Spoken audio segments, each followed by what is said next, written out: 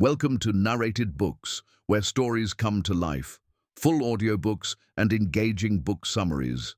Listen, learn and explore new worlds through the power of books. Pride and Prejudice by Jane Austen. Chapters 34 and 35. Chapter 34. When they were gone, Elizabeth, as if intending to exasperate herself as much as possible against Mr. Darcy, chose for her employment the examination of all the letters which Jane had written to her since being in Kent. They contained no actual complaint, nor was there any revival of past occurrences, or any communication of present suffering. But in all, and in almost every line of each, there was a want of that cheerfulness which had been used to characterize her style, and which, proceeding from the serenity of a mind at ease with itself and kindly disposed towards everyone, had been scarcely ever clouded. Elizabeth noticed every sentence conveying the idea of uneasiness, with an attention which it had hardly received on the first perusal. Mr. Darcy's shameful boast of what misery he had been able to inflict gave her a keener sense of her sister's sufferings. It was some consolation to think that his visit to Rosings was to end on the day after the next, and, a still greater, that in less than a fortnight she should herself be with Jane again, and enabled to contribute to the recovery of her spirits by all that affection could do.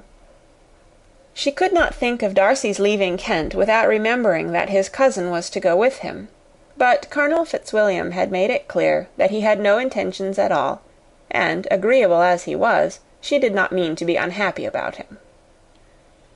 While settling this point, she was suddenly roused by the sound of the door-bell, and her spirits were a little fluttered by the idea of its being Colonel Fitzwilliam himself, who had once before called late in the evening, and might now come to inquire particularly after her. But this idea was soon banished, and her spirits were very differently affected when, to her utter amazement, she saw Mr. Darcy walk into the room. In a hurried manner he immediately began an inquiry after her health, imputing his visit to a wish of hearing that she were better. She answered him with cold civility. He sat down for a few moments, and then getting up, walked about the room. Elizabeth was surprised, but said not a word. After a silence of several minutes, he came towards her in an agitated manner, and thus began. "In vain I have struggled. It will not do. My feelings will not be repressed. You must allow me to tell you how ardently I admire and love you." Elizabeth's astonishment was beyond expression. She stared, coloured, doubted, and was silent. This he considered sufficient encouragement, and the avowal of all that he felt, and had long felt for her, immediately followed. He spoke well, but there were feelings besides those of the heart to be detailed, and he was not more eloquent on the subject of tenderness than of pride. His sense of her inferiority, of its being a degradation, of the family obstacles which had always opposed to inclination, were dwelt on with a warmth which seemed due to the consequence he was wounding, but was very unlikely to recommend his suit. In spite of her deeply rooted dislike, she could not be insensible to the compliment of such a man's affection, and though her intentions did not vary for an instant, she was at first sorry for the pain he was to receive, till, roused to resentment by his subsequent language, she lost all compassion in anger. She tried, however, to compose herself to answer him with patience, when he should have done. He concluded with representing to her the strength of that attachment which, in spite of all his endeavours, he had found impossible to conquer, and with expressing his hope that it would now be rewarded by her acceptance of his hand. As he said this, she could easily see that he had no doubt of a favourable answer. He spoke of apprehension and anxiety, but his countenance expressed real security. Such a circumstance could only exasperate farther, and when he ceased, the colour rose into her cheeks, and she said, "In such cases as this, it is, I believe, the established mode to express a sense of obligation for the sentiments avowed, however unequally they may be returned. It is natural that obligation should be felt, and if I could feel gratitude, I would now thank you. But I cannot. I have never desired your good opinion, and you have certainly bestowed it most unwillingly. I am sorry to have occasioned pain to anyone. It has been most unconsciously done, however, and I hope will be of short duration. The feelings which, you tell me, have long prevented the acknowledgment of your regard, can have little difficulty in overcoming it after this explanation." Mr. Darcy, who was leaning against the mantelpiece with his eyes fixed on her face, seemed to catch her words with no less resentment than surprise. His complexion became pale with anger, and the disturbance of his mind was visible in every feature.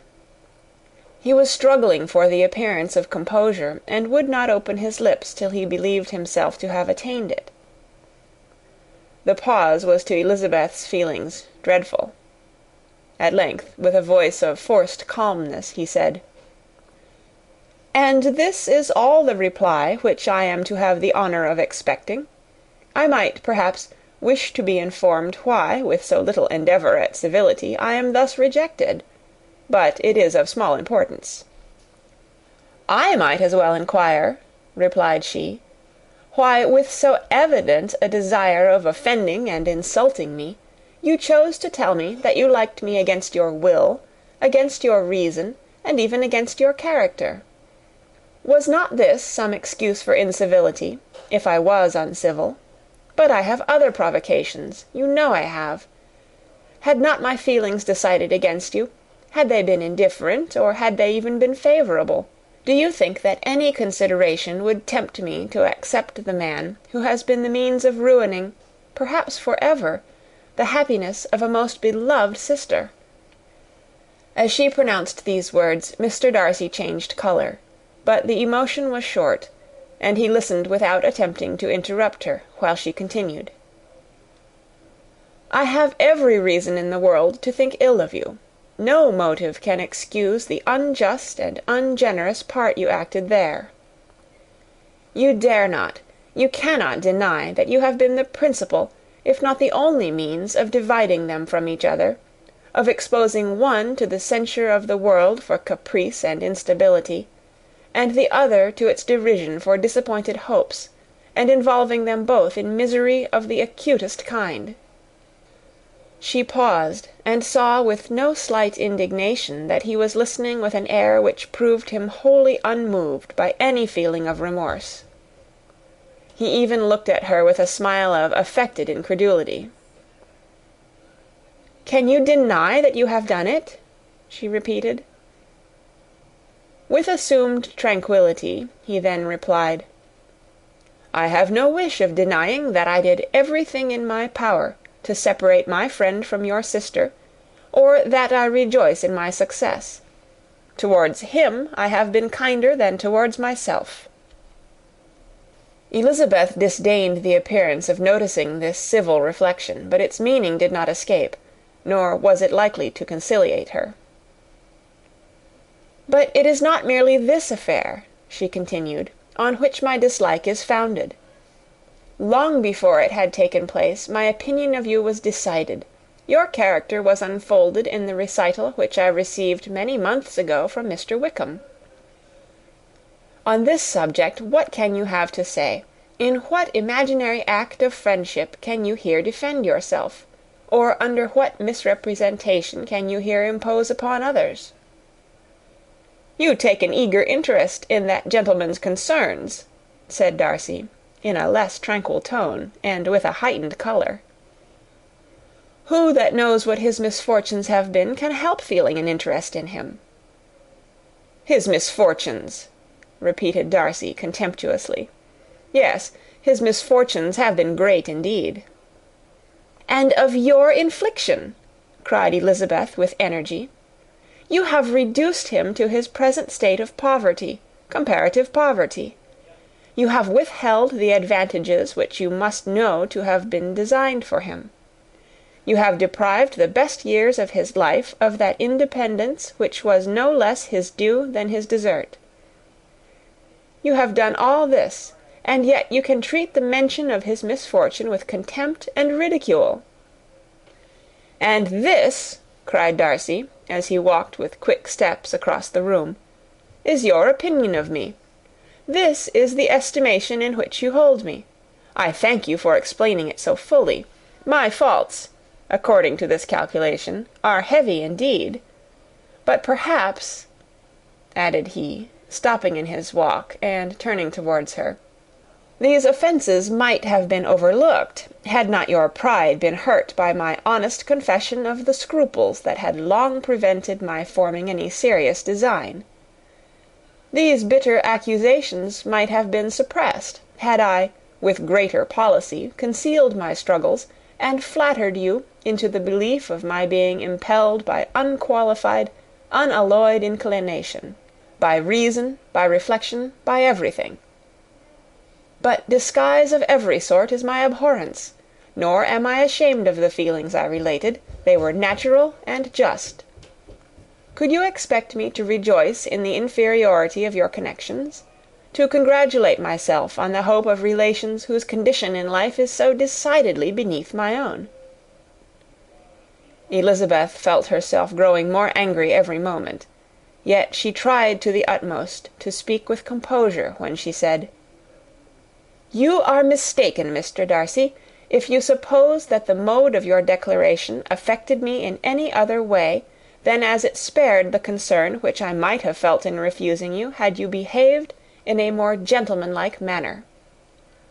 She saw him start at this, but he said nothing, and she continued, "You could not have made the offer of your hand in any possible way that would have tempted me to accept it." Again his astonishment was obvious, and he looked at her with an expression of mingled incredulity and mortification. She went on, "From the very beginning, from the first moment, I may almost say, of my acquaintance with you, your manners, impressing me with the fullest belief of your arrogance, your conceit, and your selfish disdain for the feelings of others, were such as to form the groundwork of disapprobation on which succeeding events have built so immovable a dislike. And I had not known you a month before I felt that you were the last man in the world whom I could ever be prevailed on to marry." "You have said quite enough, madam. I perfectly comprehend your feelings, and have now only to be ashamed of what my own have been. Forgive me for having taken up so much of your time, and accept my best wishes for your health and happiness." And with these words he hastily left the room, and Elizabeth heard him the next moment open the front door and quit the house. The tumult of her mind was now painfully great. She knew not how to support herself, and from actual weakness sat down and cried for half an hour. Her astonishment, as she reflected on what had passed, was increased by every review of it. That she should receive an offer of marriage from Mr. Darcy! That he should have been in love with her for so many months! So much in love as to wish to marry her in spite of all the objections which had made him prevent his friends marrying her sister, and which must appear at least with equal force in his own case, was almost incredible. It was gratifying to have inspired unconsciously so strong an affection.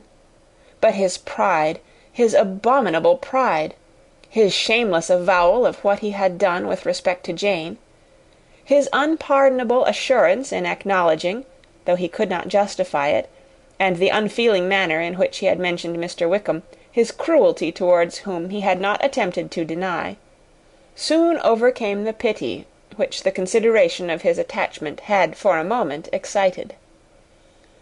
She continued in very agitated reflections till the sound of Lady Catherine's carriage made her feel how unequal she was to encounter Charlotte's observation, and hurried her away to her room.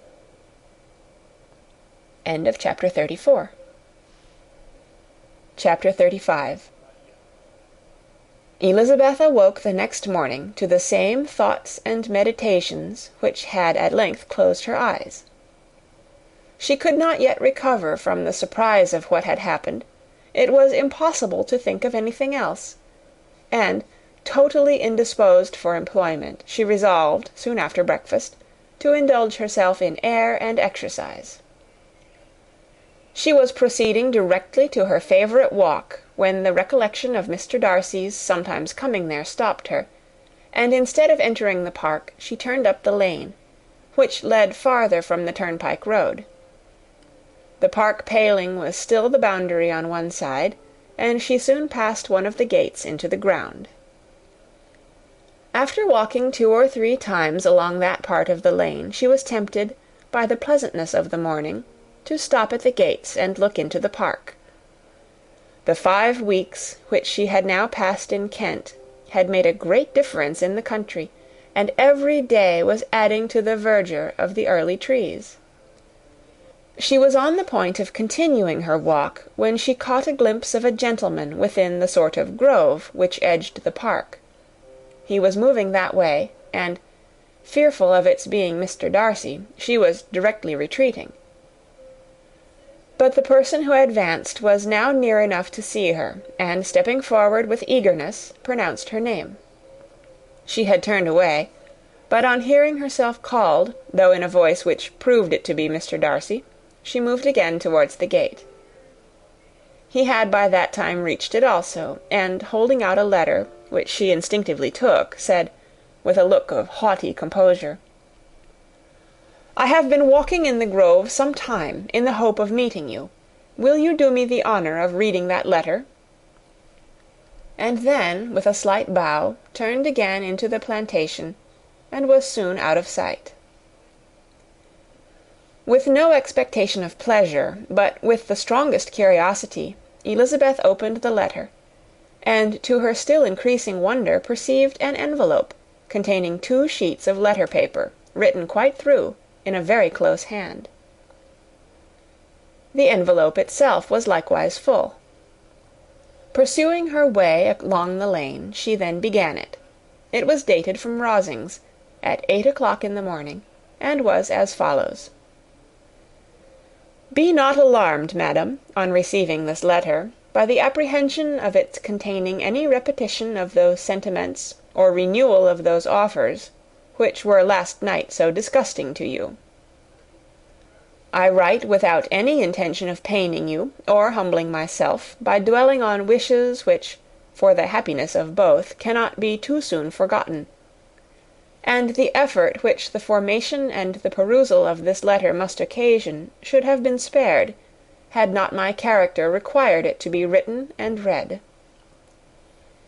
You must therefore pardon the freedom with which I demand your attention. Your feelings, I know, will bestow it unwillingly, but I demand it of your justice. 2 offences of a very different nature, and by no means of equal magnitude, you last night laid to my charge. The first mentioned was, that, regardless of the sentiments of either, I had detached Mr. Bingley from your sister; and the other, that I had, in defiance of various claims, in defiance of honour and humanity, ruined the immediate prosperity and blasted the prospects of Mr. Wickham. Wilfully and wantonly to have thrown off the companion of my youth, the acknowledged favourite of my father, a young man who had scarcely any other dependence than on our patronage, and who had been brought up to expect its exertion, would be a depravity to which the separation of 2 young persons, whose affection could be the growth of only a few weeks, could bear no comparison.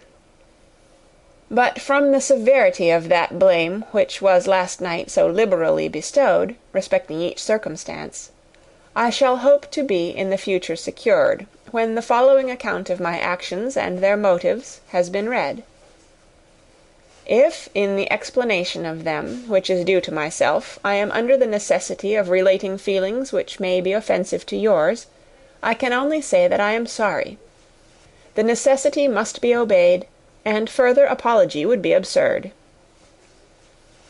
I had not been long in Hertfordshire before I saw, in common with others, that Bingley preferred your elder sister to any other young woman in the country.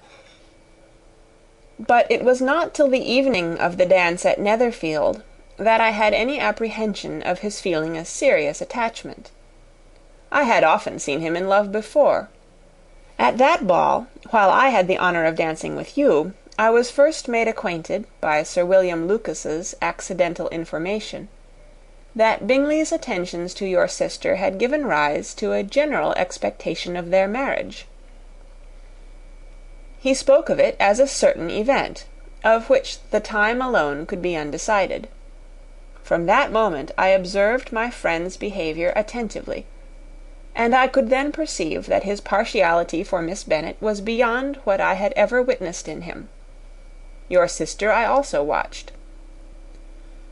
Her look and manners were open, cheerful, and engaging as ever, but without any symptom of peculiar regard, and I remained convinced from the evening's scrutiny that though she received his attentions with pleasure, she did not invite them by any participation of sentiment. If you have not been mistaken here, I must have been in error. Your superior knowledge of your sister must make the latter probable. If it be so, if I have been misled by such error to inflict pain on her, your resentment has not been unreasonable. But I shall not scruple to assert that the serenity of your sister's countenance and air was such as might have given the most acute observer a conviction that, however amiable her temper, her heart was not likely to be easily touched. That I was desirous of believing her indifferent is certain, but I will venture to say that my investigation and decisions are not usually influenced by my hopes or fears. I did not believe her to be indifferent because I wished it. I believed it on impartial conviction, as truly as I wished it in reason. My objections to the marriage were not merely those which I last night acknowledged to have the utmost force of passion to put aside, in my own case. The want of connection could not be so great an evil to my friend as to me. But there were other causes of repugnance, causes which, though still existing, and existing to an equal degree in both instances, I had myself endeavoured to forget, because they were not immediately before me. These causes must be stated, though briefly. The situation of your mother's family, though objectionable, was nothing in comparison to that total want of propriety so frequently, so almost uniformly betrayed by herself, by your 3 younger sisters, and occasionally even by your father. Pardon me, it pains me to offend you, but amidst your concern for the defects of your nearest relations, and your displeasure at this representation of them, let it give you consolation to consider that, to have conducted yourselves so as to avoid any share of the like censure, is praise no less generally bestowed on you and your elder sister, than it is honourable to the sense and disposition of both. I will only say farther, that from what passed that evening, my opinion of all parties was confirmed, and every inducement heightened which could have led me before to preserve my friend from what I esteemed a most unhappy connection. He left Netherfield for London on the day following, as you, I am certain, remember, with the design of soon returning. The part which I acted is now to be explained. His sister's uneasiness had been equally excited with my own. Our coincidence of feeling was soon discovered, and, alike sensible that no time was to be lost in detaching their brother, we shortly resolved on joining him directly in London. We accordingly went, and there I readily engaged in the office of pointing out to my friend the certain evils of such a choice.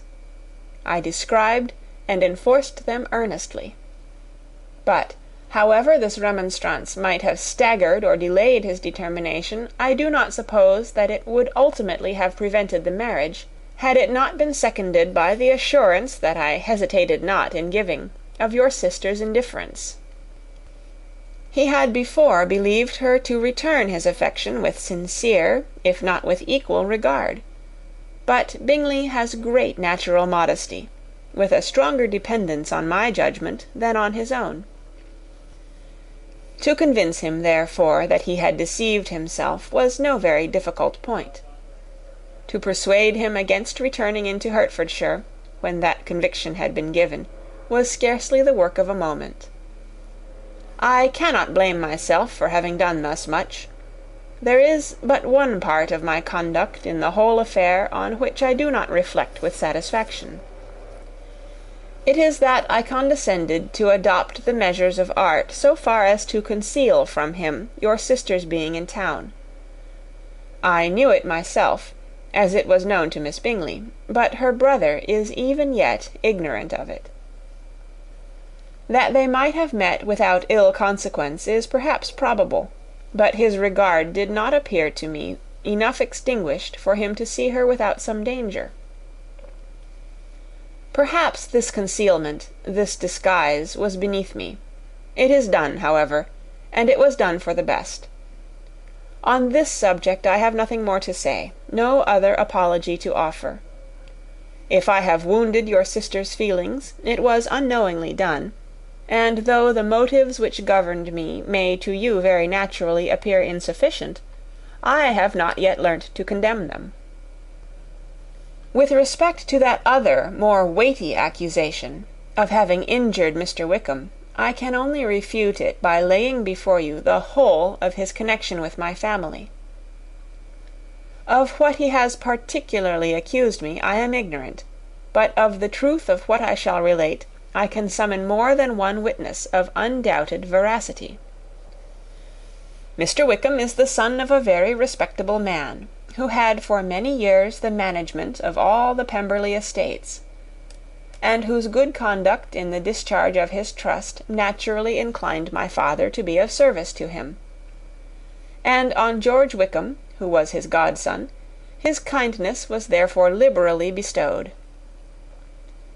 My father supported him at school, and afterwards at Cambridge, most important assistance, as his own father, always poor from the extravagance of his wife, would have been unable to give him a gentleman's education.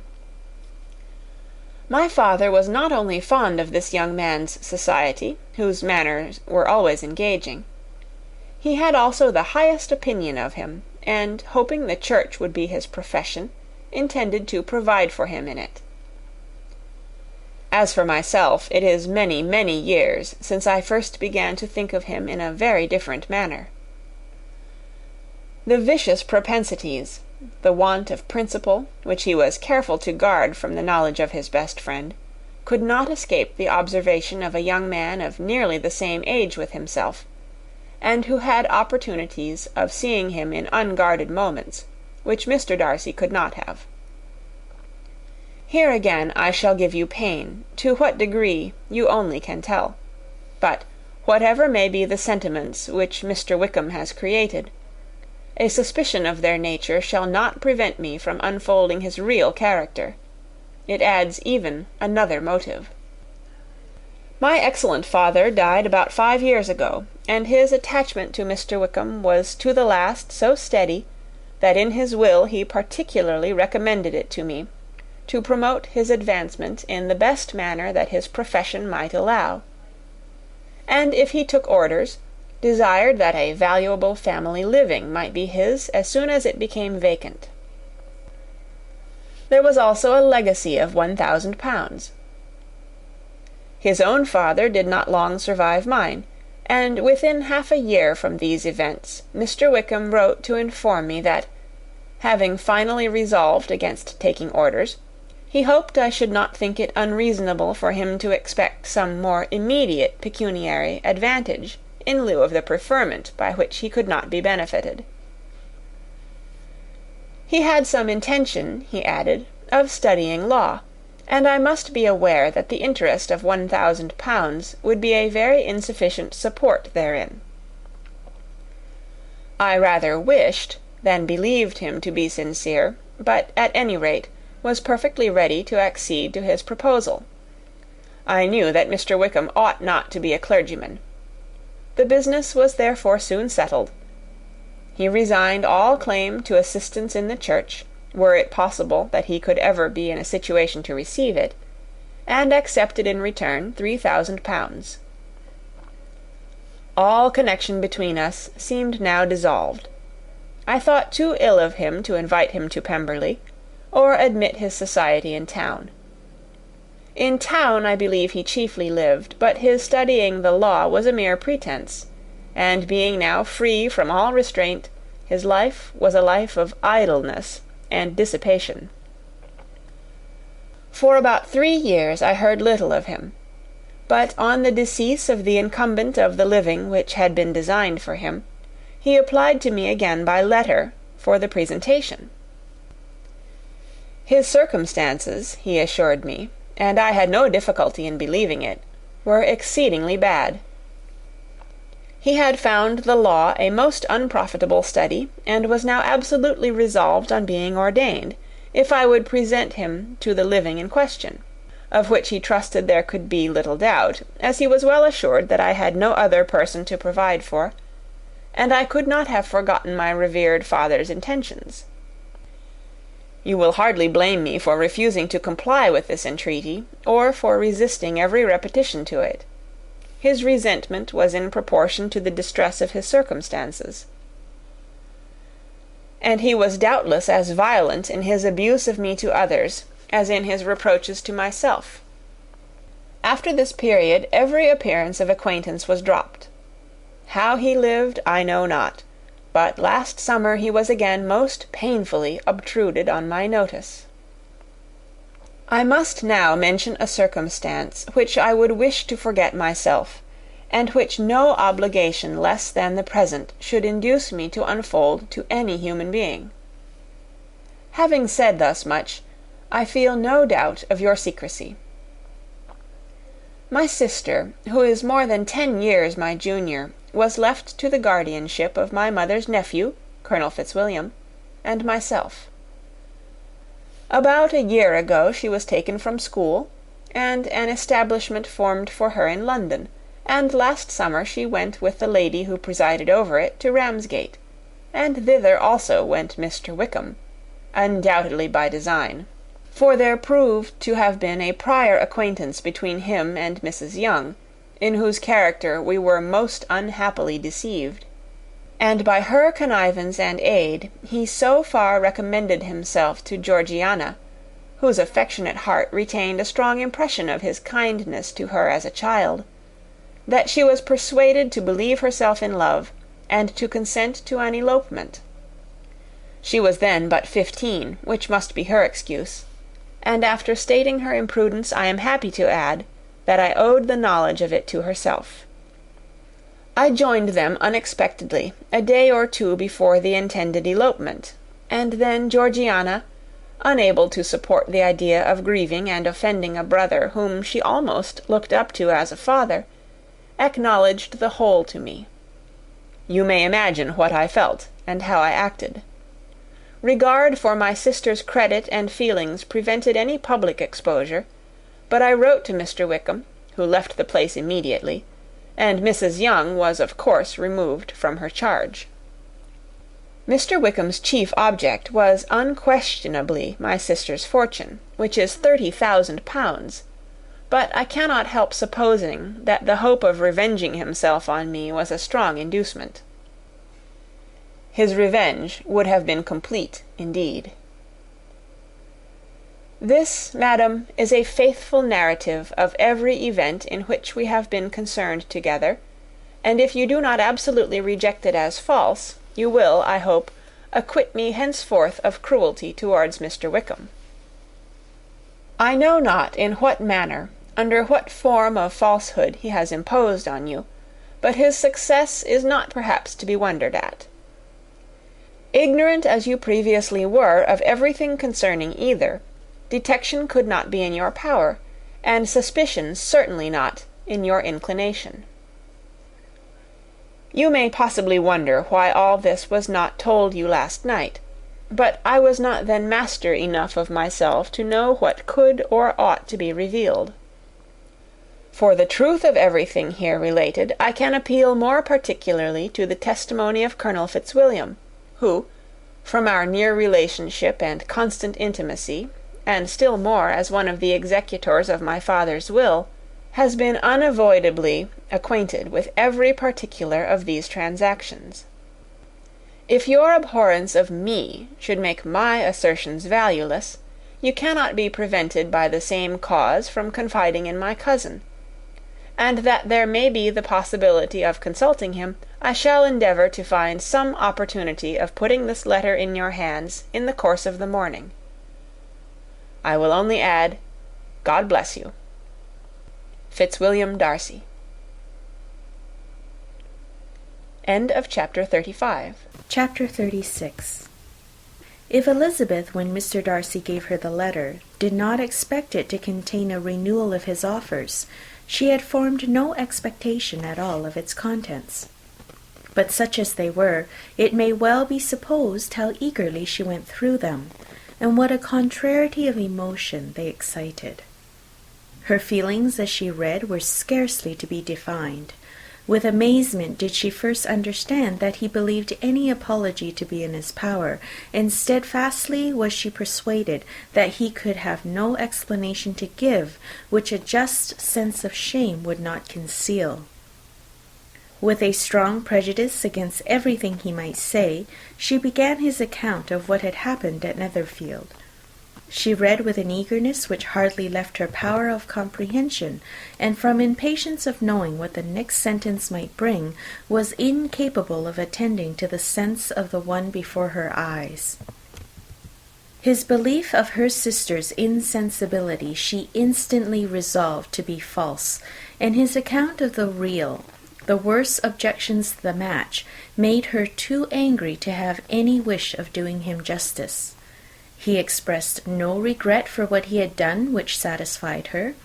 His style was not penitent, but haughty. It was all pride and insolence. But when this subject was succeeded by his account of Mr. Wickham, when she read with somewhat clearer attention a relation of events which, if true, must overthrow every cherished opinion of his worth, and which bore so alarming an affinity to his own history of himself, her feelings were yet more acutely painful and more difficult of definition. Astonishment, apprehension, and even horror oppressed her. She wished to discredit it entirely, repeatedly exclaiming, "This must be false! This cannot be! This must be the grossest falsehood!" And when she had gone through the whole letter, though scarcely knowing anything of the last page or two, put it hastily away, protesting that she would not regard it, that she would never look at it again. In this perturbed state of mind, with thoughts that could rest on nothing, she walked on, but it would not do. In half a minute the letter was unfolded again, and collecting herself as well as she could, she again began the mortifying perusal of all that related to Wickham, and commanded herself so far as to examine the meaning of every sentence. The account of his connection with the Pemberley family was exactly what he had related himself. And the kindness of the late Mr. Darcy, though she had not before known its extent, agreed equally well with his own words. So far each recital confirmed the other, but when she came to the will the difference was great. What Wickham had said of the living was fresh in her memory, and as she recalled his very words, it was impossible not to feel that there was gross duplicity on one side or the other, and for a few moments she flattered herself that her wishes did not err. But when she read and reread with the closest attention the particulars immediately following of Wickham's resigning all pretensions to the living, of his receiving in lieu so considerable a sum as £3,000, again she was forced to hesitate. She put down the letter, weighed every circumstance with what she meant to be impartiality, deliberated on the probability of each statement, but with little success. On both sides it was only assertion. Again she read on, but every line proved more clearly that the affair, which she had believed it impossible that any contrivance could so represent as to render Mr. Darcy's conduct in it less than infamous, was capable of a turn which must make him entirely blameless throughout the whole. The extravagance and general profligacy which he scrupled not to lay at Mr. Wickham's charge exceedingly shocked her, the more so as she could bring no proof of its injustice. She had never heard of him before his entrance into the shire militia, in which he had engaged at the persuasion of the young man who, on meeting him accidentally in town, had there renewed a slight acquaintance. Of his former way of life nothing had been known in Hertfordshire but what he told himself. As to his real character, had information been in her power, she had never felt a wish of inquiring. His countenance, voice, and manner had established him at once in the possession of every virtue. She tried to recollect some instance of goodness, some distinguished trait of integrity or benevolence, that might rescue him from the attacks of Mr. Darcy, or at least, by the predominance of virtue, atone for those casual errors under which she would endeavour to class what Mr. Darcy had described as the idleness and vice of many years' continuance. But no such recollection befriended her. She could see him instantly before her in every charm of air and address, but she could remember no more substantial good than the general approbation of the neighbourhood, and the regard which his social powers had gained him in the mess. After pausing on this point a considerable while, she once more continued to read, but alas, the story which followed, of his designs on Miss Darcy, received some confirmation from what had passed between Colonel Fitzwilliam and herself only the morning before, and at last she was referred for the truth of every particular to Colonel Fitzwilliam himself, from whom she had previously received the information of his near concern in all his cousin's affairs, and whose character she had no reason to question. At one time she had almost resolved on applying to him, but the idea was checked by the awkwardness of the application, and at length wholly banished by the conviction that Mr. Darcy would never have hazarded such a proposal if he had not been well assured of his cousin's corroboration. She perfectly remembered everything that had passed in conversation between Wickham and herself in their first evening at Mr. Phillips's. Many of his expressions were still fresh in her memory. She was now struck with the impropriety of such communications to a stranger, and wondered it had escaped her before. She saw the indelicacy of putting himself forward as he had done, and the inconsistency of his professions with his conduct. She remembered that he had boasted of having no fear of seeing Mr. Darcy, that Mr. Darcy must leave the country, but that he should stand his ground. Yet he had avoided the Netherfield ball the very next week. She remembered also that till the Netherfield family had quitted the country, he had told his story to no one but herself, but that after their removal it had been everywhere discussed, that he had then no reserves, no scruples in sinking Mr. Darcy's character, though he had assured her that respect for the father would always prevent his exposing the son. How differently did everything now appear in that he was concerned! His attentions to Miss King were now the consequence of views solely and hatefully mercenary, and the mediocrity of her fortune proved no longer the moderation of his wishes, but his eagerness to grasp at anything. His behaviour to herself could now have had no tolerable motive. He had either been deceived with regard to her fortune, or had been gratifying his vanity by encouraging the preference which she believed she had most incautiously shown. Every lingering struggle in his favour grew fainter and fainter. And in farther justification of Mr. Darcy, she could not but allow Mr. Bingley, when questioned by Jane, had long ago asserted his blamelessness in the affair.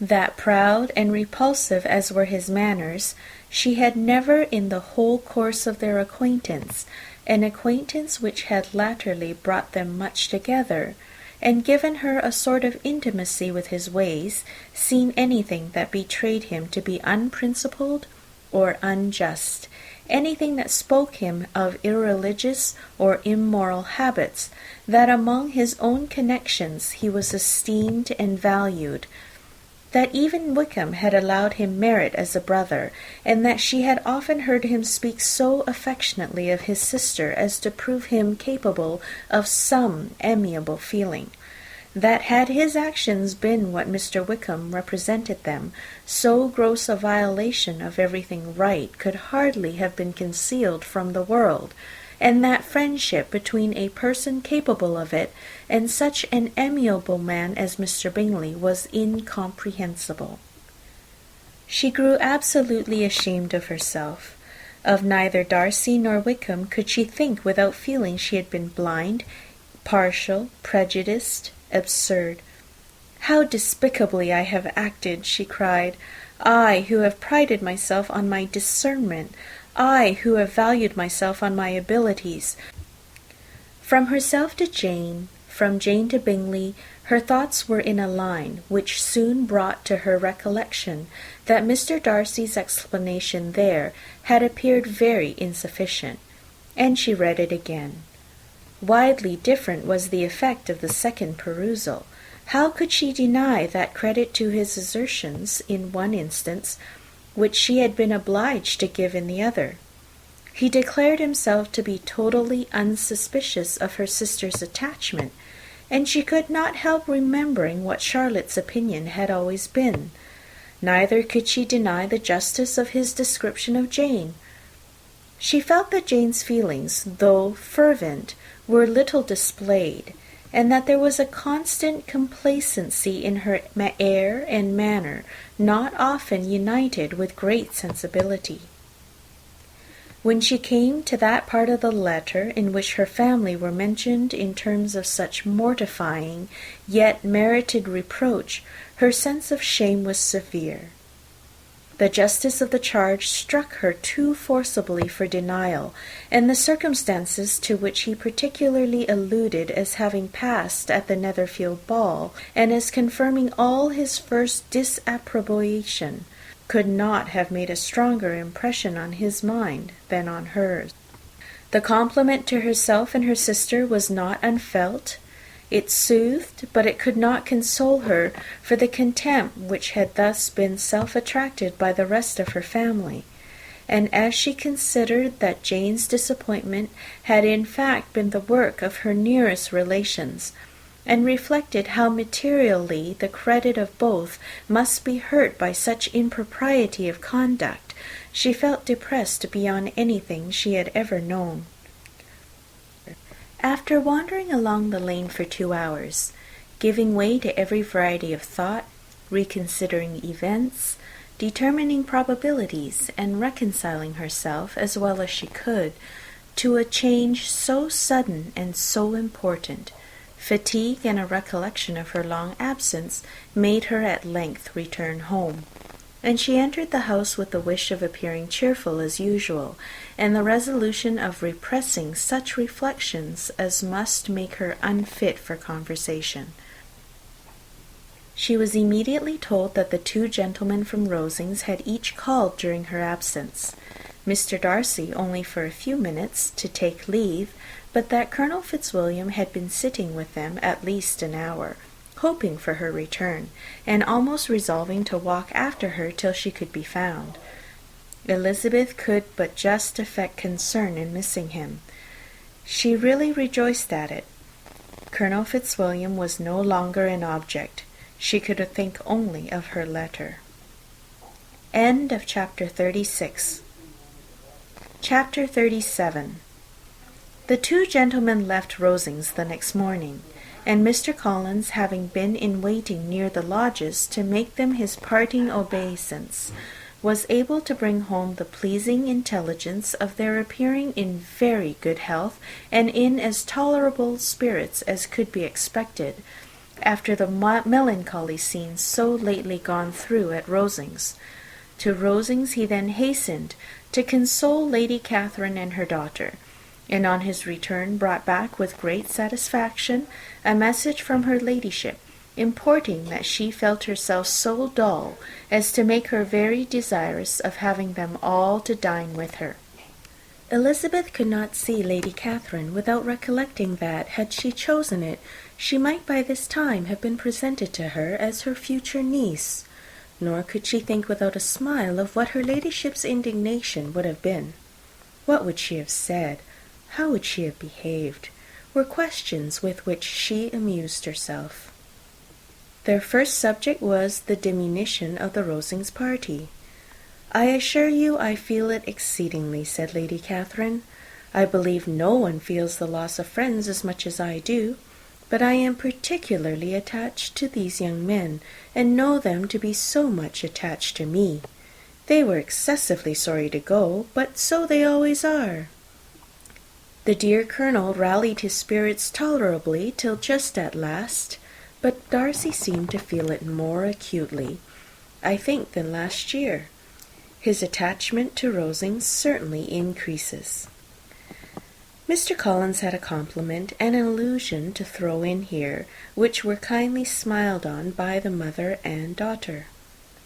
Lady Catherine observed after dinner that Miss Bennet seemed out of spirits, and immediately accounted for it by herself, by supposing that she did not like to go home again so soon. She added, "But if that is the case, you must write to your mother and beg that you may stay a little longer. Mrs. Collins will be very glad of your company, I am sure." "I am much obliged to your ladyship for your kind invitation," replied Elizabeth, "but it is not in my power to accept it. I must be in town next Saturday." "Why, at that rate you will have been here only 6 weeks. I expected you to stay 2 months. I told Mrs. Collins so before you came. There can be no occasion for your going so soon. Mrs. Bennet could certainly spare you for another fortnight." "But my father cannot. He wrote last week to hurry my return." "Oh, your father, of course, may spare you if your mother can.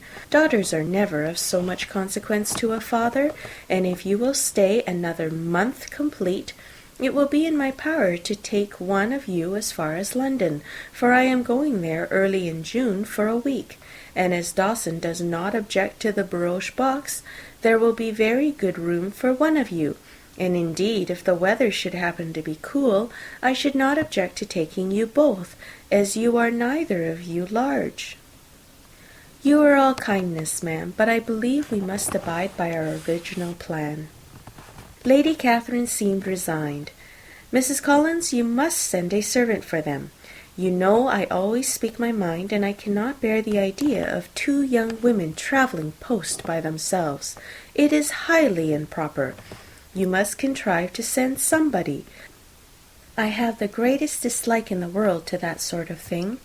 Young women should always be properly guarded and attended, according to their situation in life. When my niece Georgina went to Ramsgate last summer, I made a point of having 2 men servants go with her. Miss Darcy, the daughter of Mr. Darcy of Pemberley, and Lady Anne, could not have appeared with propriety in a different manner. I am excessively attentive to all those things. You must send John with the young ladies, Mrs. Collins. I am glad it occurred to me to mention it, for it would really be discreditable to you to let them go alone." "My uncle is to send a servant for us." "Oh, your uncle? He keeps a manservant, does he? I am very glad you have somebody who thinks of these things. Where shall you change horses? Oh, Bromley, of course. If you mention my name at the bell, you will be attended to." Lady Catherine had many other questions to ask respecting their journey, and as she did not answer them all herself, attention was necessary, which Elizabeth believed to be lucky for her. Or with a mind so occupied, she might have forgotten where she was. Reflection must be reserved for solitary hours. Whenever she was alone, she gave way to it as the greatest relief, and not a day went by without a solitary walk, in which she might indulge in all the delight of unpleasant recollections. Mr. Darcy's letter she was in a fair way of soon knowing by heart. She studied every sentence, and her feelings towards its writer were at times widely different. When she remembered the style of his address, she was still full of indignation. But when she considered how unjustly she had condemned and upbraided him, her anger was turned against herself, and his disappointed feelings became the object of compassion. His attachment excited gratitude, his general character respect, but she could not approve him, nor could she for a moment repent her refusal or feel the slightest inclination ever to see him again. In her own past behavior there was a constant source of vexation and regret, and in the unhappy defects of her family a subject of yet heavier chagrin. They were hopeless of remedy. Her father, contented with laughing at them, would never exert himself to restrain the wild giddiness of his youngest daughters, and her mother, with manners so far from right herself, was entirely insensible to the evil. Elizabeth had frequently united with Jane in an endeavour to check the imprudence of Catherine and Lydia, but while they were supported by their mother's indulgence, what chance could there be of improvement? Catherine, weak-spirited, irritable, and completely under Lydia's guidance, had always been affronted by their advice, and Lydia, self-willed and careless, would scarcely give them a hearing. They were ignorant, idle, and vain.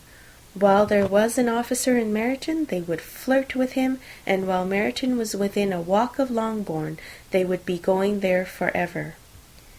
Anxiety on Jane's behalf was another prevailing concern, and Mr. Darcy's explanation, by restoring Bingley to all her former good opinion, heightened the sense of what Jane had lost. His affection was proved to have been sincere, and his conduct cleared of all blame, unless any could attach to the implicitness of his confidence in his friend. How grievous, then, was the thought that, of a situation so desirable in every respect, so replete with advantage, so promising for her happiness, Jane had been deprived by the folly and indecorum of her own family. When to these recollections was added the development of Wickham's character, it may be easily believed that the happy spirits, which had seldom been depressed before, were now so much affected as to make it impossible for her to appear tolerably cheerful. Their engagements at Rosings were as frequent during the last week of their stay as they had been at first.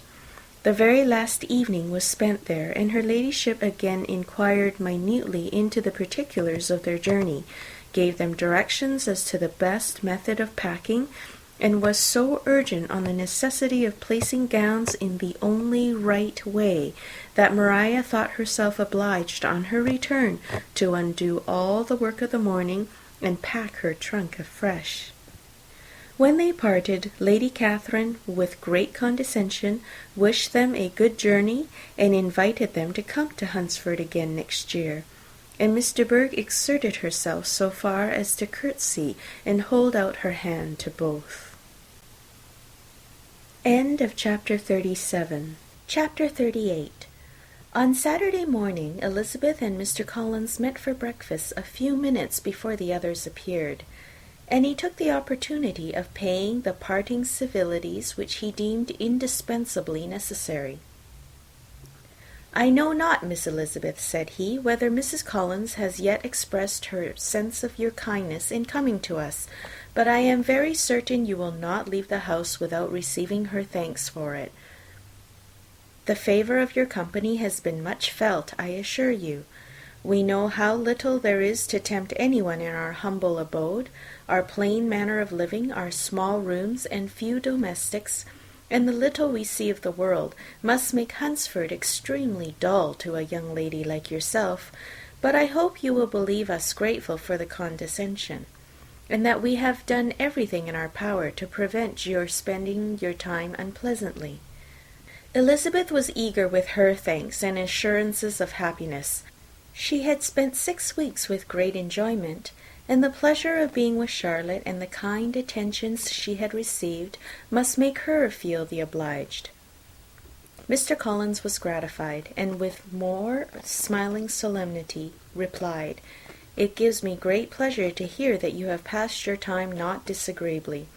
We have certainly done our best, and most fortunately having it in our power to introduce you to very superior society, and from our connections with Rosings, the frequent means of varying the humble home scene, I think we may flatter ourselves that your Hunsford visit cannot have been entirely irksome. Our situation with regard to Lady Catherine's family is indeed the sort of extraordinary advantage and blessing which few can boast. You see on what a footing we are. You see how continually we are engaged there. In truth, I must acknowledge that with all the disadvantages of this humble parsonage, I should not think anyone abiding in it an object of compassion, while they are sharers of our intimacy at Rosings." Words were insufficient for the elevation of his feelings, and he was obliged to walk about the room, while Elizabeth tried to unite civility and truth in a few short sentences. "You may, in fact, carry a very favourable report of us into Hertfordshire, my dear cousin. I flatter myself, at least, that you will be able to do so. Lady Catherine's great attentions to Mrs. Collins you have been a daily witness of, and altogether I trust it does not appear that your friend has drawn an unfortunate, but on this point it will be as well to be silent. Only let me assure you, my dear Elizabeth, that I can from my heart most cordially wish you equal felicity in marriage. My dear Charlotte and I have but one mind and one way of thinking. There is in everything a most remarkable resemblance of character and ideas between us. We seem to have been designed for each other." Elizabeth could safely say that it was a great happiness where that was the case, and with equal sincerity could add that she firmly believed and rejoiced in his domestic comforts. She was not sorry, however, to have the recital of them interrupted by the lady from whom they sprang. Poor Charlotte! It was melancholy to leave her to such society. But she had chosen it with her eyes open, and though evidently regretting that her visitors were to go, she did not seem to ask for compassion. Her home and her housekeeping, her parish and her poultry, and all their dependent concerns had not yet lost their charms. At length the chaise arrived.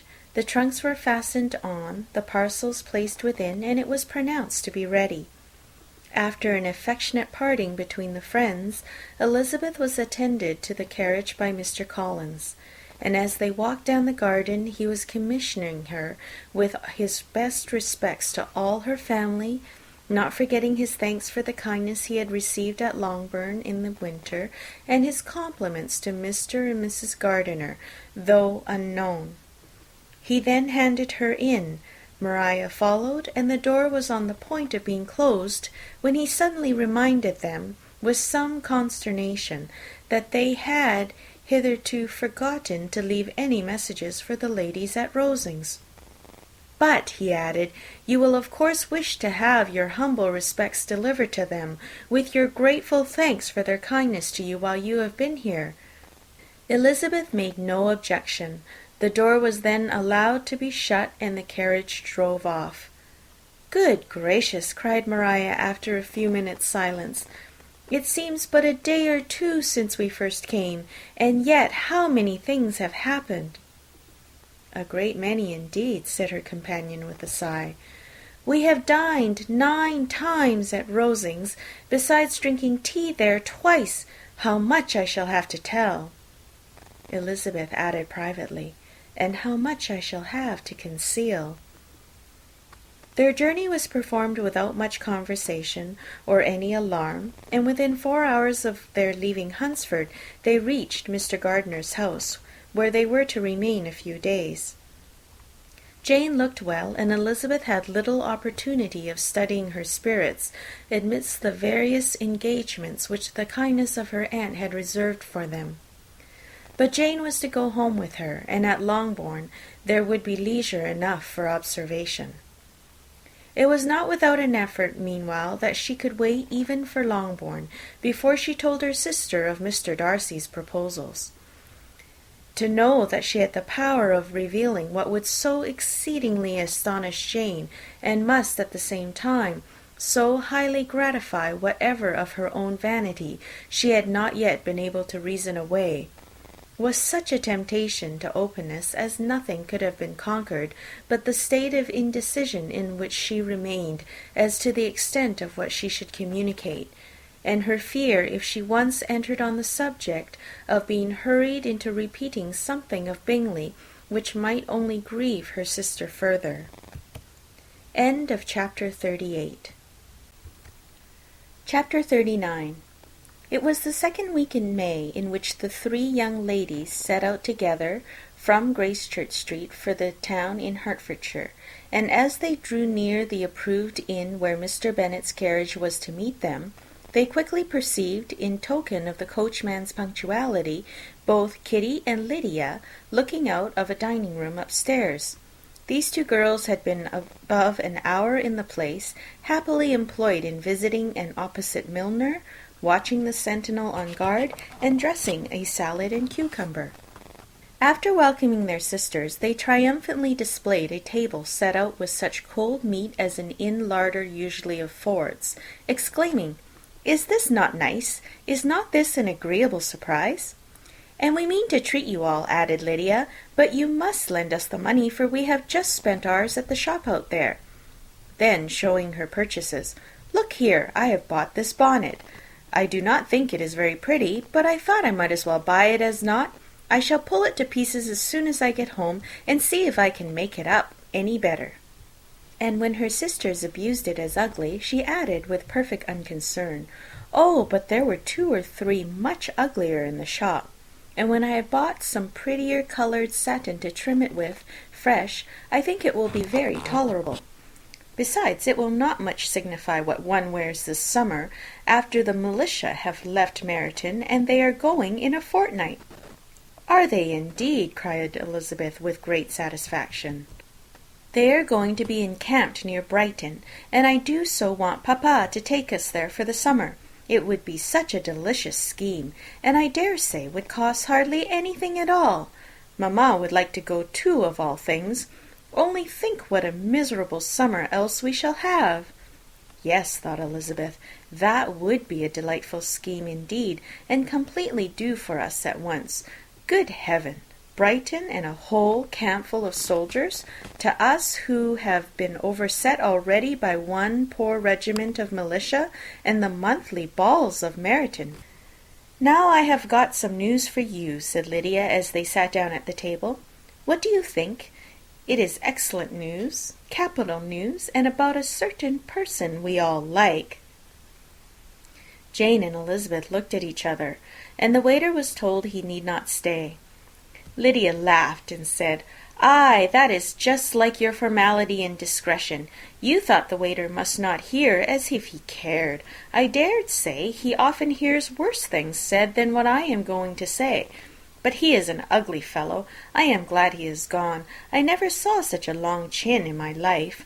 Well, but now for my news. It is about dear Wickham. Too good for the waiter, is it not? There is no danger of Wickham's marrying Mary King. There's for you! She is gone down to her uncle at Liverpool, gone to stay. Wickham is safe." "And Mary King is safe," added Elizabeth, "safe from a connection imprudent as to fortune. She is a great fool for going away if she liked him."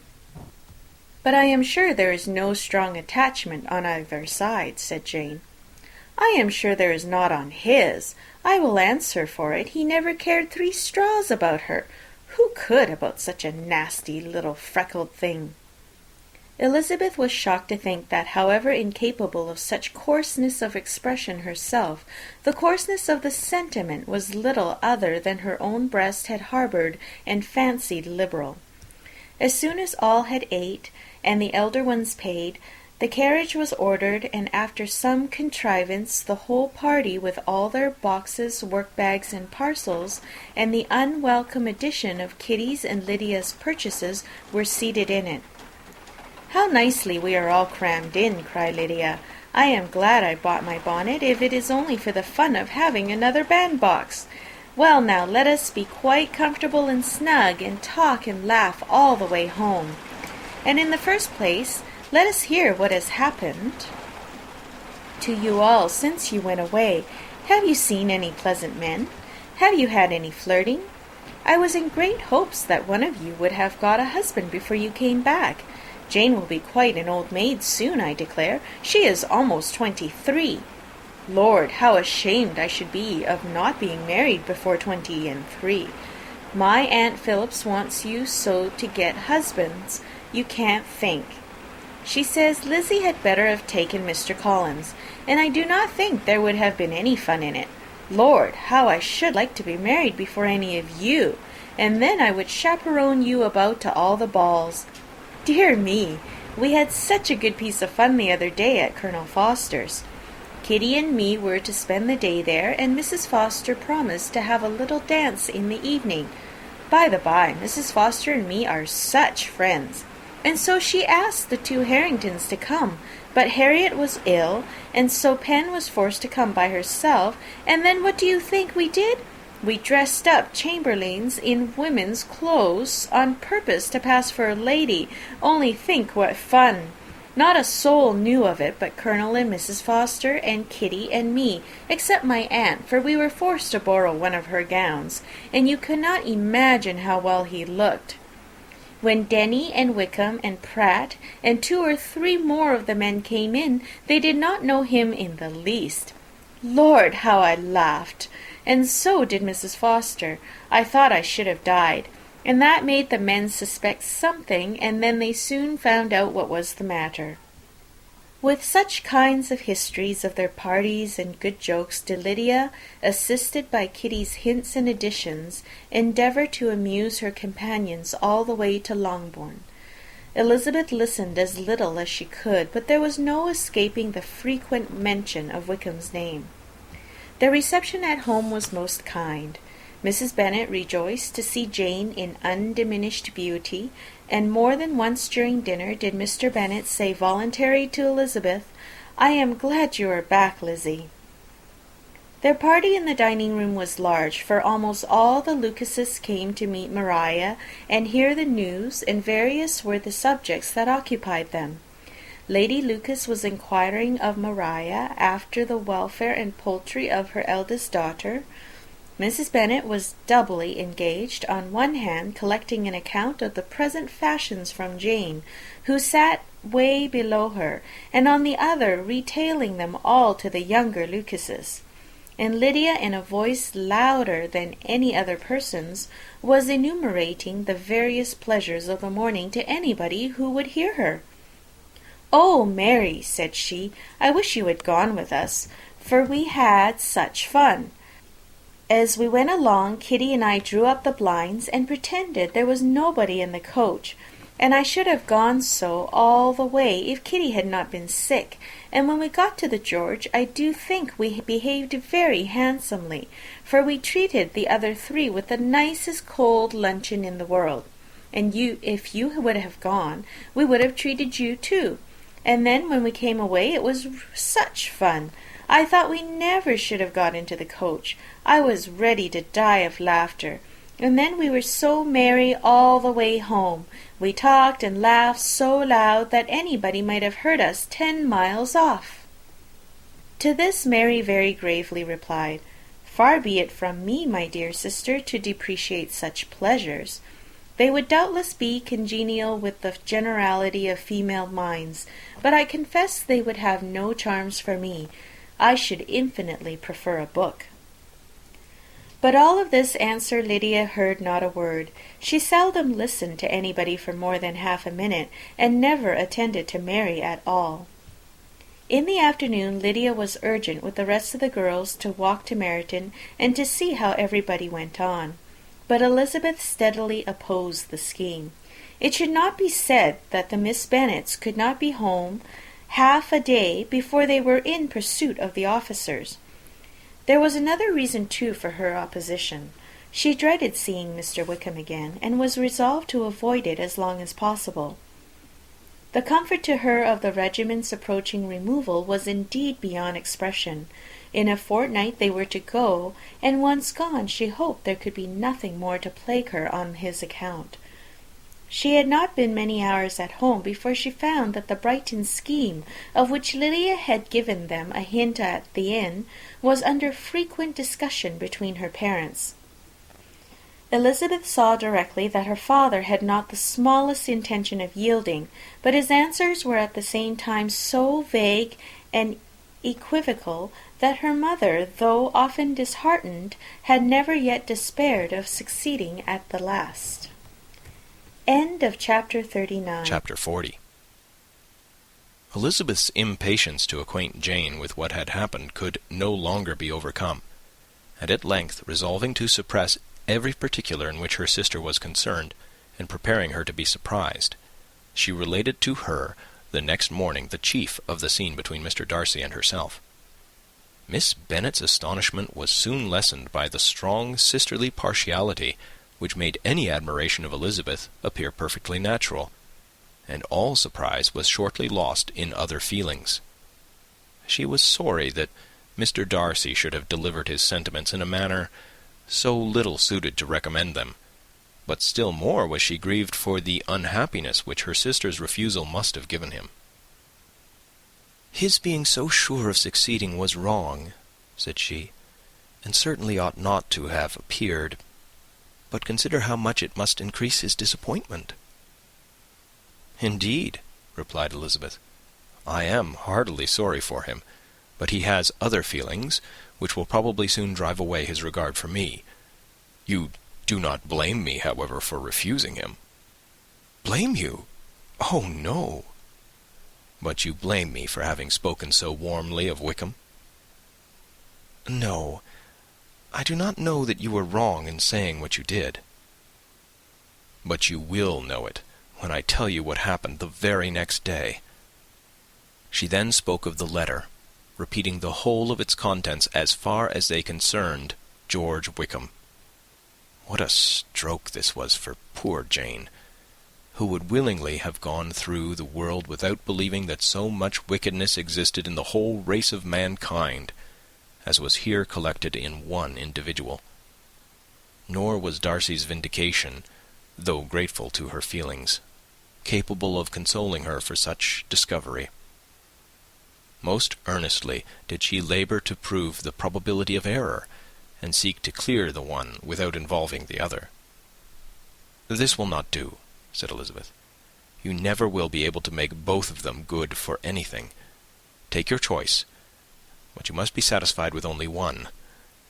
There is but such a quantity of merit between them, just enough to make one good sort of man, and of late it has been shifting about pretty much. For my part, I am inclined to believe it all Darcy's, but you shall do as you choose." It was some time, however, before a smile could be extorted from Jane. "I do not know when I have been more shocked," said she. "Wickham, so very bad! It is almost past belief. And poor Mr. Darcy! Dear Lizzie, only consider what he must have suffered. Such a disappointment, and with the knowledge of your ill opinion, too. And having to relate such a thing of his sister, it is really too distressing. I am sure you must feel it so." "Oh, no, my regret and compassion are all done away by seeing you so full of both. I know you will do him such ample justice that I am growing every moment more unconcerned and indifferent. Your profusion makes me saving, and if you lament over him much longer, my heart will be as light as a feather." "Poor Wickham! there is such an expression of goodness in his countenance, such an openness and gentleness in his manner. There certainly was some great mismanagement in the education of those two young men. One has got all the goodness, and the other all the appearance of it. I never thought Mr. Darcy so deficient in the appearance of it as you used to do. And yet I meant to be uncommonly clever in taking so decided a dislike to him, without any reason. It is such a spur to one's genius, such an opening for wit, to have a dislike of that kind. One may be continually abusive without saying anything just, but one cannot always be laughing at a man without now and then stumbling on something witty. Lizzie, when you first read that letter, I am sure you could not treat the matter as you do now. Indeed, I could not. I was uncomfortable enough, I may say, unhappy, and with no one to speak to about what I felt. No Jane to comfort me and say that I had not been so very weak and vain and nonsensical as I knew I had. Oh, how I wanted you! How unfortunate that you should have used such very strong expressions in speaking of Wickham to Mr. Darcy, for now they do appear wholly undeserved. Certainly, but the misfortune of speaking with bitterness is a most natural consequence of the prejudices I had been encouraging. There is one point on which I want your advice. I want to be told whether I ought, or ought not, to make our acquaintances in general understand Wickham's character. Miss Bennet paused a little, and then replied, Surely there can be no occasion for exposing him so dreadfully. What is your opinion? That it ought not to be attempted. Mr. Darcy has not authorized me to make his communication public. On the contrary, every particular relative to his sister was meant to be kept as much as possible to myself. And if I endeavour to undeceive people as to the rest of his conduct, who will believe me? The general prejudice against Mr. Darcy is so violent that it would be the death of half the good people in Meryton to attempt to place him in an amiable light. I am not equal to it. Wickham will soon be gone, and therefore it will not signify to anyone here what he really is. Some time hence it will be all found out, and we may laugh at their stupidity in not knowing it before. At present, I will say nothing about it. You are quite right. To have his errors made public might ruin him for ever. He is now, perhaps, sorry for what he has done, and anxious to re-establish a character. We must not make him desperate. The tumult of Elizabeth's mind was allayed by this conversation.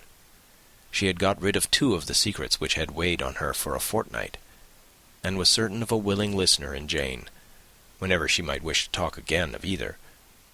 But there was still something lurking behind, of which prudence forbade the disclosure. She dared not relate the other half of Mr. Darcy's letter, nor explain to her sister how sincerely she had been valued by her friend. Here was knowledge in which no one could partake, and she was sensible that nothing less than a perfect understanding between the parties could justify her in throwing off this last encumbrance of mystery. And then, said she, if that very improbable event should ever take place, I shall merely be able to tell what Bingley may tell in a much more agreeable manner himself. The liberty of communication cannot be mine till it has lost all its value.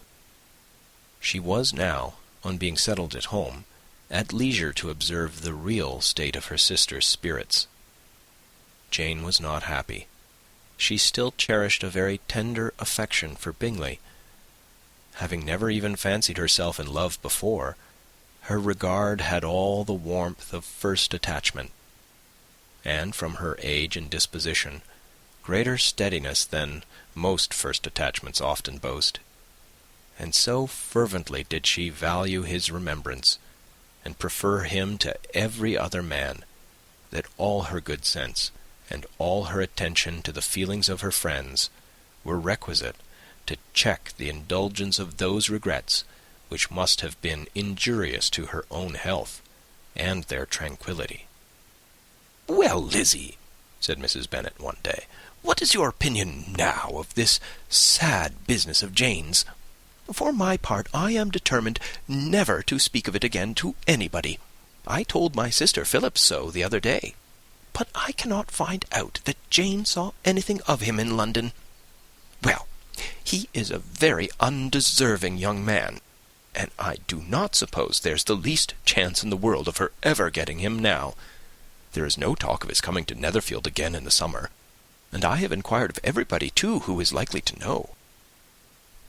"I do not believe he will ever live at Netherfield any more." "Oh, well, it is just as he chooses. Nobody wants him to come, though I shall always say he used my daughter extremely ill, and if I was her, I would not have put up with it. Well, my comfort is, I am sure Jane will die of a broken heart, and then he will be sorry for what he has done." But as Elizabeth could not receive comfort from any such expectation, she made no answer. "Well, Lizzie," continued her mother soon afterwards, "and so the Collinses live very comfortably, do they? Well, well, I only hope it will last. And what sort of table do they keep? Charlotte is an excellent manager, I dare say. If she is half as sharp as her mother, she is saving enough. There is nothing extravagant in their house, I dare say." "No, nothing at all." "A great deal of good management, depend upon it. Yes, yes. They will take care not to outrun their income. They will never be distressed for money. Well, much good may it do them. And so I suppose they often talk of having Longbourn when your father is dead. They look upon it quite as their own, I dare say, whenever that happens." "It was a subject which they could not mention before me." "No, it would have been strange if they had, but I make no doubt they often talk of it between themselves. Well, if they can be easy with an estate that is not lawfully their own, so much the better. I should be ashamed of having one that was only entailed on me." End of chapter 40. Chapter 41. The first week of their return was soon gone. The second began. It was the last of the regiment's stay in Meryton, and all the young ladies in the neighbourhood were drooping apace. The dejection was almost universal. The elder Miss Bennets alone were still able to eat, drink, and sleep, and pursue the usual course of their employments. Very frequently were they reproached for this insensibility by Kitty and Lydia, whose own misery was extreme, and who could not comprehend such hard-heartedness in any of the family. "Good heaven, what is to become of us? What are we to do?" would they often exclaim in the bitterness of woe. "How can you be smiling so, Lizzie?" Their affectionate mother shared all their grief. She remembered what she had herself endured on a similar occasion 25 years ago. "I am sure," said she, "I cried for 2 days together when Colonel Miller's regiment went away. I thought I should have broken my heart." "I am sure I shall break mine," said Lydia. "If one could but go to Brighton," observed Mrs. Bennet. "Oh, yes, if one could but go to Brighton. But papa is so disagreeable. A little sea-bathing would set me up forever. And my Aunt Phillips is sure it would do me a great deal of good," added Kitty. Such were the kind of lamentations resounding perpetually through Longbourn House. Elizabeth tried to be diverted by them, but all sense of pleasure was lost in shame. She felt anew the justice of Mr. Darcy's objections, and never had she been so much disposed to pardon his interference in the views of his friend. But the gloom of Lydia's prospect was shortly cleared away, for she received an invitation from Mrs. Forster, the wife of the colonel of the regiment, to accompany her to Brighton. This invaluable friend was a very young woman, and very lately married. A resemblance in good humour and good spirits had recommended her and Lydia to each other, and out of their 3 months' acquaintance, they had been intimate, too. The rapture of Lydia on this occasion, her adoration of Mrs. Forster, the delight of Mrs. Bennet, and the mortification of Kitty, are scarcely to be described. Wholly inattentive to her sister's feelings, Lydia flew about the house in restless ecstasy, calling for everyone's congratulations, and laughing and talking with more violence than ever, whilst the luckless Kitty continued in the parlour, repined at her fate in terms as unreasonable as her accent was peevish. "I cannot see why Mrs. Forster should not ask me as well as Lydia," said she, "though I am not her particular friend. I have just as much right to be asked as she has, and more too, for I am 2 years older." In vain did Elizabeth attempt to make her reasonable, and Jane to make her resigned. As for Elizabeth herself, this invitation was so far from exciting in her the same feelings as in her mother and Lydia, that she considered it as the death warrant of all possibility of common sense for the latter, and detestable as such a step must make her were it known, she could not help secretly advising her father not to let her go. She represented to him all the improprieties of Lydia's general behaviour, the little advantage she could derive from the friendship of such a woman as Mrs. Forster, and the probability of her being yet more imprudent with such a companion at Brighton, where the temptations must be greater than at home. He heard her attentively, and then said, "Lydia will never be easy until she has exposed herself in some public place or other, and we can never expect her to do it with so little expense or inconvenience to her family as under the present circumstances." "If you were aware," said Elizabeth, "of the very great disadvantage to us all which must arise from the public notice of Lydia's unguarded and imprudent manner, nay, which has already arisen from it, I am sure you would judge differently in the affair." "Already arisen?" repeated Mr. Bennet. "What, has she frightened away some of your lovers? Poor little Lizzie! But do not be cast down. Such squeamish youths as cannot bear to be connected with a little absurdity are not worth a regret. Come, let me see the list of pitiful fellows who have been kept aloof by Lydia's folly." "Indeed, you are mistaken. I have no such injuries to resent.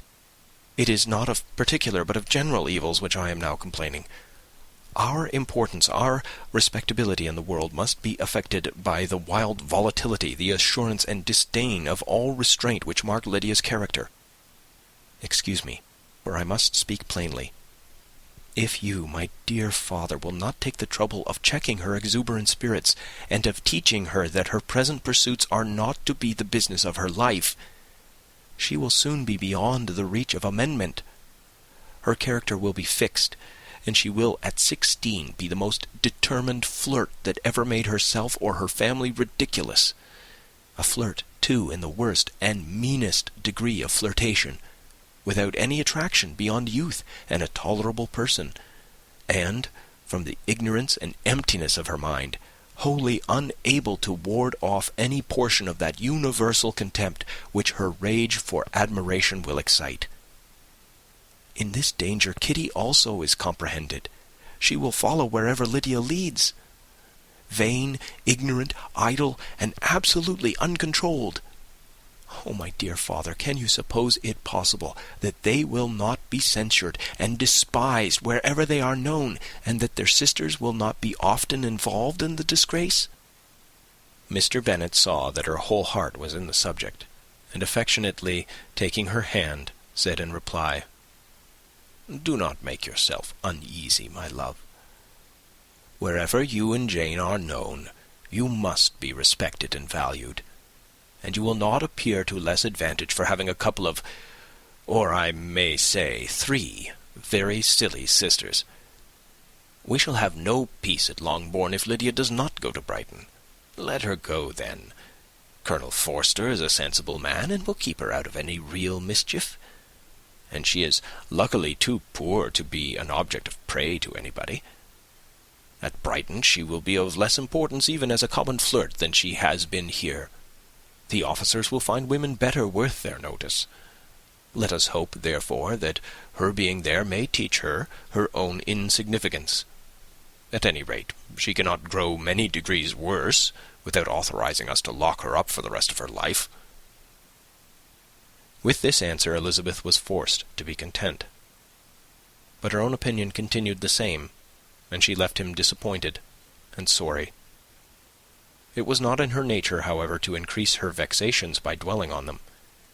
She was confident of having performed her duty, and to fret over unavoidable evils, or augment them by anxiety, was no part of her disposition. Had Lydia and her mother known the substance of her conference with her father, their indignation would hardly have found expression in their united volubility. In Lydia's imagination, a visit to Brighton comprised every possibility of earthly happiness.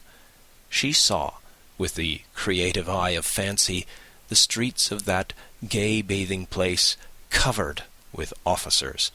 She saw herself the object of attention to tens and to scores of them at present unknown. She saw all the glories of the camp, its tents stretched forth in beauteous uniformity of lines, crowded with the young and the gay, and dazzling with scarlet. And to complete the view, she saw herself seated beneath a tent, tenderly flirting with at least 6 officers at once. Had she known her sister sought to tear her from such prospects and such realities as these, what would have been her sensations? They could have been understood only by her mother, who might have felt nearly the same. Lydia's going to Brighton was all that consoled her for her melancholy conviction of her husband's never intending to go there himself. But they were entirely ignorant of what had passed, and their raptures continued, with little intermission, to the very day of Lydia's leaving home. Elizabeth was now to see Mr. Wickham for the last time. Having been frequently in company with him since her return, agitation was pretty well over. The agitations of formal partiality entirely so. She had even learnt to detect in the very gentleness which had first delighted her an affectation and a sameness to disgust and weary. In his present behaviour to herself, moreover, she had a fresh source of displeasure, for the inclination he soon testified of renewing those intentions which had marked the early part of their acquaintance could only serve, after what had since passed, to provoke her.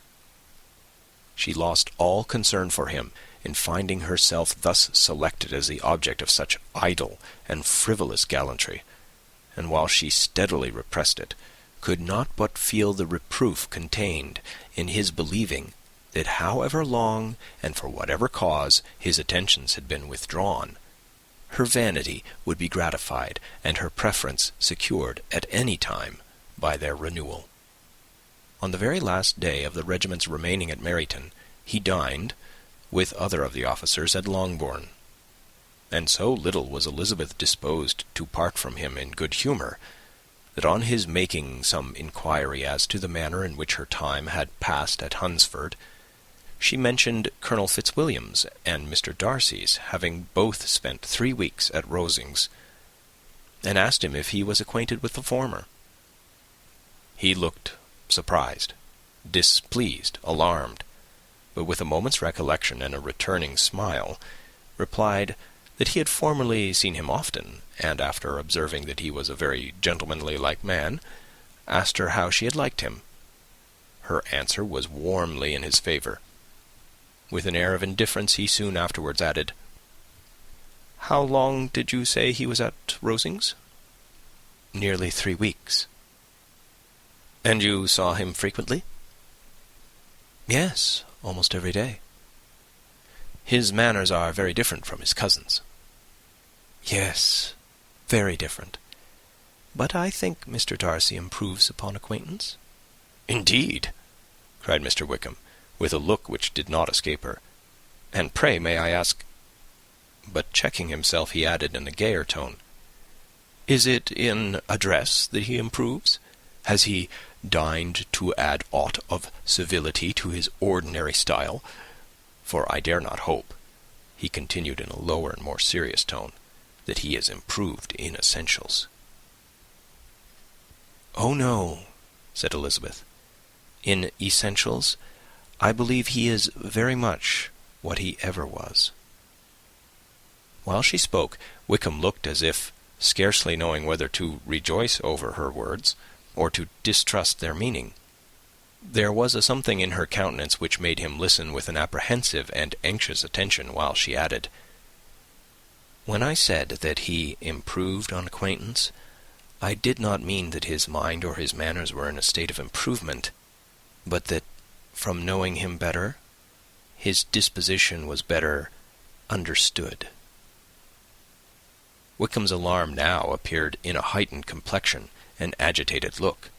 For a few minutes he was silent, till, shaking off his embarrassment, he turned to her again and said in the gentlest of accents, "You, who so well know my feeling toward Mr. Darcy, will readily comprehend how sincerely I must rejoice that he is wise enough to assume even the appearance of what is right. His pride in that direction may be of service, if not to himself, to many others, for it must only deter him from such foul misconduct as I have suffered by. I only fear that the sort of cautiousness to which you, I imagine, have been alluding, is merely adopted on his visits to his aunt, of which good opinion and judgment he stands much in awe. His fear of her has always operated, I know, when they were together, and a good deal is to be imputed to his wish of forwarding the match with Miss de Bourgh, which I am certain he has very much at heart." Elizabeth could not repress a smile at this, but she answered only by a slight inclination of the head. She saw that he wanted to engage her on the old subject of his grievances, and she was in no humour to indulge him. The rest of the evening passed with the appearance, on his side, of useful cheerfulness, but with no further attempt to distinguish Elizabeth, and they parted at last with mutual civility, and possibly a mutual desire of never meeting again. When the party broke up, Lydia returned with Mrs. Forster to Meryton, from whence they were to set out early the next morning. The separation between her and her family was rather noisy than pathetic. Kitty was the only one who shed tears, but she did weep from vexation and envy. Mrs. Bennet was diffuse in her good wishes for the felicity of her daughter, and impressive in her injunctions that she should not miss the opportunity of enjoying herself as much as possible, advice which there was every reason to believe would be well attended to. And in the clamorous happiness of Lydia herself, in bidding farewell, the more gentle adieus of her sisters were uttered without being heard. End of chapter 41. Chapter 42. Had Elizabeth's opinion been all drawn from her own family, she could not have formed a very pleasing opinion of conjugal felicity or domestic comfort. Her father, captivated by youth and beauty, and that appearance of good humour which youth and beauty generally give, had married a woman whose weak understanding and illiberal mind had very early in their marriage put an end to all real affection for her. Respect, esteem, and confidence had vanished forever, and all his views of domestic happiness were overthrown. But Mr. Bennet was not of a disposition to seek comfort for the disappointment which his own imprudence had brought on, in any of those pleasures which too often console the unfortunate for their folly or their vice. He was fond of the country and of books, and from these tastes had arisen his principal enjoyments. To his wife he was very little otherwise indebted than as her ignorance and folly had contributed to his amusement. This is not the sort of happiness which a man would in general wish to owe to his wife, but where other powers of entertainment are wanting, the true philosopher will derive benefit from such as are given.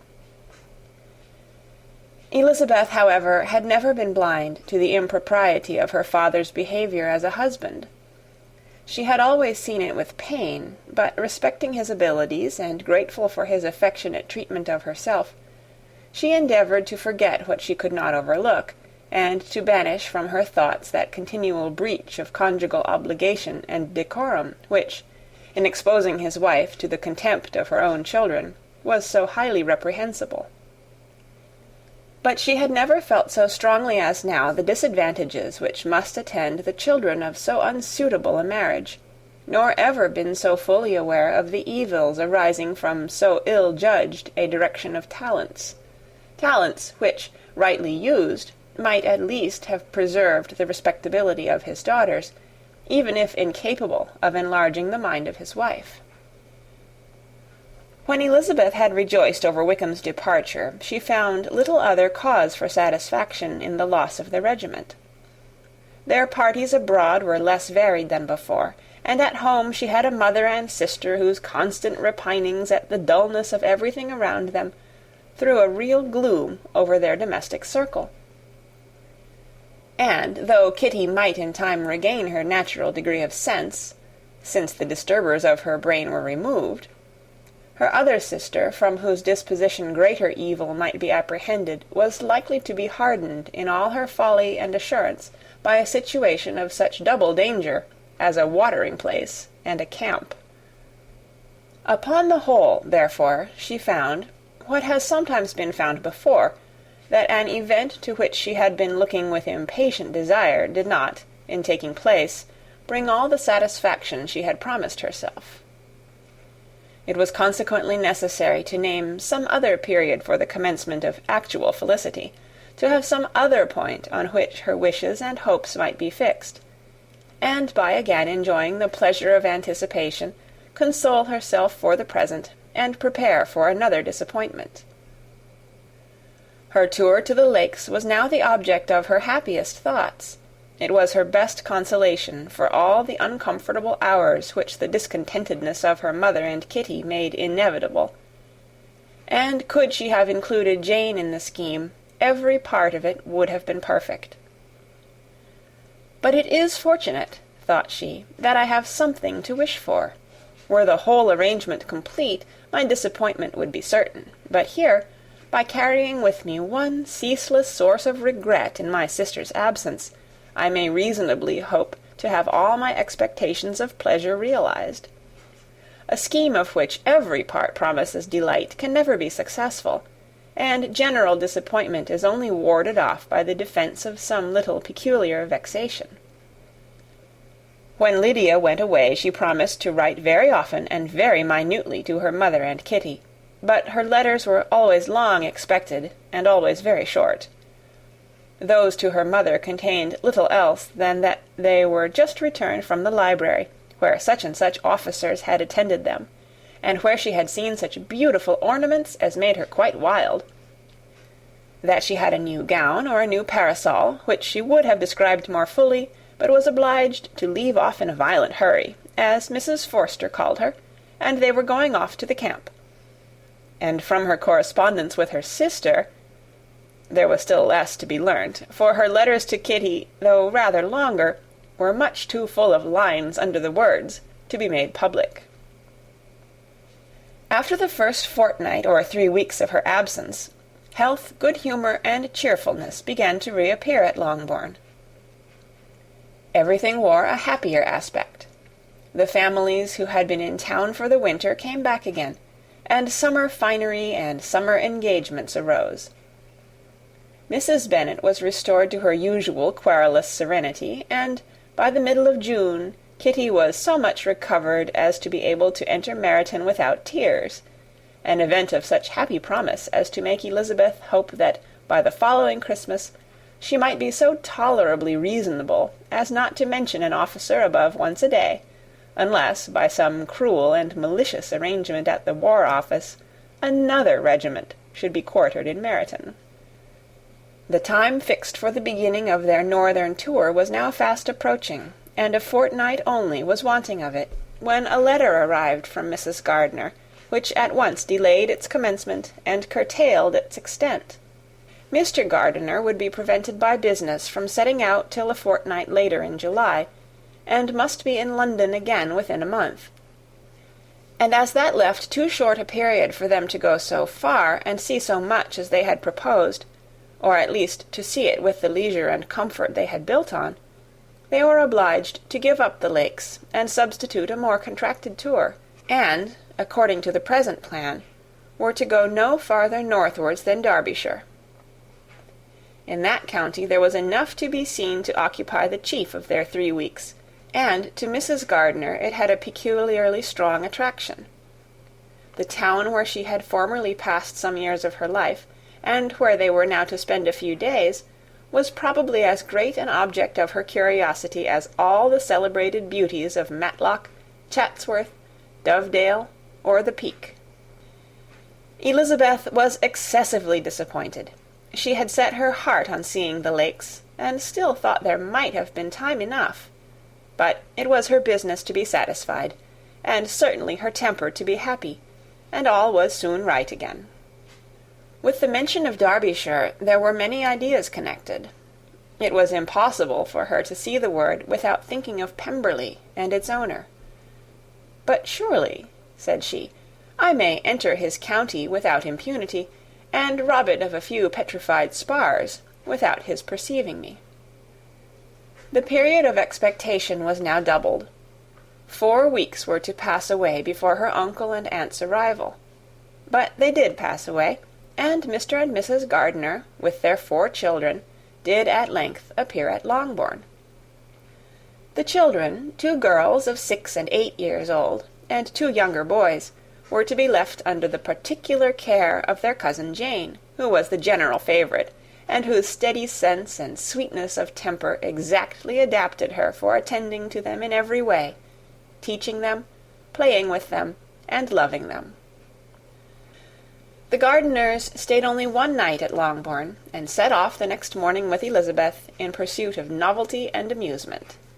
One enjoyment was certain, that of suitableness of companions, a suitableness which comprehended health and temper to bear inconveniences, cheerfulness to enhance every pleasure, and affection and intelligence which might supply it among themselves if there were disappointments abroad.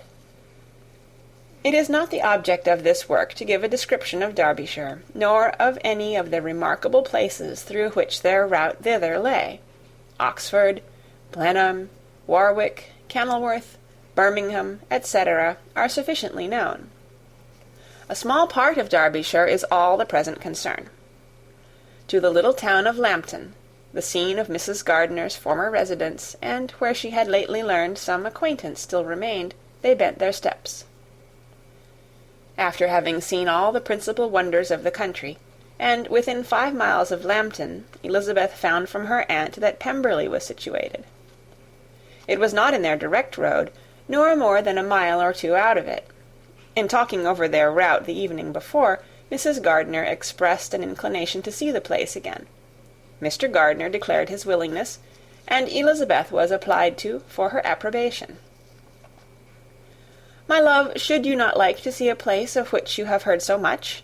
said her aunt. "A place, too, with which so many of your acquaintances are connected. Wickham passed all his youth there, you know." Elizabeth was distressed. She felt that she had no business at Pemberley, and was obliged to assume a disinclination for seeing it. She must own that she was tired of seeing great houses. After going over so many, she really had no pleasure in fine carpets or satin curtains. Mrs. Gardiner abused her stupidity. "If it were merely a fine house richly furnished," said she, "I should not care about it myself, but the grounds are delightful. They have some of the finest woods in the country." Elizabeth said no more, but her mind could not acquiesce. The possibility of meeting Mr. Darcy while viewing the place instantly occurred. It would be dreadful. She blushed at the very idea, and thought it would be better to speak openly to her aunt than to run such a risk. But against this there were objections, and she finally resolved that it could be the last resource, if her private inquiries to the absence of the family were unfavourably answered. Accordingly, when she retired at night, she asked the chambermaid whether Pemberley were not a very fine place, what was the name of its proprietor, and, with no little alarm, whether the family were down for the summer. A most welcome negative followed the last question, and her alarms now being removed, she was at leisure to feel a great deal of curiosity to see the house herself, and when the subject was revived the next morning, and she was again applied to, could readily answer, and with a proper air of indifference, that she had not really any dislike to the scheme. To Pemberley, therefore, they were to go. End of chapter 42. Chapter 43. Elizabeth, as they drove along, watched for the first appearance of Pemberley Woods with some perturbation, and when at length they turned in at the lodge, her spirits were in a high flutter. The park was very large, and contained great variety of ground. They entered it in one of its lowest points, and drove for some time through a beautiful wood stretching over a wide extent. Elizabeth's mind was too full for conversation, but she saw and admired every remarkable spot and point of view. They gradually ascended for 1/2 mile, and then found themselves at the top of a considerable eminence, where the wood ceased, and the eye was instantly caught by Pemberley House, situated on the opposite side of a valley, into which the road with some abruptness wound. It was a large, handsome stone building, standing well on rising ground and backed by a ridge of high woody hills, and in front a stream of some natural importance was swelled into greater, but without any artificial appearance. Its banks were neither formal nor falsely adorned. Elizabeth was delighted. She had never seen a place for which nature had done more, or where natural beauty had been so little counteracted by an awkward taste. They were all of them warm in their admiration, and at that moment she felt that to be mistress of Pemberley might be something. They descended the hill, crossed the bridge, and drove to the door, and, while examining the nearer aspect of the house, all her apprehension of meeting its owner returned. She dreaded lest the chambermaid had been mistaken. On applying to see the place, they were admitted into the hall, and Elizabeth, as they waited for the housekeeper, had leisure to wonder at her being where she was. The housekeeper came, a respectable-looking elderly woman, much less fine and more civil than she had any notion of finding her. They followed her into the dining parlour. It was a large, well-proportioned room, handsomely fitted up. Elizabeth, after slightly surveying it, went to a window to enjoy its prospect.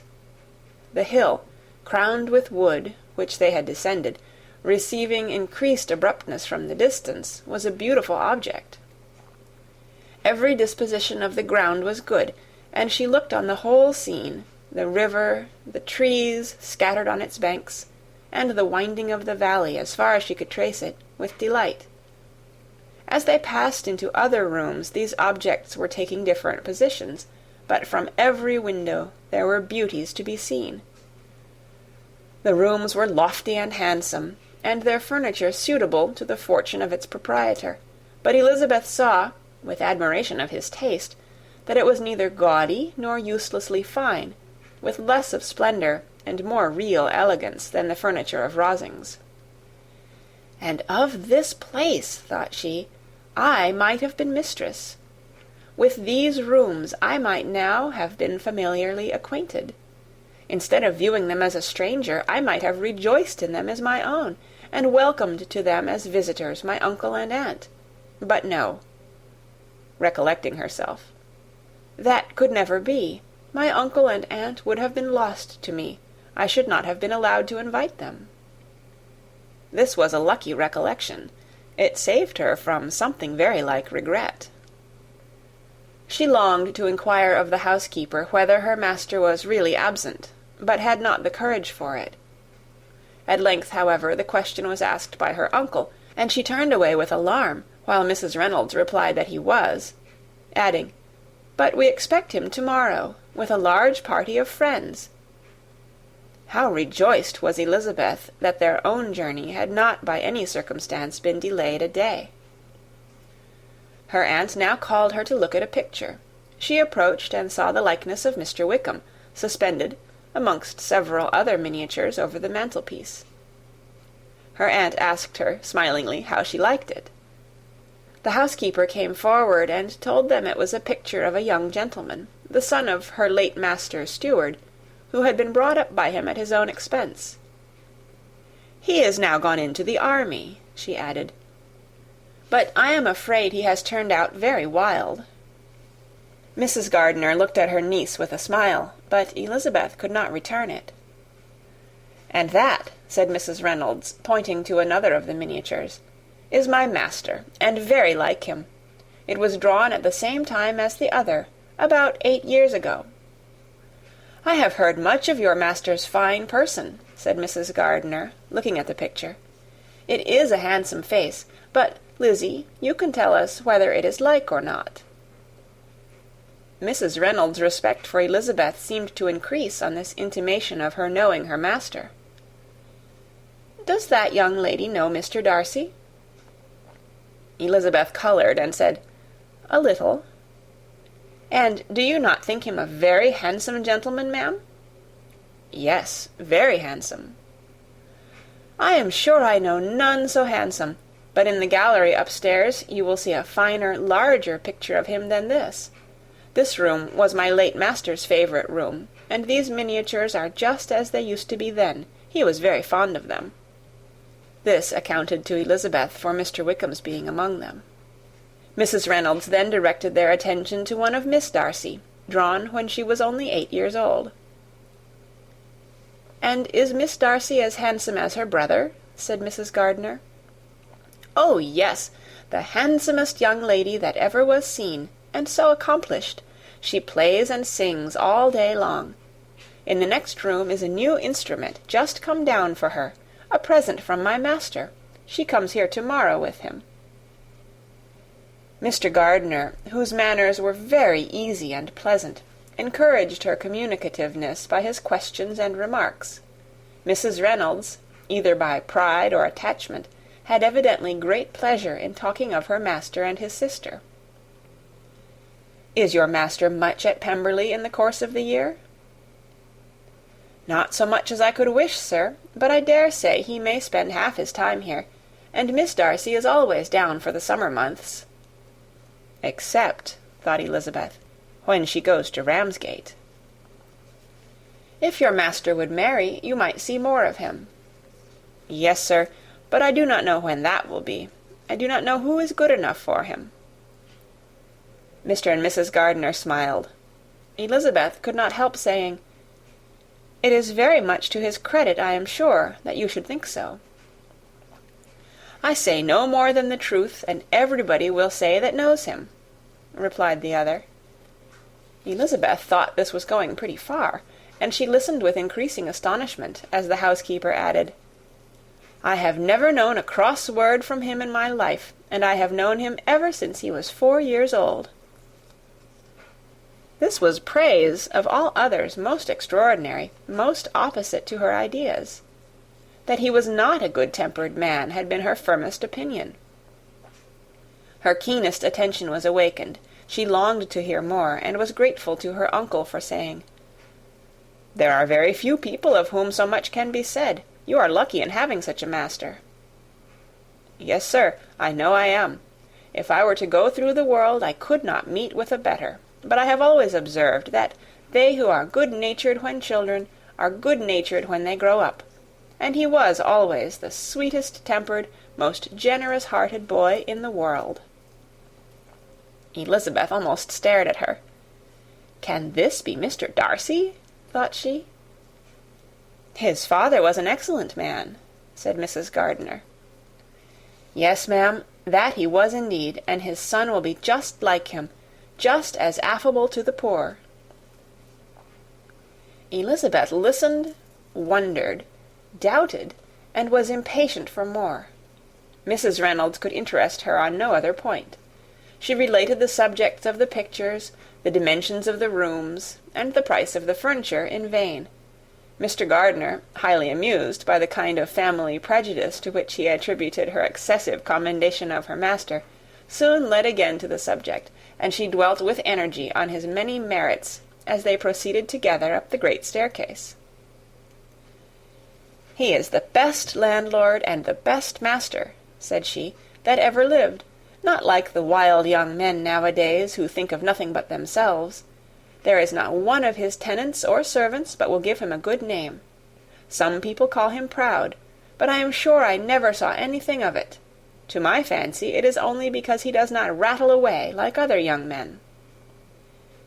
"In what an amiable light does this place him," thought Elizabeth. "This fine account of him," whispered her aunt as they walked, "is not quite consistent with his behaviour to our poor friend. Perhaps we might be deceived. That is not very likely. Our authority was too good." On reaching the spacious lobby above, they were shown into a very pretty sitting-room, lately fitted up with greater elegance and lightness than the apartments below, and were informed that it was but just done to give pleasure to Miss Darcy, who had taken a liking to the room when last at Pemberley. "He is certainly a good brother," said Elizabeth, as she walked towards one of the windows. Mrs. Reynolds anticipated Miss Darcy's delight when she should enter the room. "And this is always the way with him," she added. "Whatever can give his sister any pleasure is sure to be done in a moment. There is nothing he would not do for her." The picture gallery and 2 or 3 of the principal bedrooms were all that remained to be shown. In the former were many good paintings, but Elizabeth knew nothing of the art, and from such as had been already visible below, she had willingly turned to look at some drawings of Miss Darcy's, in crayons, whose subjects were usually more interesting, and also more intelligible. In the gallery there were many family portraits, but they could have little to fix the attention of a stranger. Elizabeth walked in quest of the only face whose features would be known to her. At last it arrested her, and she beheld a striking resemblance to Mr. Darcy, with such a smile over the face as she remembered to have sometimes seen when he looked at her. She stood several minutes before the picture, in earnest contemplation, and returned to it again before they quitted the gallery. Mrs. Reynolds informed them that it had been taken in his father's lifetime. There was certainly at this moment in Elizabeth's mind a more gentle sensation towards the original than she had ever felt at the height of their acquaintance. The commendation bestowed on him by Mrs. Reynolds was of no trifling nature. What praise is more valuable than the praise of an intelligent servant? As a brother, a landlord, a master, she considered how many people's happiness were in his guardianship. How much of pleasure and pain was it in his power to bestow? How much of good or evil must be done by him? Every idea that had been brought forward by the housekeeper was favourable to his character, and as she stood before the canvas on which he was represented, and fixed his eyes upon herself, she thought of his regard with a deeper sentiment of gratitude than it had ever raised before. She remembered its warmth, and softened its impropriety of expression. When all of the house that was open to general inspection had been seen, they returned downstairs, and, taking leave of the housekeeper, were consigned over to the gardener, who met them at the hall door. As they walked across the hall towards the river, Elizabeth turned back to look again. Her uncle and aunt stopped also, and while the former was conjecturing as to the date of the building, the owner of it himself suddenly came forward from the road which led behind it to the stables. They were within 20 yards of each other, and so abrupt was his appearance that it was impossible to avoid his sight. Their eyes instantly met, and the cheeks of both were overspread with the deepest blush. He absolutely started, and for a moment seemed immovable from surprise, but shortly recovering himself, advanced towards the party, and spoke to Elizabeth, if not in terms of perfect composure, at least of perfect civility. She had instinctively turned away, but stopping on his approach, received his compliments with an embarrassment impossible to be overcome. Had his first appearance, or his resemblance to the picture they had just been examining, been insufficient to assure the other two that they now saw Mr. Darcy, the gardener's expression of surprise on beholding his master must immediately have told it. They stood a little aloof while he was talking to their niece, who, astonished and confused, scarcely dared lift her eyes to his face, and knew not what answer she returned to his civil inquiries after her family. Amazed at the alteration of his manner since they last parted, every sentence that he uttered was increasing her embarrassment, and every idea of the impropriety of her being found there recurring to her mind, the few minutes in which they continued were some of the most uncomfortable in her life. Nor did he seem much more at ease. When he spoke, his accent had none of its usual sedateness, and he repeated his inquiries as to the time of her having left Longbourn, and of her having stayed in Derbyshire so often, and in so hurried a way, as plainly spoke the distraction of his thoughts.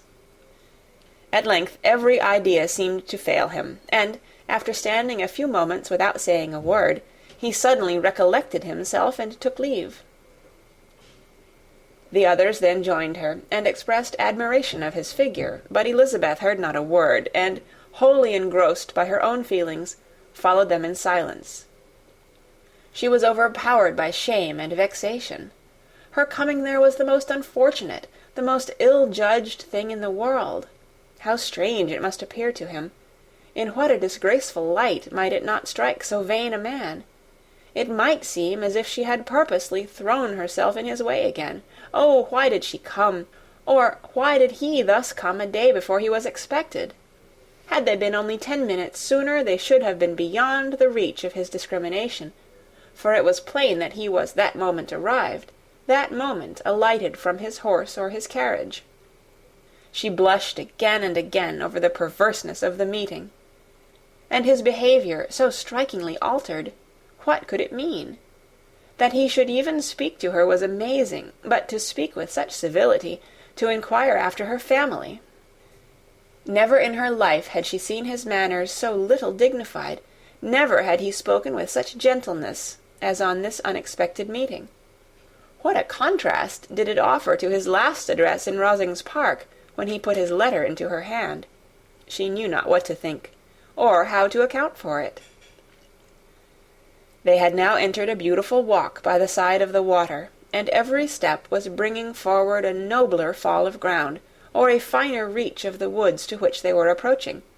But it was some time before Elizabeth was sensible of any of it, and, though she answered mechanically to the repeated appeals of her uncle and aunt, and seemed to direct her eyes to such objects as they pointed out, she distinguished no part of the scene. Her thoughts were all fixed on that one spot of Pemberley House, whichever it might be, where Mr. Darcy then was. She longed to know what at the moment was passing in his mind, in what manner he thought of her, and whether, in defiance of everything, she was still dear to him. Perhaps he had been civil only because he felt himself at ease. Yet there had been that in his voice which was not like ease. Whether he had felt more of pain or of pleasure in seeing her, she could not tell, but he certainly had not seen her with composure. At length, however, the remarks of her companions on her absence of mind aroused her, and she felt the necessity of appearing more like herself. They entered the woods, and, bidding adieu to the river for a while, ascended some of the higher grounds, when, in spots where the opening of the trees gave the eye power to wander, were many charming views of the valley, the opposite hills, with the long range of woods overspreading many, and occasionally part of the stream. Mr. Gardiner expressed a wish of going round the whole park, but feared it might be beyond a walk. With a triumphant smile they were told that it was 10 miles round. It settled the matter, and they pursued the accustomed circuit, which brought them again, after some time, in a descent among hanging woods to the edge of the water, and one of its narrowest parts. They crossed it by a simple bridge, in character with the general air of the scene. It was a spot less adorned than any they had yet visited, and the valley, here contracted into a glen, allowed room only for the stream, and a narrow walk amidst the rough coppice-wood which bordered it. Elizabeth longed to explore its windings, but when they had crossed the bridge, and perceived their distance from the house, Mrs. Gardiner, who was not a great walker, could go no farther, and thought only of returning to the carriage as quickly as possible. Her niece was, therefore, obliged to submit, and they took their way towards the house on the opposite side of the river, in the nearest direction, but their progress was slow, for Mr. Gardiner, though seldom able to indulge the taste, was very fond of fishing, and was so much engaged in watching the occasional appearance of some trout in the water, and talking to the man about them, that he advanced but little. Whilst wandering on in this slow manner, they were again surprised, and Elizabeth's astonishment was quite equal to what it had been at first, by the sight of Mr. Darcy approaching them, and at no great distance. The walk here being less sheltered than on the other side, allowed them to see him before they met. Elizabeth, however astonished, was at least more prepared for an interview than before, and resolved to appear and to speak with calmness, if he really intended to meet them. For a few moments, indeed, she felt that he would probably strike into some other path. The idea lasted while a turning in the walk concealed him from their view. The turning past, he was immediately before them. With a glance, she saw that he had lost none of his recent civility, and, to imitate his politeness, she began, as they met, to admire the beauty of the place. But she had not got beyond the words "delightful" and "charming," when some unlucky recollections obtruded, and she fancied that praise of Pemberley from her might be mischievously construed. Her colour changed, and she said no more. Mrs. Gardiner was standing a little behind, and on her pausing, he asked her if she would do him the honour of introducing him to her friends. This was a stroke of civility for which she was quite unprepared, and she could hardly suppress a smile at his being now seeking the acquaintance of some of those very people against whom his pride had revolted in his offer to herself. What will be his surprise, thought she, when he knows who they are? He takes them now for people of fashion. The introduction, however, was immediately made, and as she named their relationship to herself, she stole a sly look at him to see how he bore it, and was not without the expectation of his decamping as fast as he could from such disgraceful companions. That he was surprised by the connection was evident. He sustained it, however, with fortitude, and so far from going away, turned back with them, and entered into conversation with Mr. Gardiner. Elizabeth could not but be pleased, could not but triumph. It was consoling that he should know she had some relations for whom there was no need to blush. She listened most attentively to all that passed between them, and gloried in every expression, every sentence of her uncle which marked his intelligence, his taste, or his good manners. The conversation soon turned upon fishing, and she heard Mr. Darcy invite him, with the greatest civility, to fish there as often as he chose, while he continued in the neighbourhood, offering at the same time to supply him with fishing tackle, and pointing out those parts of the stream where there was usually most sport. Mrs. Gardiner, who was walking arm in arm with Elizabeth, gave her a look expressive of wonder. Elizabeth said nothing, but it gratified her exceedingly. The compliment must be all for herself. Her astonishment, however, was extreme, and continually was she repeating, "Why is he so altered? From what can it proceed? It cannot be for me. It cannot be for my sake that his manners are thus softened. My reproofs at Hunsford could not work such a change as this. It is impossible that he should still love me."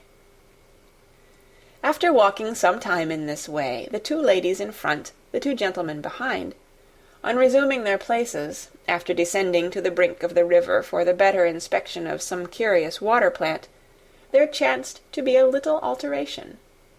It originated in Mrs. Gardiner, who, fatigued by the exercise of the morning, found Elizabeth's arm inadequate to her support, and consequently preferred her husband's. Mr. Darcy took her place by her niece, and they walked on together. After a short silence, the lady first spoke. She wished him to know that she had been assured of his absence before she came to the place, and accordingly began by observing that his arrival had been very unexpected. "For your housekeeper," she added, "informed us that you would certainly not be here till tomorrow, and, indeed, before we left Bakewell we understood that you were not immediately expected in the country." He acknowledged the truth of it all, and said that business with his steward had occasioned his coming forward a few hours before the rest of the party with whom he had been travelling. "They will join me early tomorrow," he continued, "and among them are some who will claim an acquaintance with you, Mr. Bingley and his sisters." Elizabeth answered only by a slight bow. Her thoughts were instantly driven back to the time when Mr. Bingley's name had been the last mentioned between them, and, if she might judge by his complexion, his mind was not very differently engaged. "There is also one other person in the party," he continued after a pause, "who more particularly wishes to be known to you. Will you allow me, or do I ask too much, to introduce my sister to your acquaintance during your stay at Lambton?" The surprise of such an application was great indeed. It was too great for her to know in what manner she acceded to it. She immediately felt that whatever desire Miss Darcy might have of being acquainted with her must be the work of her brother, and without looking farther, it was satisfactory. It was gratifying to know that his resentment had not made him think really ill of her. They now walked on in silence, each of them deep in thought. Elizabeth was not comfortable. That was impossible, but she was flattered and pleased. His wish of introducing his sister to her was a compliment of the highest kind. They soon outstripped the others, and when they had reached the carriage, Mr. and Mrs. Gardiner were 1/2 of a mile behind. He then asked her to walk into the house, but she declared herself not tired, and they stood together on the lawn. At such a time much might have been said, and silence was very awkward. She wanted to talk, but there seemed to be an embargo on every subject. At last she recollected that she had been travelling, and they talked of Matlock and Dovedale with great perseverance. Yet time and her aunt moved slowly, and her patience and her ideas were nearly worn out before the tete-a-tete was over. On Mr. and Mrs. Gardiner's coming up, they were all pressed to go into the house and take some refreshment, but this was declined, and they parted on each side with utmost politeness. Mr. Darcy handed the ladies into the carriage, and when it drove off, Elizabeth saw him walking slowly towards the house. The observations of her uncle and aunt now began, and each of them pronounced him to be infinitely superior to anything they had expected. "He is perfectly well behaved, polite, and unassuming," said her uncle. "There is something a little stately in him, to be sure," replied her aunt, "but it is confined to his air, and is not unbecoming. I can now say with the housekeeper that, though some people may call him proud, I have seen nothing of it. I was never more surprised than by his behaviour to us. It was more than civil, it was really attentive, and there was no necessity for such attention. His acquaintance with Elizabeth was very trifling." "To be sure, Lizzie," said her aunt, "he is not so handsome as Wickham, or rather, he has not Wickham's countenance, for his features are perfectly good. But how came you to tell me that he was so disagreeable?" Elizabeth excused herself as well as she could, said that she had liked him better when they had met in Kent than before, and that she had never seen him so pleasant as this morning. "But perhaps he may be a little whimsical in his civilities," replied her uncle. "Your great men often are, and therefore I shall not take him at his word, as he might change his mind another day and warn me off his grounds." Elizabeth felt that they had entirely misunderstood his character, but said nothing. "From what we have seen of him," continued Mrs. Gardiner, "I really should not have thought that he could have behaved in so cruel a way by anybody as he has done by poor Wickham. He has not an ill-natured look. On the contrary, there is something pleasing about his mouth when he speaks. And there is something of dignity in his countenance that would not give one an unfavourable idea of his heart. But, to be sure, the good lady who showed us his house did give him a most flaming character. I could hardly help laughing aloud sometimes. But he is a liberal master, I suppose, and that, in the eye of a servant, comprehends every virtue. Elizabeth here felt herself called on to say something in vindication of his behaviour to Wickham, and therefore gave them to understand, in as guarded a manner as she could, that by what she had heard from his relations in Kent, his actions were capable of a very different construction, and that his character was by no means so faulty, nor Wickham's so amiable, as they had been considered in Hertfordshire. In confirmation of this, she related the particulars of all the pecuniary transactions in which they had been connected, without actually naming her authority, but stating it to be such as might be relied on. Mrs. Gardiner was surprised and concerned, but as they were now approaching the scene of her former pleasures, every idea gave way to the charm of recollection, and she was too much engaged in pointing out to her husband all the interesting spots in its environs to think of anything else. Fatigued as she had been by the morning's walk, they had no sooner dined than she set off again in quest of her former acquaintance, and the evening was spent in the satisfactions of an intercourse renewed after many years' discontinuance. The occurrences of the day were too full of interest to leave Elizabeth much attention for any of these new friends, and she could do nothing but think, and think with wonder, of Mr. Darcy's civility, and, above all, of his wishing her to be acquainted with his sister. End of chapter 43. Chapter 44. Elizabeth had settled it that Mr. Darcy would bring his sister to visit her the very day after her reaching Pemberley, and was consequently resolved not to be out of sight of the inn the whole of that morning. But her conclusion was false, for on the very morning after their arrival at Lambton, these visitors came.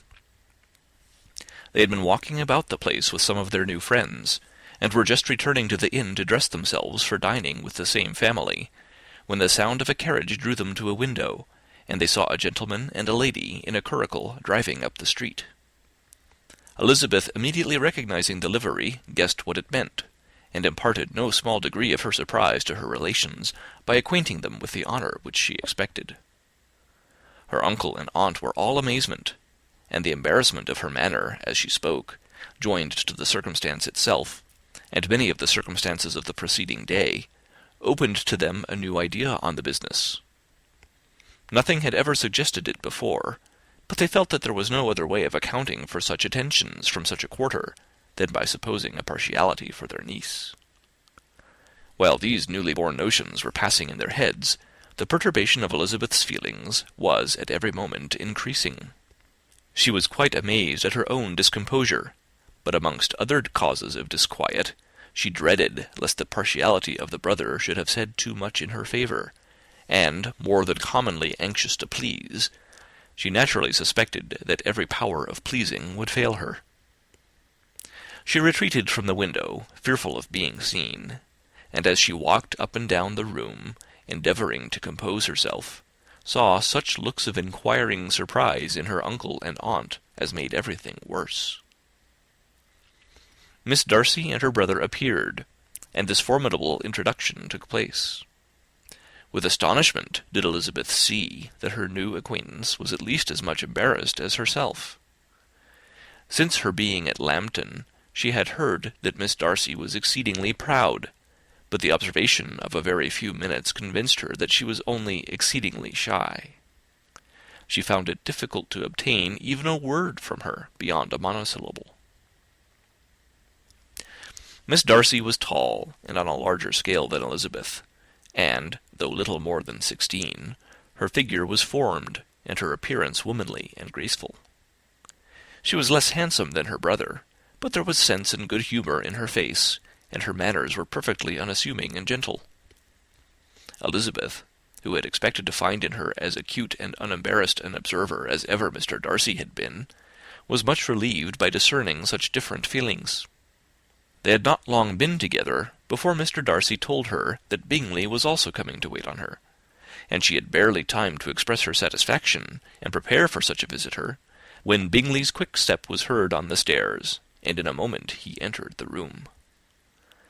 All Elizabeth's anger against him had been long done away, but had she still felt any, it could hardly have stood its ground against the unaffected cordiality with which he expressed himself on seeing her again. He inquired in a friendly, though general way, after her family, and looked and spoke with the same good-humoured ease that he had ever done. To Mr. and Mrs. Gardiner he was scarcely a less interesting personage than to herself. They had long wished to see him. The whole party before them, indeed, excited a lively attention. The suspicions which had just arisen of Mr. Darcy and their niece directed their observation towards each with an earnest, though guarded, inquiry, and they soon drew from those inquiries the full conviction that one of them, at least, knew what it was to love. Of the lady's sensations they remained a little in doubt, but that the gentleman was overflowing with admiration was evident enough. Elizabeth, on her side, had much to do. She wanted to ascertain the feelings of each of her visitors. She wanted to compose her own, and to make herself agreeable to all, and in the latter object, where she feared most to fail, she was most sure of success, for those to whom she endeavoured to give pleasure were prepossessed in her favour. Bingley was ready, Georgiana was eager, and Darcy determined to be pleased. In seeing Bingley, her thoughts naturally flew to her sister, and oh, how ardently did she long to know whether any of his were directed in a like manner. Sometimes she could fancy that he talked less than on former occasions, and once or twice pleased herself with the notion that, as he looked at her, he was trying to trace a resemblance. But, though this might be imaginary, she could not be deceived as to his behaviour to Miss Darcy, who had been set up as a rival to Jane. No look appeared on either side that spoke particular regard. Nothing occurred between them that could justify the hopes of his sister. On this point she was soon satisfied, and 2 or 3 little circumstances occurred ere they parted, which, in her anxious interpretation, denoted a recollection of Jane not untinctured by tenderness, and a wish of saying more that might lead to the mention of her, had he dared.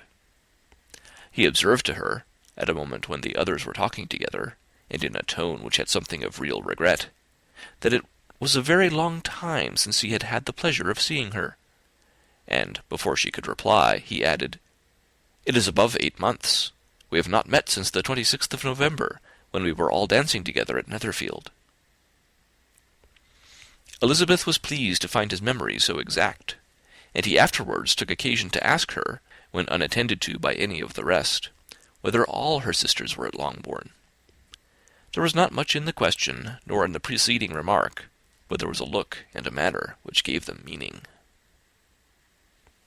It was not often that she could turn her eyes on Mr. Darcy himself, but whenever she did catch a glimpse, she saw an expression of general complaisance, and in all that he said she heard an accent so removed from hauteur or disdain of his companions as convinced her that the improvement of manners which she had yesterday witnessed, however temporary its existence might prove, had at least outlived one day. When she saw him thus seeking the acquaintance and courting the good opinion of people with whom any intercourse a few months ago would have been a disgrace, when she saw him thus civil, not only to herself, but to the very relations whom he had openly disdained, and recollected their last lively scene in Hunsford Parsonage, the difference, the change, was so great, and struck so forcibly on her mind, that she could hardly restrain her astonishment from being visible. Never, even in the company of his dear friends at Netherfield, or his dignified relations at Rosings, had she seen him so desirous to please, so free from self-consequence or unbending reserve, as now, when no importance could result from the success of his endeavours, and when even the acquaintance of those to whom his attentions were addressed would draw down the ridicule and censure of the ladies, both of Netherfield and Rosings. Their visitor stayed with them above half an hour, and when they arose to depart, Mr. Darcy called on his sister to join him in expressing their wish of seeing Mr. and Mrs. Gardiner and Miss Bennet to dinner at Pemberley before they left the country. Miss Darcy, though with a diffidence which marked her little in the habit of giving invitations, readily obeyed. Mrs. Gardiner looked at her niece, desirous of knowing how she, whom the invitation most concerned, felt disposed as to its acceptance, but Elizabeth had turned away her head. Presuming, however, that this studied avoidance spoke rather a momentary embarrassment than any dislike of the proposal, and seeing in her husband, who was fond of society, a perfect willingness to accept it, she ventured to engage for her attendance, and the day after the next was fixed on. Bingley expressed great pleasure in the certainty of seeing Elizabeth again, having still a great deal to say to her, and many inquiries to make after all their Hertfordshire friends.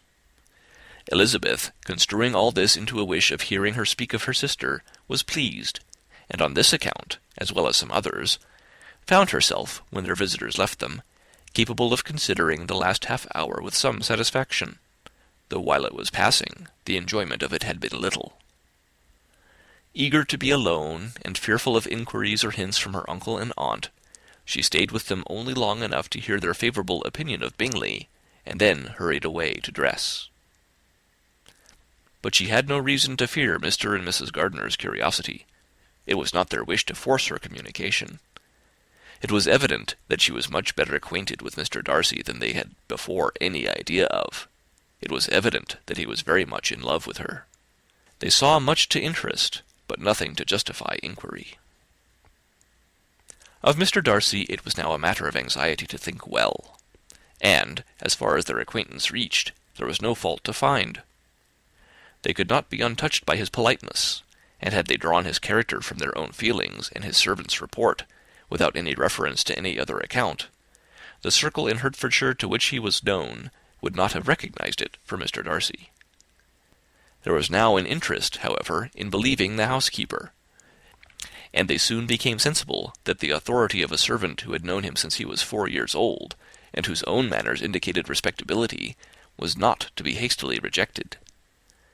Neither had anything occurred in the intelligence of their Lambton friends that could materially lessen its weight. They had nothing to accuse him of but pride.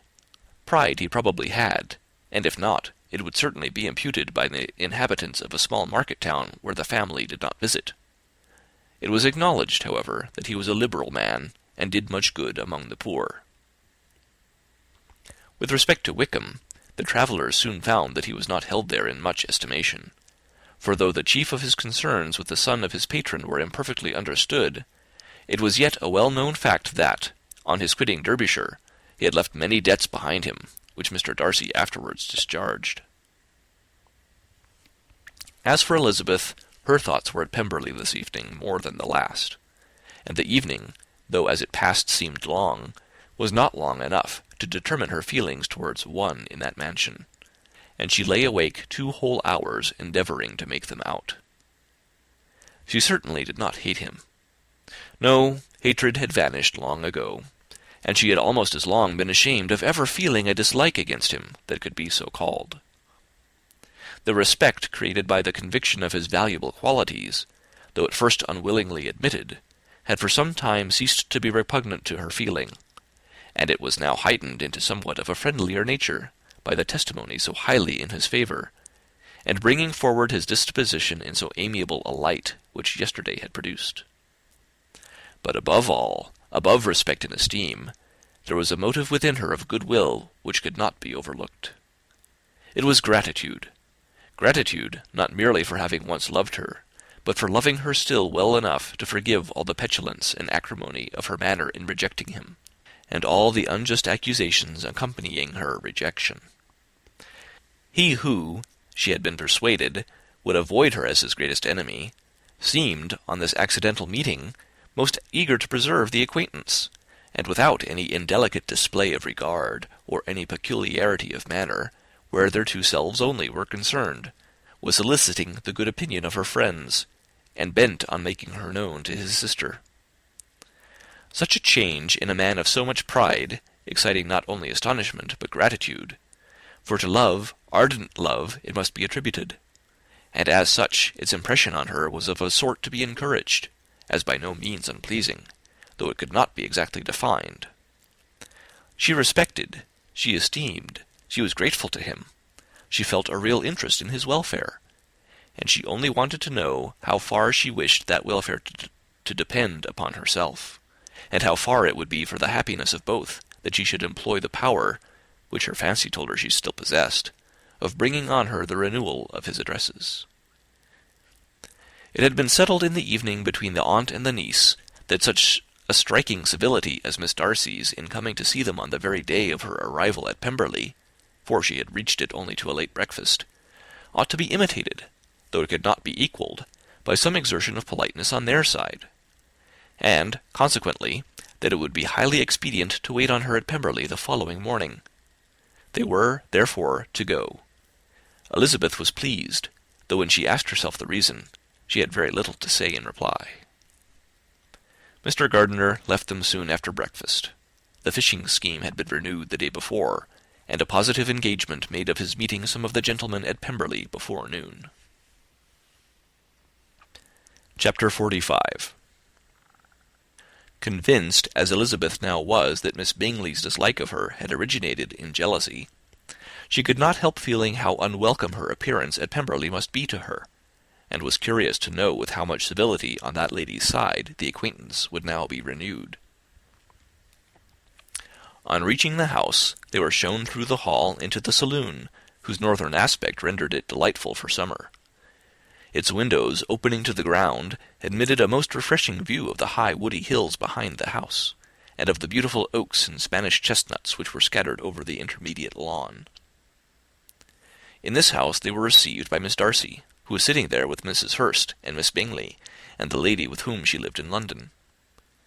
Georgiana's reception of them was very civil, but attended with all the embarrassment which, though proceeding from shyness and the fear of doing wrong, would easily give to those who felt themselves inferior the belief of her being proud and reserved. Mrs. Gardiner and her niece, however, did her justice, and pitied her. By Mrs. Hurst and Miss Bingley they were noticed only by a curtsy, and, on their being seated, a pause, awkward as such pauses must always be, succeeded for a few moments. It was first broken by Mrs. Annesley, a genteel, agreeable-looking woman, whose endeavour to introduce some kind of discourse proved her to be more truly well-bred than either of the others, and between her and Mrs. Gardiner, with occasional help from Elizabeth, the conversation was carried on. Miss Darcy looked as if she wished for courage enough to join in it, and sometimes did venture a short sentence when there was least danger of its being heard. Elizabeth soon saw that she was herself closely watched by Miss Bingley, and that she could not speak a word, especially to Miss Darcy, without calling her attention. This observation would not have prevented her from trying to talk to the latter, had they not been seated at an inconvenient distance, but she was not sorry to be spared the necessity of saying much. Her own thoughts were employing her. She expected every moment that some of the gentlemen would enter the room. She feared that the master of the house might be amongst them, and whether she wished or feared it most, she could scarcely determine. After sitting in this manner a quarter of an hour without hearing Miss Bingley's voice, Elizabeth was roused by receiving from her a cold inquiry after the health of her family. She answered with equal indifference and brevity, and the others said no more. The next variation which their visit afforded was produced by the entrance of servants, with cold meat, cake, and a variety of all the finest fruits in season. But this did not take place till after many a significant look and smile from Mrs. Annesley to Miss Darcy had been given, to remind her of her post. There was now employment for the whole party, for though they could not all talk, they could all eat, and the beautiful pyramids of grapes, nectarines, and peaches soon collected them round the table. While thus engaged, Elizabeth had a fair opportunity of deciding whether she most feared or wished for the appearance of Mr. Darcy, by the feelings which prevailed on his entering the room. And then, though but a moment before she had believed her wishes to predominate, she began to regret that he came. He had been some time with Mr. Gardiner, who, with 2 or 3 other gentlemen from the house, was engaged by the river, and had left him only on learning that the ladies of the family intended a visit to Georgiana that morning. No sooner did he appear than Elizabeth wisely resolved to be perfectly easy and unembarrassed, a resolution the more necessary to be made, but perhaps not the more easily kept, because she saw that the suspicions of the whole party were awakened against them, and that there was scarcely an eye which did not watch his behaviour when he first came into the room. In no countenance was attentive curiosity so strongly marked as in Miss Bingley's, in spite of the smiles which overspread her face whenever she spoke to one of its objects, for jealousy had not yet made her desperate, and her attentions to Mr. Darcy were by no means over. Miss Darcy, on her brother's entrance, exerted herself much more to talk, and Elizabeth saw that he was anxious for his sister and herself to get acquainted, and forwarded, as much as possible, every attempt at conversation on either side. Miss Bingley saw all this likewise, and, in the imprudence of anger, took the first opportunity of saying, with sneering civility, "Pray, Miss Eliza, are not the Blankshire militia removed from Meryton? They must be a great loss to your family." In Darcy's presence she dared not mention Wickham's name, but Elizabeth instantly comprehended that he was uppermost in her thoughts, and the various recollections connected with him gave her a moment's distress. But, exerting herself vigorously to repel the ill-natured attack, she presently answered the question in a tolerably detached tone. While she spoke, an involuntary glance showed her Darcy, with a heightened complexion, earnestly looking at her, and his sister overcome with confusion and unable to lift up her eyes. Had Miss Bingley known what pain she was then giving her beloved friend, she undoubtedly would have refrained from the hint, but she had merely intended to discompose Elizabeth by bringing forth the idea of a man to whom she believed her partial, to make her betray a sensibility which might injure her in Darcy's opinion, and, perhaps, to remind the latter of all the follies and absurdities by which some part of her family were connected with that corps. Not a syllable had ever reached her of Miss Darcy's meditated elopement. To no creature had it been revealed, where secrecy was possible, except to Elizabeth, and from all Bingley's connections her brother was particularly anxious to conceal it, from the very wish which Elizabeth had long ago attributed to him, of their becoming hereafter her own. He had certainly formed such a plan, and without meaning that it should affect his endeavour to separate him from Miss Bennet, it is probable that it might add something to his lively concern for the welfare of his friend. Elizabeth's collected behaviour, however, soon quieted his emotion, and as Miss Bingley, vexed and disappointed, dared not approach nearer to Wickham, Georgiana also recovered in time, though not enough to be able to speak any more. Her brother, whose eyes she feared to meet, scarcely recollected her interest in the affair, and the very circumstance which had been designed to turn his thoughts from Elizabeth seemed to have fixed them on her more and more cheerfully. Their visit did not continue long after the question and answer above mentioned, and while Mr. Darcy was attending them to their carriage, Miss Bingley was venting her feelings in criticisms on Elizabeth's person, behaviour, and dress. But Georgiana would not join her. Her brother's recommendation was enough to ensure her favour. His judgment could not err, and he had spoken in such terms of Elizabeth as to leave Georgiana without the power of finding her otherwise than lovely and amiable. When Darcy returned to the saloon, Miss Bingley could not help repeating to him some part of what she had been saying to his sister. "How very ill Miss Eliza Bennet looks this morning, Mr. Darcy," she cried. "I never in my life saw anyone so much altered as she is since the winter. She has grown so brown and coarse. Louisa and I were agreeing that we should not have known her again." However little Mr. Darcy might have liked such an address, he contented himself with coolly replying that he perceived no other alteration than her being rather tanned, no miraculous consequence of travelling in the summer. "For my own part," she rejoined, "I must confess that I never could see any beauty in her. Her face is too thin, her complexion has no brilliancy, and her features are not at all handsome. Her nose wants character, there is nothing marked in its lines. Her teeth are tolerable, but not out of the common way, and as for her eyes, which have sometimes been called so fine, I could never see anything extraordinary in them. They have a sharp, shrewish look, which I do not like at all, and in her air altogether there is a self-sufficiency without fashion which is intolerable."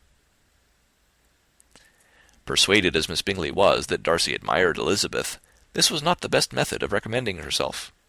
But angry people are not always wise, and in seeing him at last look somewhat nettled, she had all the success she expected.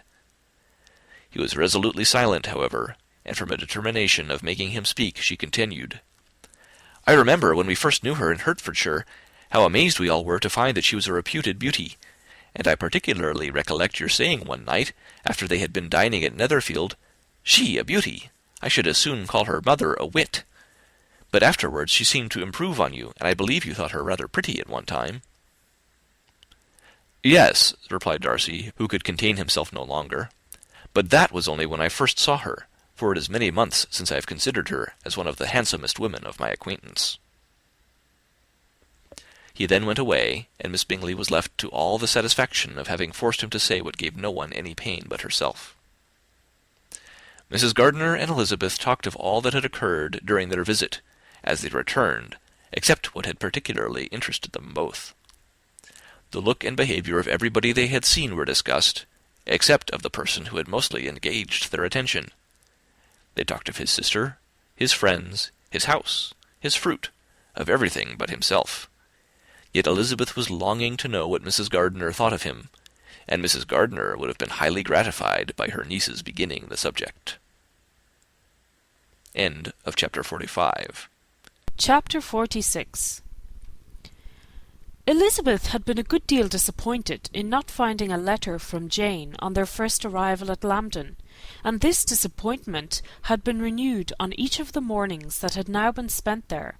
But on the third her repining was over, and her sister justified, by the receipt of 2 letters from her at once, on one of which was marked that it had been missent elsewhere. Elizabeth was not surprised at it, as Jane had written the direction remarkably ill. They had just been preparing to walk as the letters came in, and her uncle and aunt, leaving her to enjoy them in quiet, set off by themselves. The one missent must first be attended to. It had been written 5 days ago. The beginning contained an account of all their little parties and engagements, with such news as the country afforded, but the latter half, which was dated a day later, and written in evident agitation, gave more important intelligence. It was to this effect: "Since writing the above, dearest Lizzie, something has occurred of a most unexpected and serious nature, but I am afraid of alarming you. Be assured that we are all well. What I have to say relates to poor Lydia. An express came at 12 last night, just as we were all gone to bed, from Colonel Forster, to inform us that she was gone off to Scotland with one of his officers. To own the truth, with Wickham! Imagine our surprise! To Kitty, however, it does not seem so wholly unexpected. I am very, very sorry. So imprudent a match on both sides. But I am willing to hope the best, and that his character has been misunderstood. Thoughtless and indiscreet, I can easily believe him. But this step, and let us rejoice over it, marks nothing bad at heart. His choice is disinterested at least, for he must know my father can give her nothing. Our poor mother is sadly grieved. My father bears it better. How thankful I am that we never let them know what has been said against him. We must forget it ourselves. They were off Saturday night about 12, as is conjectured, but were not missed till yesterday morning at 8. The express was sent off directly. My dear Lizzie, they must have passed within 10 miles of us. Colonel Forster gives us reason to expect him here soon. Lydia left a few lines for his wife, informing her of their intention. I must conclude, for I cannot be long from my poor mother. I am afraid you will not be able to make it out, but I hardly know what I have written." Without allowing herself time for consideration, and scarcely knowing what she felt, Elizabeth, on finishing this letter, instantly seized the other, and opening it with the utmost impatience, read as follows. It had been written a day later than the conclusion of the first. "By this time, my dearest sister, you have received my hurried letter. I wish this may be more intelligible, but though not confined for time, my head is so bewildered that I cannot answer for being coherent. Dearest Lizzie, I hardly know what I would write, but I have bad news for you, and it cannot be delayed. Imprudent as the marriage between Mr. Wickham and our poor Lydia would be, we are now anxious to be assured it has taken place, for there is but too much reason to fear they are not gone to Scotland. Colonel Forster came yesterday, having left Brighton the day before, not many hours after the express. Though Lydia's short letter to Mrs. F. gave them to understand that they were going to Gretna Green, something was dropped by Denny expressing his belief that W. never intended to go there, or to marry Lydia at all, which was repeated to Colonel F., who, instantly taking the alarm, set off from B., intending to trace their route. He did trace them easily to Clapham, but no further, for on entering that place they removed into a hackney coach and dismissed the chaise that brought them from Epsom. All that is known after this, that they were seen to continue the London road. I know not what to think. After making every possible inquiry on that side London, Colonel F. came on into Hertfordshire, anxiously renewing them at all the turnpikes and at the inns in Barnet and Hatfield, but without any success. No such people had been seen to pass through. With the kindest concern he came on to Longbourn, and broke his apprehensions to us in a manner most creditable to his heart. I am sincerely grieved for him and Mrs. F., but no one can throw any blame on them. Our distress, my dear Lizzie, is very great. My father and mother believe the worst, but I cannot think so ill of him. Many circumstances might make it more eligible for them to be married privately in town than to pursue their first plan. And even if he could form such a design against a young woman of Lydia's connections, which is not likely, can I suppose her so lost to everything? Impossible! I grieve to find, however, that Colonel F. is not disposed to depend upon their marriage. He shook his head when I expressed my hopes, and said he feared W. was not a man to be trusted. My poor mother is really ill, and keeps her room. Could she exert herself, it would be better, but this is not to be expected. And as to my father, I never in my life saw him so affected. Poor Kitty has anger for having concealed their attachment, but as it was a matter of confidence, one cannot wonder. I am truly glad, dearest Lizzie, that you have been spared something of these distressing scenes. But now, as the first shock is over, I shall own that I long for your return. I am so selfish, however, as to press for it, if inconvenient. Adieu. I take up my pen again to do what I have just told you I would not, but circumstances are such that I cannot help earnestly begging you all to come here as soon as possible. I know my dear uncle and aunt so well that I am not afraid of requesting it, though I have still something more to ask of the former. My father is going to London with Colonel Forster instantly to try to discover her. What he means to do I am sure I know not, but his excessive distress will not allow him to pursue any measure in the best and safest way, and Colonel Forster is obliged to be at Brighton again to-morrow evening. In such an exigence, my uncle's advice and assistance would be everything in the world. He will immediately comprehend what I must feel, and I rely upon his goodness. "Oh, where's my uncle?" cried Elizabeth, darting from her seat as she finished the letter, in eagerness to follow him without losing a moment of the time so precious.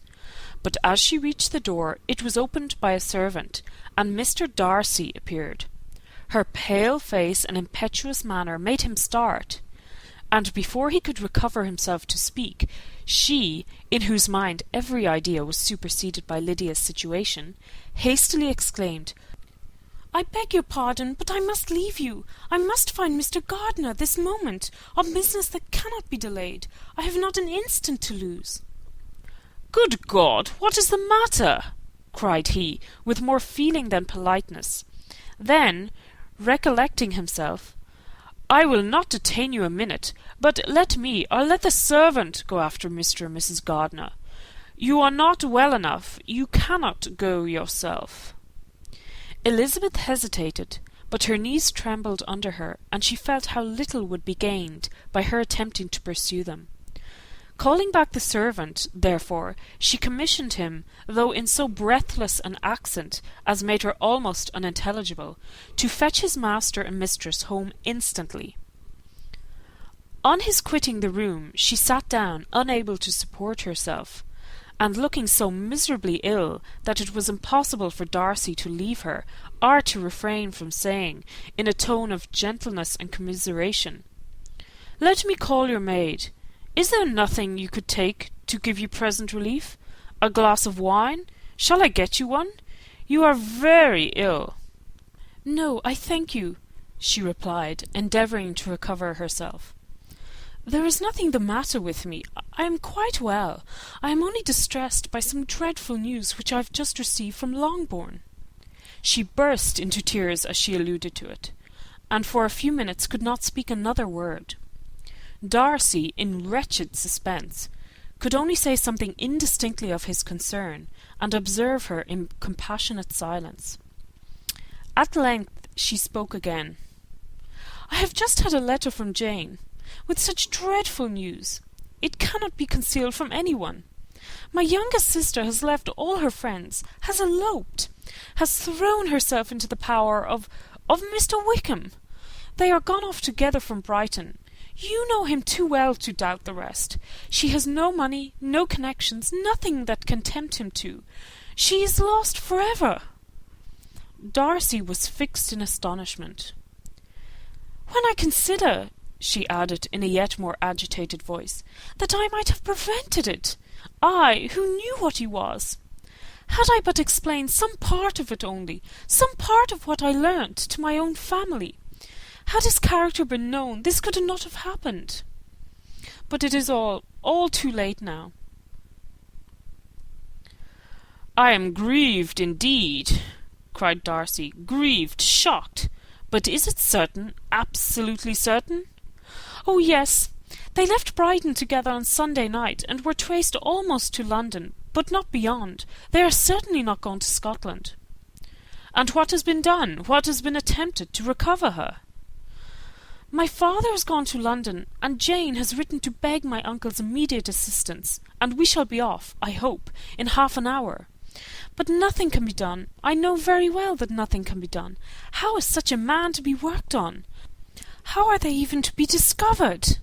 I have not the smallest hope. It is every way horrible." Darcy shook his head in silent acquiescence. "When my eyes were opened to his real character, oh, had I known what I ought, what I dared to do! But I knew not. I was afraid of doing too much. Wretched, wretched mistake!" Darcy made no answer. He seemed scarcely to hear her, and was walking up and down the room in earnest meditation, his brow contracted, his air gloomy. Elizabeth soon observed and instantly understood it. Her power was sinking. Everything must sink under such a proof of family weakness, such an assurance of the deepest disgrace. She could neither wonder nor condemn, but the belief of his self-conquest brought nothing consolatory to her bosom, afforded no palliation of her distress. It was, on the contrary, exactly calculated to make her understand her own wishes, and never had she so honestly felt that she could have loved him, as now, when all love must be vain. But self, though it would intrude, could not engross her. Lydia, the humiliation, the misery she was bringing on them all, soon swallowed up every private care. And covering her face with her handkerchief, Elizabeth was soon lost to everything else, and, after a pause of several minutes, was only recalled to a sense of her situation by the voice of her companion, who, in a manner which, though it spoke compassion, spoke likewise restraint, said, "I am afraid you have been long desiring my absence, nor have I anything to plead in excuse of my stay, but a real, though unavailing concern. Would to heaven that anything could be either said or done, on my part, that might offer consolation to such distress. But I will torment you not with the vain wishes, which may seem purposely to ask for your thanks. This unfortunate affair will, I fear, prevent my sisters having the pleasure of seeing you at Pemberley to-day. Oh, yes, be so kind as to apologize for us to Miss Darcy. Say that urgent business calls us home immediately. Conceal the unhappy truth as long as it is possible. I know it cannot be long."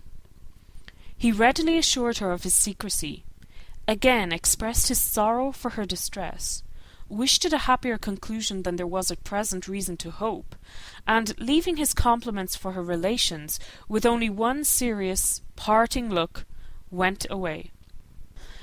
As he quitted the room, Elizabeth felt how improbable it was that they should ever see each other again on such terms of cordiality as had marked their several meetings in Derbyshire. And as she threw a retrospective glance over the whole of their acquaintance, so full of contradictions and varieties, sighed at the persevereness of those feelings which would now have promoted its continuance, and would formerly have rejoiced in its termination.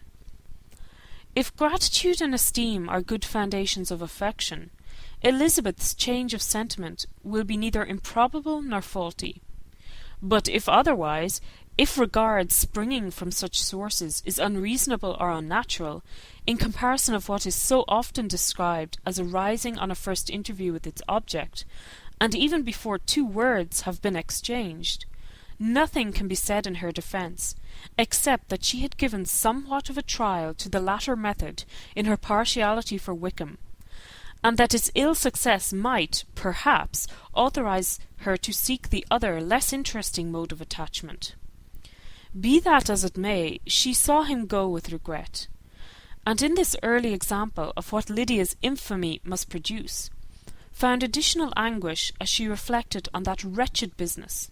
Never, since reading Jane's second letter, had she entertained a hope of Wickham's meaning to marry her. No one but Jane, she thought, could flatter herself with such an expectation. Surprise was the least of her feelings on this development. While the contents of the first letter remained in her mind, she was all surprise, all astonishment, that Wickham should marry a girl whom it was impossible he could marry for money, and how Lydia could ever have attached him had appeared incomprehensible. But now it was all too natural. For such an attachment as this, she might have sufficient charms, and though she did not suppose Lydia to be deliberately engaging in an elopement without the intention of marriage, she had no difficulty in believing that neither her virtue nor her understanding would preserve her from falling an easy prey. She had never perceived, while the regiment was in Hertfordshire, that Lydia had any partiality for him, but she was convinced that Lydia wanted only encouragement to attach herself to anybody. Sometimes one officer, sometimes another, had been her favourite, as their attentions raised them in her opinion. Her affections had continually been fluctuating, but never without an object. The mischief of neglect and mistaken indulgence towards such a girl, oh, how acutely did she now feel it! She was wild to be at home, to hear, to see, to be upon the spot to share with Jane in the cares that must now fall wholly upon her, in a family so deranged, a father absent, a mother incapable of exertion and requiring constant attendance, and though almost persuaded that nothing could be done for Lydia, her uncle's interference seemed of the utmost importance, and till he entered the room her impatience was severe. Mr. and Mrs. Gardiner had hurried back in alarm, supposing by the servant's account that their niece was taken suddenly ill. But satisfying them instantly on that head, she eagerly communicated the cause of their summons, reading the 2 letters aloud, and dwelling on the postscript of the last with trembling energy. Though Lydia had never been a favourite with them, Mr. and Mrs. Gardiner could not but be deeply afflicted. Not Lydia only, but all were concerned in it, and after the first exclamations of surprise and horror, Mr. Gardiner promised every assistance in his power. Elizabeth, though expecting no less, thanked him with tears of gratitude, and all 3 being actuated by one spirit, everything relating to their journey was speedily settled. They were to be off as soon as possible. "But what is to be done about Pemberley?" cried Mrs. Gardiner. "John told us Mr. Darcy was here when you sent for us. Was it so?" "Yes, and I told him we should not be able to keep our engagement. That is all settled." "What is all settled?" repeated the other as she ran into the room to prepare. "And are they upon such terms as for her to disclose the real truth? Oh, that I knew how it was!" But wishes were vain. or at least could only serve to amuse her in the hurry and confusion of the following hour. Had Elizabeth been at leisure to be idle, she would have remained certain that all employment was impossible to one so wretched as herself. But she had her share of business as well as her aunt, and amongst the rest there were notes to be written to all their friends at Lambton, with false excuses for their sudden departure. An hour, however, saw the whole completed, and Mr. Gardiner, meanwhile having settled his account at the inn, nothing remained to be done but to go, and Elizabeth, after all the misery of the morning, found herself, in a shorter space of time than she could have supposed, seated in the carriage and on the road to Longbourn. End of chapter 46. Chapter 47. "I have been thinking it over again, Elizabeth," said her uncle, as they drove from the town, "and really, upon serious consideration, I am much more inclined than I was to judge as your eldest sister does on the matter.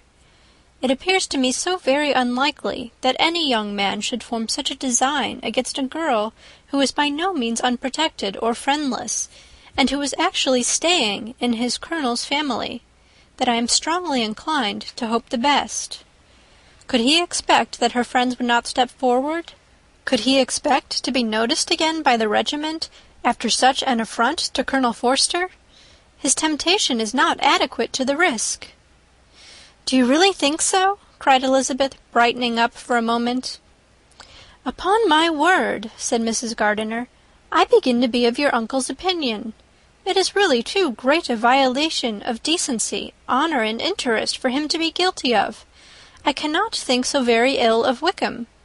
Can you yourself, Lizzie, so wholly give him up as to believe him capable of it?" "Not perhaps of neglecting his own interest, but of every other neglect I can believe him capable. If, indeed, it should be so, but I dare not hope it.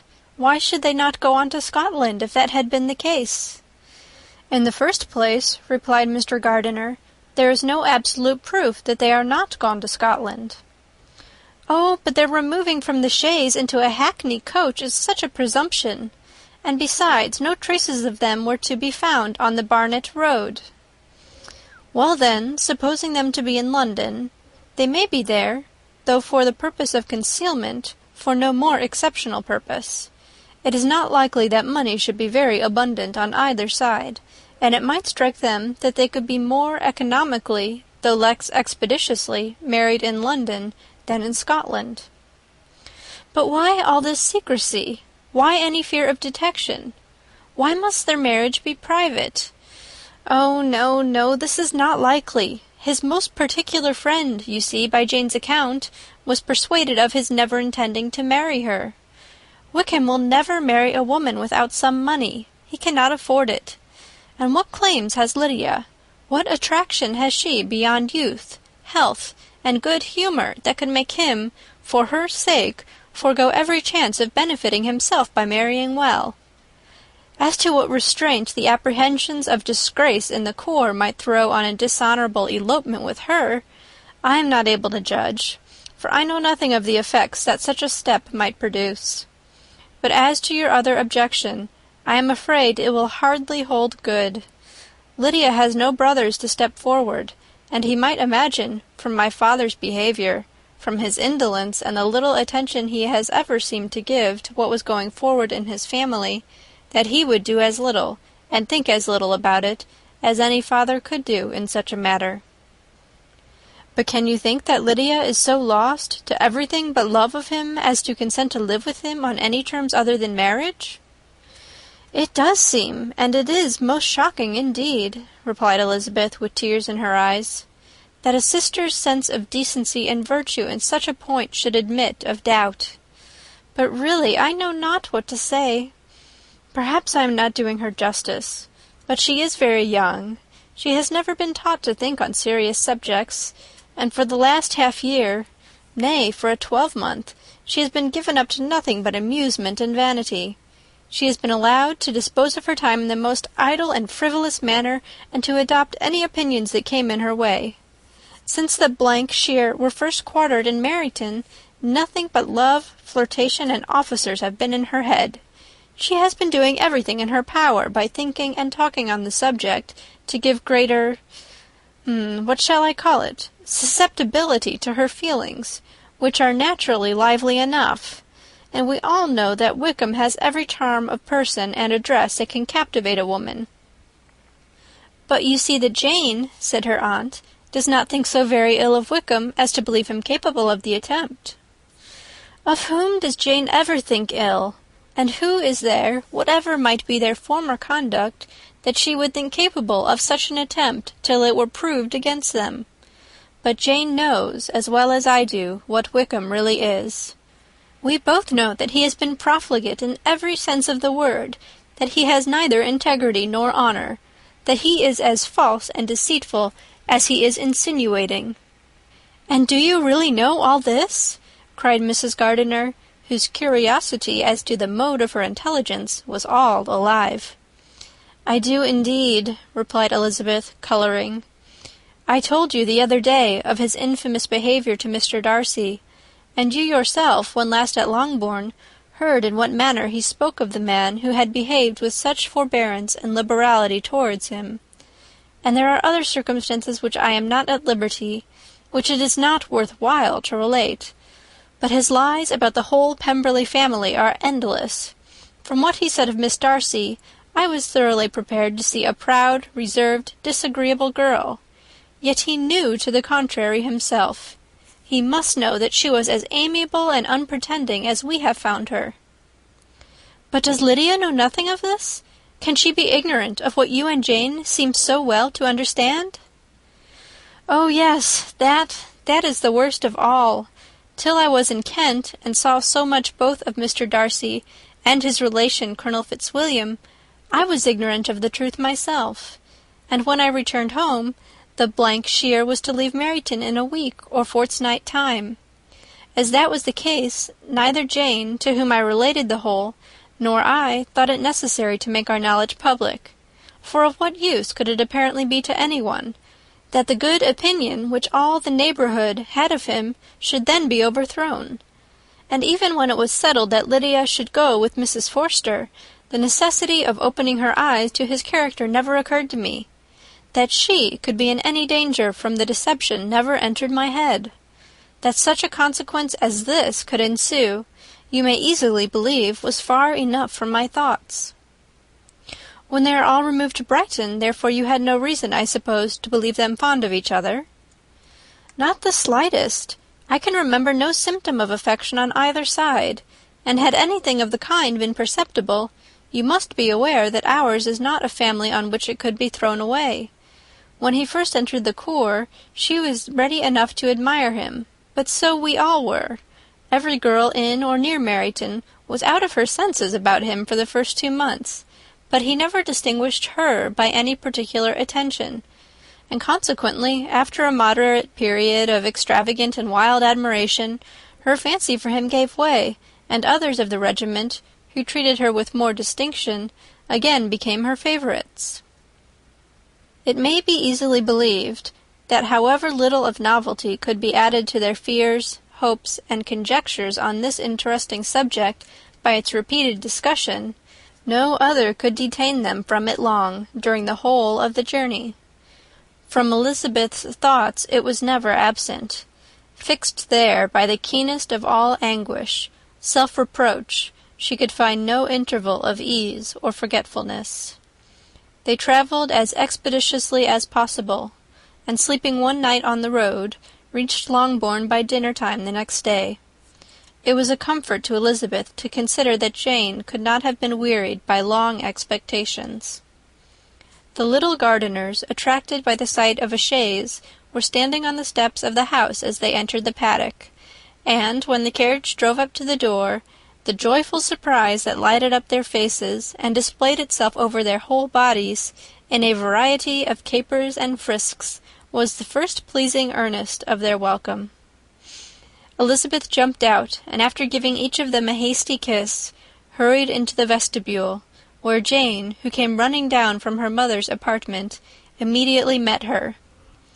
Elizabeth, as she affectionately embraced her, whilst tears filled the eyes of both, lost not a moment in asking whether anything had been heard of the fugitives. "Not yet," replied Jane, "but now that my dear uncle is come, I hope everything will be well." "Is my father in town?" "Yes, he went on Tuesday, as I wrote you word." "And have you heard from him often?" "We have heard only twice. He wrote me a few lines on Wednesday to say that he had arrived in safety, and to give me his directions, which I particularly begged him to do. He merely added that he should not write again till he had something of importance to mention." "And my mother, how is she? How are you all?" "My mother is tolerably well, I trust, though her spirits are greatly shaken. She is upstairs, and will have great satisfaction in seeing you all. She does not yet leave her dressing-room. Mary and Kitty, thank heaven, are quite well." "But you, how are you?" cried Elizabeth. "You look pale. How much you must have gone through." Her sister, however, assured her of being perfectly well, and their conversation, which had been passing while Mr. and Mrs. Gardiner were engaged with their children, was now put an end to by the approach of the whole party. Jane ran to her uncle and aunt, and welcomed and thanked them both, with alternate smiles and tears. When they were all in the drawing-room, the questions which Elizabeth had already asked were of course repeated by the others, and they soon found that Jane had no intelligence to give. The sanguine hope of good, however, which the benevolence of her heart suggested, had not yet deserted her. She still expected that it would all end well, and that every morning would bring some letter, either from Lydia or her father, to explain their proceedings, and, perhaps, announce their marriage. Mrs. Bennet, to whose apartment they all repaired, after a few minutes' conversation together, received them exactly as might be expected. With tears and lamentations of regret, invectives against the villainous conduct of Wickham, and complaints of her own sufferings and ill usage, blaming everybody but the person to whose ill-judging indulgence the errors of her daughter must principally be owing. "If I had been able," said she, "to carry my point in going to Brighton with all my family, this would not have happened. But poor dear Lydia had nobody to take care of her. Why did the Forsters ever let her go out of their sight? I am sure there was some great neglect or other on their side, for she is not the kind of girl to do such a thing if she had been well looked after. I always thought they were very unfit to have the charge of her, but I was overruled, as I always am. Poor dear child! And now here's Mr. Bennet gone away, and I know he will fight Wickham wherever he meets him, and then he will be killed, and what is to become of us all? The Collinses will turn us out before he is cold in his grave, and if you are not kind to us, brother, I do not know what we shall do." They all exclaimed against such terrific ideas, and Mr. Gardiner, after general assurances of his affection for her and all her family, told her that he meant to be in London the very next day, and would assist Mr. Bennet in every endeavour for recovering Lydia. "Do not give way to useless alarm," added he. "Though it is right to be prepared for the worst, there is no occasion to look on it as certain. It is not quite a week since they left Brighton. In a few days more we may gain some news of them, and till we know that they are not married, and have no design of marrying, do not let us give the matter over as lost. As soon as I get to town I shall go to my brother, and make him come home with me to Gracechurch Street, and then we may consult together as to what is to be done." "Oh, my dear brother," replied Mrs. Bennet, "that is exactly what I could most wish for. And now do, when you get to town, find them out wherever they may be, and if they are not married already, make them marry. And as for wedding clothes, do not let them wait for that, but tell Lydia she shall have as much money as she chooses to buy them, after they are married. And above all, keep Mr. Bennet from fighting. Tell him what a dreadful state I am in, that I am frighted out of my wits, and have such tremblings, such flutterings all over me, such spasms in my side, and pains in my head, and such beatings at heart, that I can get no rest by night nor by day. And tell my dear Lydia not to give any directions about her clothes till she has seen me, for she does not know which are the best warehouses. Oh, brother, how kind you are! I know you will contrive it all." But Mr. Gardiner, though he assured her again of his earnest endeavours in the cause, could not avoid recommending moderation to her, as well in her hopes as her fear, and after talking with her in this manner till dinner was on the table, they all left her to vent all her feelings on the housekeeper, who attended in the absence of her daughters. Though her brother and sister were persuaded that there was no real occasion for such a seclusion from the family, they did not attempt to oppose it, for they knew that she had not prudence enough to hold her tongue before the servants while they waited at table, and judged it better that one only of the household, and the one whom they could most trust, should comprehend all her fears and solicitude on the subject. In the dining-room they were soon joined by Mary and Kitty, who had been too busily engaged in their separate apartments to make their appearance before. One came from her books, and the other from her toilette. The faces of both, however, were tolerably calm, and no change was visible in either, except that the loss of her favourite sister, or the anger which she had herself incurred in this business, had given more of fretfulness than usual to the accents of Kitty.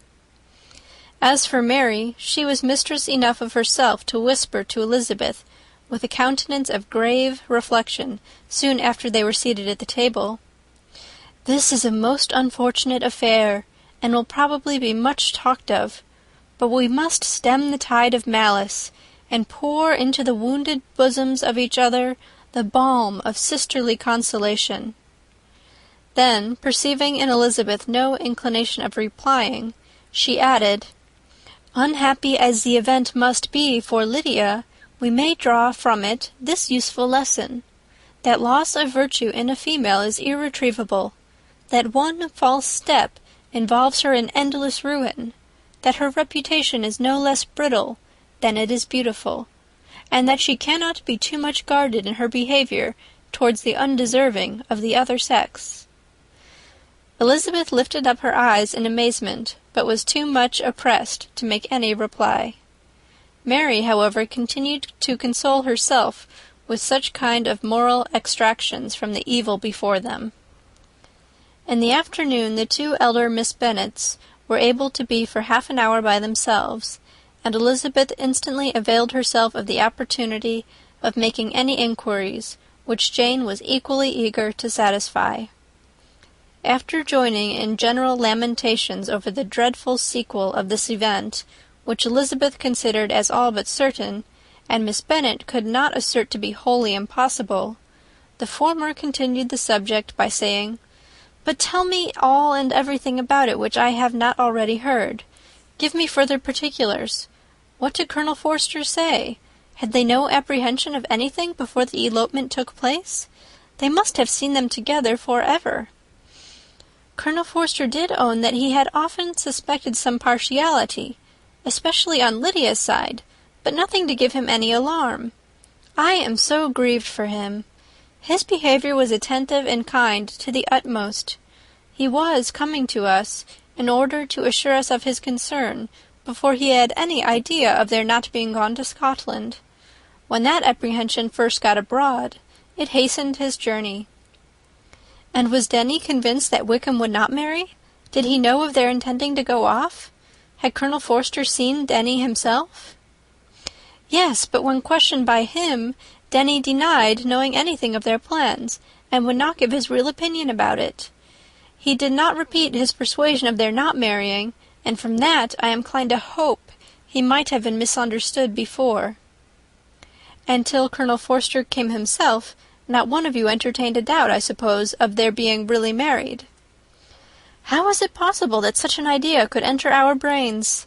I felt a little uneasy, a little fearful of my sister's happiness with him in marriage, because I knew that his conduct had not been always quite right. My father and mother knew nothing of that. They only felt how imprudent a match it must be. Kitty then owned, with a very natural triumph, on knowing more than the rest of us, that in Lydia's last letter she had prepared her for such a step. She had known, it seems, of their being in love with each other many weeks." "But not before they went to Brighton?" "No, I believe not." "And did Colonel Forster appear to think well of Wickham himself? Does he know his real character?" "I must confess that he did not speak so well of Wickham as he formerly did.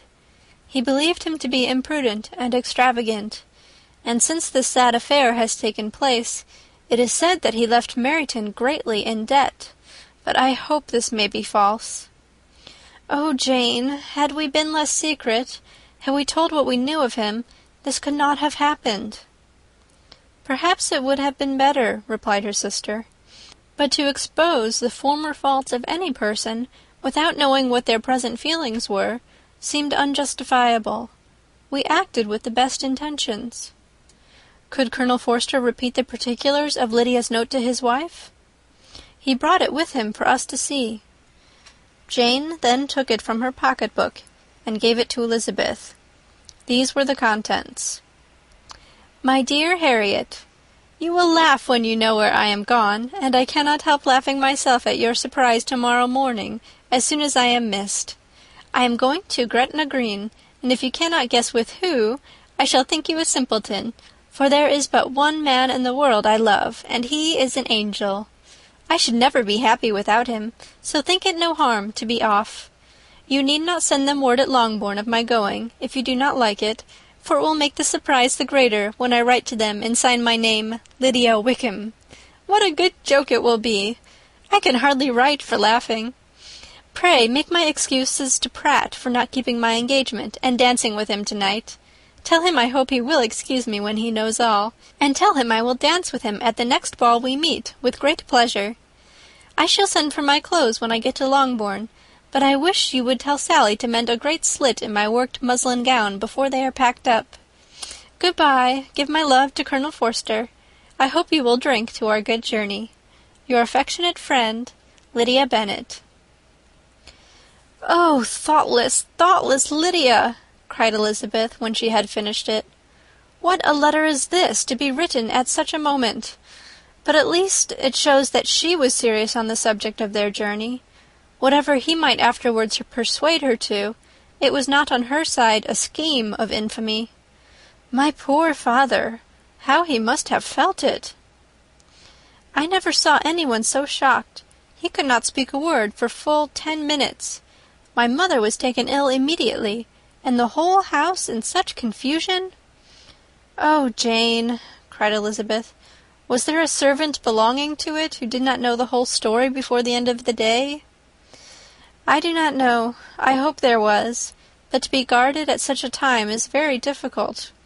My mother was in hysterics, and though I endeavoured to give her every assistance in my power, I am afraid I did not do so much as I might have done. But the horror of what might possibly happen almost took me from my faculties. Your attendance upon her has been too much for you. You do not look well. Oh, that I had been with you! You have had every care and anxiety upon yourself alone. Mary and Kitty have been very kind, and would have shared in every fatigue, I am sure, but I did not think it right for either of them. Kitty is slight and delicate, and Mary studies so much that her hours of repose should not be broken in on. My Aunt Phillips came to Longbourn on Tuesday after my father went away, and was so good as to stay till Thursday with me. She was of great use and comfort to us all, and Lady Lucas has been very kind. She walked here on Wednesday morning to condole with us, and offered her services, or any of her daughters, if they should be of use to us." "She had better have stayed at home," cried Elizabeth. "Perhaps she meant well, but under such a misfortune as this, one cannot see too little of one's neighbours. Assistance is impossible, condolence insufferable. Let them triumph over us at a distance, and be satisfied." She then proceeded to inquire into the measures which her father had intended to pursue, while in town, for the recovery of his daughter. "He meant, I believe," replied Jane, "to go to Epsom, the place where they last changed horses, see the postilions, and try if anything could be made out from them. His principal object must be to discover the number of the hackney coach which took them from Clapham. It had come with a fare from London, and as he thought that the circumstance of a gentleman and a lady's removing from one carriage into another might be remarked, he meant to make inquiries at Clapham. If he could anyhow discover at what house the coachman had before set down his fare, he determined to make inquiries there, and hoped it might not be impossible to find out the stand and number of the coach. I do not know of any other designs that he had formed, but he was in such a hurry to be gone, and his spirits so greatly discomposed, that I had difficulty in finding out even so much as this. End of chapter 47. Chapter 48. The whole party were in hopes of a letter from Mr. Bennet the next morning, but the post came in without bringing a single line from him. His family knew him to be, on all common occasions, a most negligent and dilatory correspondent, but at such a time they had hoped for exertion. They were forced to conclude that he had no pleasing intelligence to send, but even of that they would have been glad to be certain. Mr. Gardiner had only waited for the letters before he set off. When he was gone, they were certain at least of receiving constant information of what was going on, and their uncle promised, at parting, to prevail on Mr. Bennet to return to Longbourn as soon as he could, to the great consolation of his sister, who considered it as the only security for her husband's not being killed in a duel. Mrs. Gardiner and the children were to remain in Hertfordshire a few days longer, as the former thought her presence might be serviceable to her nieces. She shared in their attendance on Mrs. Bennet, and was a great comfort to them in their hours of freedom. Their other aunt, who visited them frequently, and always, as she said, with the design of cheering and heartening them up, though as she never came without reporting some fresh instance of Wickham's extravagance or irregularity, she seldom went away without leaving them more dispirited than she found them. All Meryton seemed striving to blacken the man who, but 3 months before, had been almost an angel of light. He was declared to be in debt to every tradesman in the place, and his intrigues, all honoured with the title of seduction, had been extended into every tradesman's family. Everybody declared that he was the wickedest young man in the world, and everybody began to find out that they had always distrusted the appearance of his goodness.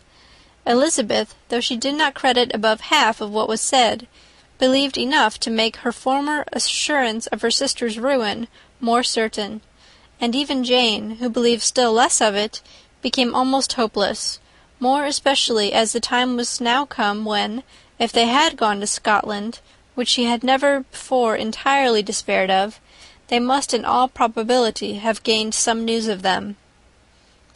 Mr. Gardiner left Longbourn on Sunday. On Tuesday his wife received a letter from him. It told them that, on his arrival, he had immediately found out his brother, and persuaded him to come to Gracechurch Street; that Mr. Bennet had been to Epsom and Clapham before his arrival, but without gaining any satisfactory information, and that he was now determined to inquire at all the principal hotels in town, as Mr. Bennet thought it possible they might have gone to one of them, on their first coming to London, before they procured lodgings. Mr. Gardiner himself did not expect any success from this measure, but as his brother was eager in it, he meant to assist him in pursuing it. He added that Mr. Bennet seemed wholly disinclined at present to leave London, and promised to write again very soon. There was also a postscript to this effect: "I have written to Colonel Forster, to desire him to find out, if possible, from some of the young man's intimates in the regiment, whether Wickham has any relations or connections who will be likely to know in what part of town he has now concealed himself. If there were any one that one could apply to with a probability of gaining such a clue as that, it might be of essential consequence. At present we have nothing to guide us. Colonel Forster will, I dare say, do everything in his power to satisfy us on this head. But, on second thoughts, perhaps Lizzie could tell us what relations he has now living, better than any other person." Elizabeth was at no loss to understand from where this deference to her authority proceeded, but it was not in her power to give any information of so satisfactory a nature as the compliment deserved. She had never heard of his having had any relations, except a father and mother, both of whom had been dead many years. It was possible, however, that some of his companions in the shire might be able to give more information, and though she was not very sanguine in expecting it, the application was a something to look forward to. Every day at Longbourn was now a day of anxiety. but the most anxious part of each was when the post was expected. The arrival of letters was the grand object of every morning's impatience. Through letters, whatever of good or bad was to be told would be communicated, and every succeeding day was expected to bring some news of importance. But before they heard again from Mr. Gardiner, a letter arrived for their father from a different quarter, from Mr. Collins, which, as Jane had received directions to open all that came for him in his absence, she accordingly read, and Elizabeth, who knew what curiosities his letters always were, looked over her and read it likewise. It was as follows: "My dear Sir, I feel myself called upon by our relationship and my situation in life to condole with you on the grievous affliction you are now suffering under, of which we were yesterday informed by a letter from Hertfordshire. Be assured, my dear sir, that Mrs. Collins and myself sincerely sympathize with you and all your respectable family in your present distress, which must be of the bitterest kind, because proceeding from a cause which no time can remove. No arguments shall be wanting on my part that can alleviate so severe a misfortune, or that may comfort you under a circumstance that must be of all others the most afflicting to a parent's mind. The death of your daughter would have been a blessing in comparison to this, and it is the more to be lamented, because there is reason to suppose, as my dear Charlotte informs me, that this licentiousness of behaviour in your daughter has proceeded from a faulty degree of indulgence, though, at the same time, for the consolation of yourself and Mrs. Bennet, I am inclined to think that her own disposition must be naturally bad, or she could not be guilty of such an enormity at so early an age. Howsoever that may be, you are grievously to be pitied, in which opinion I am not only joined by Mrs. Collins, but likewise by Lady Catherine and her daughter, to whom I have related the affair. They agree with me in apprehending that this false step in one daughter will be injurious to the fortunes of all the others. For who, as Lady Catherine herself condescendingly says, will connect themselves with such a family? And this consideration leads me moreover to reflect, with augmented satisfaction, on a certain event of last November, for had it been otherwise, I must have been involved in all your sorrow and disgrace. Let me then advise you, dear sir, to console yourself as much as possible, to throw off your unworthy child from your affection for ever, and leave her to reap the fruits of her own heinous offence. I am, dear sir, etc., etc. Mr. Gardiner did not write again till he had received an answer from Colonel Forster, and then he had nothing of a pleasant nature to send. It was not known that Wickham had a single relationship with whom he kept up any connection, and it was certain that he had no near one living. His former acquaintances had been numerous, but since he had been in the militia, it did not appear that he was on terms of particular friendship with any of them. There was no one, therefore, who could be pointed out as likely to give any news of him, and in the wretched state of his own finances there was a very powerful motive for secrecy, in addition to his fear of discovery by Lydia's relations, for it had just transpired that he had left gaming debts behind him to a very considerable amount. Colonel Forster believed that more than £1,000 would be necessary to clear his expenses at Brighton. He owed a good deal in town, but his debts of honour were still more formidable. Mr. Gardiner did not attempt to conceal these particulars from the Longbourn family. Jane heard them with horror. "A gamester!" she cried. "This is wholly unexpected. I had not an idea of it." Mr. Gardiner added in his letter that they might expect to see their father at home on the following day, which was Saturday. Rendered spiritless by the ill success of all their endeavours, he had yielded to his brother-in-law's entreaty that he would return to his family, and leave it to him to do whatever occasion might suggest to be advisable for continuing their pursuit. When Mrs. Bennet was told of this, she did not express so much satisfaction as her children expected, considering what her anxiety for his life had been before. "What, is he coming home, and without poor Lydia?" she cried. "Sure he will not leave London before he has found them. Who is to fight Wickham, and make him marry her if he comes away?" As Mrs. Gardiner began to wish to be at home, it was settled that she and the children should go to London at the same time that Mr. Bennet came from it. The coach therefore took them the first stage of their journey, and brought its master back to Longbourn. Mrs. Gardiner went away in all the perplexity about Elizabeth and her Derbyshire friend that had attended her from that part of the world. His name had never been voluntarily mentioned before them by her niece, and the kind of half-expectation which Mrs. Gardiner had formed, of their being followed by a letter from him, had ended in nothing. Elizabeth had received none since her return that could come from Pemberley.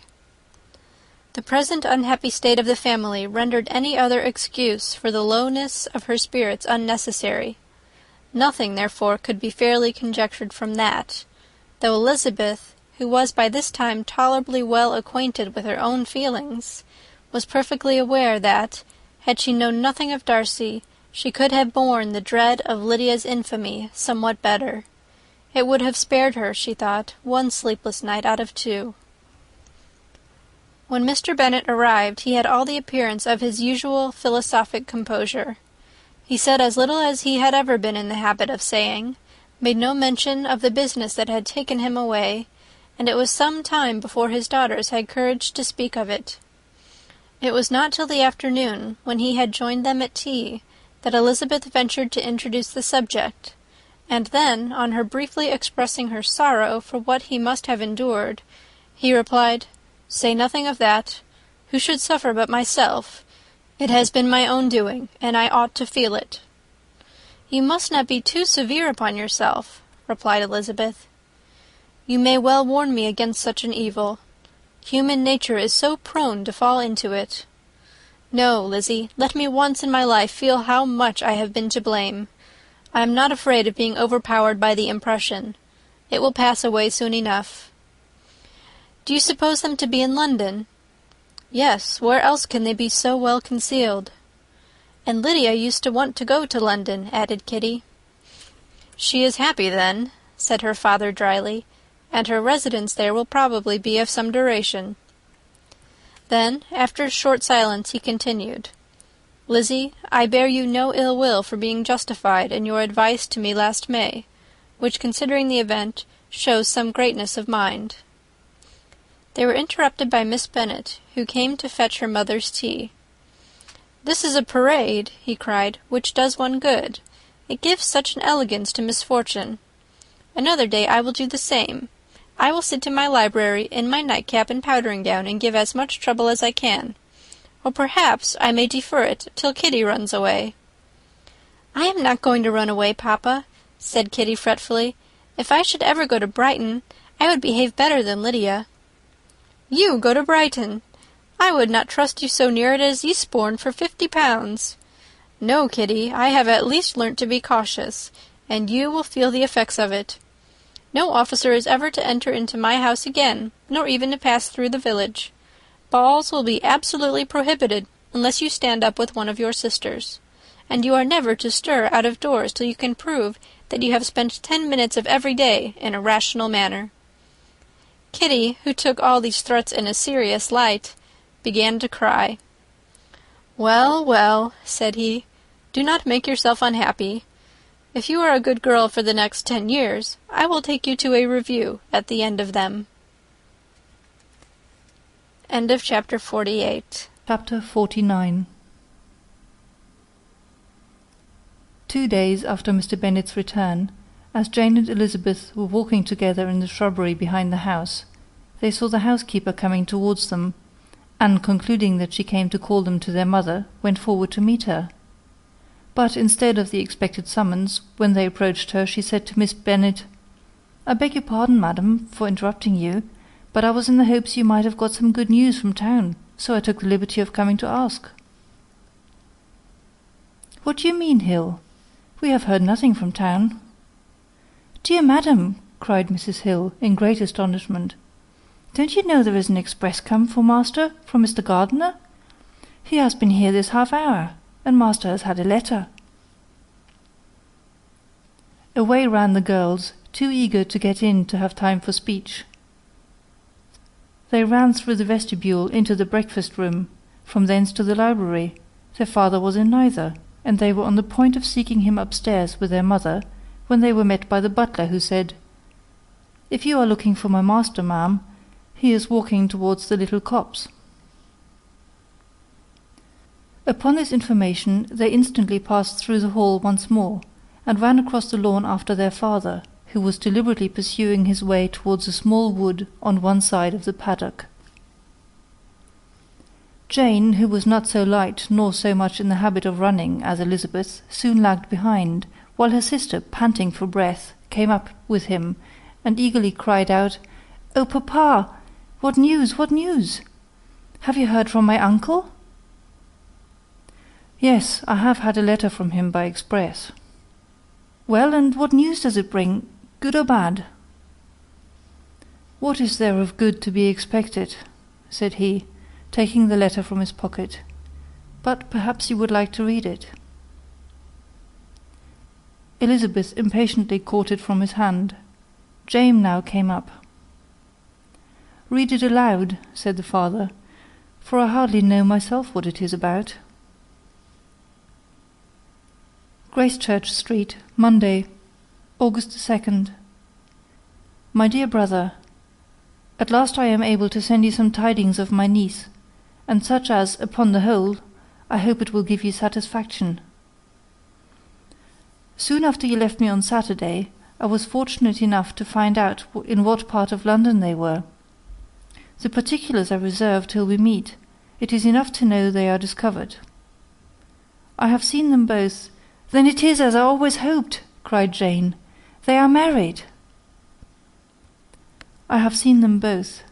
They are not married, nor can I find there was any intention of being so, but if you are willing to perform the engagements which I have ventured to make on your side, I hope it will not be long before they are. All that is required of you is, to assure to your daughter, by settlement, her equal share of the 5,000 secured among your children after the decease of yourself and my sister, and moreover to enter into an engagement of allowing her, during your life, 100 per annum. These are conditions which, considering everything, I had no hesitation in complying with, as far as I thought myself privileged, for you. I shall send this by express, that no time may be lost in bringing me your answer. You will easily comprehend from these particulars that Mr. Wickham's circumstances are not so hopeless as they are generally believed to be. The world has been deceived in that respect, and I am happy to say there will be some little money, even when all his debts are discharged, to settle on my niece, in addition to her own fortune. If, as I conclude will be the case, you send me full powers to act in your name throughout the whole of this business, I will immediately give directions to Haggerston for preparing a proper settlement. There will not be the smallest occasion for your coming to town again, therefore stay quiet at Longbourn, and depend on my diligence and care. Send back your answer as fast as you can, and be careful to write explicitly. We have judged it best that my niece should be married from this house, of which I hope you will approve. She comes to us to-day. I shall write again as soon as anything more is determined on. Yours, etc., Edward Gardiner. Is it possible? Cried Elizabeth when she had finished. Can it be possible that he will marry her? Wickham is not so undeserving, then, as we thought him, said her sister. My dear father, I congratulate you. And have you answered the letter? Cried Elizabeth. No, but it must be done soon. Most earnestly did she then entreat him to lose no more time before he wrote. Oh, my dear father, she cried, come back and write immediately. Consider how important every moment is in such a case. Let me write for you, said Jane, if you dislike the trouble yourself. I dislike it very much, he replied, but it must be done. And so saying, he turned back with them, and walked towards the house. "And may I ask," said Elizabeth, "but the terms, I suppose, must be complied with." "Complied with? I am only ashamed of his asking so little." "And they must marry. Yet he is such a man." "Yes, yes, they must marry. There is nothing else to be done. But there are two things that I want very much to know. One is, how much money your uncle has laid down to bring it about, and the other, how am I ever to pay him?" "Money! My uncle!" cried Jane. "What do you mean, sir?" "I mean that no man in his senses would marry Lydia on so slight a temptation as 100 a year during my life, and 50 after I am gone." "That is very true," said Elizabeth, "though it had not occurred to me before. His debts to be discharged, and something still to remain! Oh, it must be my uncle's doings. Generous, good man! I am afraid he has distressed himself. A small sum could not do all this." "No," said her father, "Wickham's a fool if he takes her with a farthing less than 10,000 pounds. I should be sorry to think so ill of him in the very beginning of our relationship." 10,000 pounds! Heaven forbid! How is half such a sum to be repaid? Mr. Bennet made no answer, and each of them, deep in thought, continued silent till they reached the house. Their father then went on to the library to write, and the girls walked into the breakfast-room. "And they are really to be married!" cried Elizabeth, as soon as they were by themselves. "How strange this is! And for this we are to be thankful. That they should marry, small as is their chance of happiness, and wretched as is his character, we are forced to rejoice. Oh, Lydia!" "I comfort myself with thinking," replied Jane, "that he certainly would not marry Lydia if he had not a real regard for her. Though our kind uncle has done something towards clearing him, I cannot believe that 10,000 pounds, or anything like it, has been advanced. He has children of his own, and may have more. How could he spare half 10,000 pounds? "If we were ever able to learn what Wickham's debts have been," said Elizabeth, "and how much is settled on his side on our sister, we shall exactly know what Mr. Gardiner has done for them, because Wickham has not sixpence of his own. The kindness of my uncle and aunt can never be requited.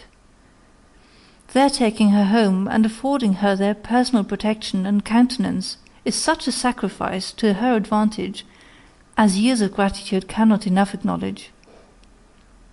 By this time she is actually with them. If such goodness does not make her miserable now, she will never deserve to be happy. What a meeting for her when she first sees my aunt! "We must endeavour to forget all that has passed on either side," said Jane. "I hope and trust they will yet be happy. His consenting to marry her is a proof, I will believe, that he has come to a right way of thinking. Their mutual affection will steady them, and I flatter myself they will settle so quietly, and live in so rational a manner, as may in time make their past imprudence forgotten." "Their conduct has been such," replied Elizabeth, "as neither you nor I nor anybody can ever forget. It is useless to talk of it." It now occurred to the girls that their mother was in all likelihood perfectly ignorant of what had happened. They went to the library, therefore, and asked their father whether he would not wish them to make it known to her. He was writing, and, without raising his head, coolly replied, "Just as you please." "May we take my uncle's letter to read to her?" "Take whatever you like, and get away." Elizabeth took the letter from his writing-table, and they went upstairs together. Mary and Kitty were both with Mrs. Bennet. One communication would, therefore, do for all. After a slight preparation for good news, the letter was read aloud. Mrs. Bennet could hardly contain herself. As soon as Jane had read Mr. Gardiner's hope of Lydia's being soon married, her joy burst forth, and every following sentence added to its exuberance. She was now in an irritation as violent from delight as she had ever been fidgety from alarm and vexation. To know that her daughter would be married was enough. She was disturbed by no fear for her felicity, nor humbled by any remembrance of her misconduct. "My dear, dear Lydia," she cried, "this is delightful indeed. She will be married. I shall see her again. She will be married at 16. My good, kind brother, I knew how it would be. I knew he would manage everything. How I long to see her, and to see dear Wickham too. But the clothes, the wedding clothes! I will write to my sister Gardiner about them directly. Lizzie, my dear, run down to your father and ask him how much he will give her. Stay, I will go myself. Ring the bell, Kitty, for Hill. I will put on my things in a moment. My dear, dear Lydia, how merry we shall be together when we meet." Her eldest daughter endeavoured to give some relief to the violence of these transports, by leading her thoughts to the obligations which Mr. Gardiner's behaviour laid them all under. "For we must attribute this happy conclusion," she added, "in a great measure to his kindness. We are persuaded that he has pledged himself to assist Mr. Wickham with money." "Well," cried her mother, "it is all very right. Who should do it but her own uncle? If he had not had a family of his own, I and my children must have had all his money, you know, and it is the first time we have ever had anything from him, except a few presents. Well, I am so happy. In a short time I shall have a daughter married. Mrs. Wickham, how well it sounds! And she was only 16 last June. My dear Jane, I am in such a flutter that I am sure I can't write. So I will dictate, and you will write for me. We will settle with your father about the money afterwards, but the things should be ordered immediately." She was then proceeding to all the particulars of calico, muslin, and cambric, and would shortly have dictated some very plentiful orders, had not Jane, though with some difficulty, persuaded her to wait till her father was at leisure to be consulted. One day's delay, she observed, would be of small importance, and her mother was too happy to be quite so obstinate as usual. Other schemes, too, came into her head. "I will go to Meryton," said she, "as soon as I am dressed, and tell the good news to my sister Phillips. And as I come back, I can call on Lady Lucas and Mrs. Long. Kitty, run down and order the carriage. An airing would do me a great deal of good, I am sure. Girls, can I do anything for you in Meryton?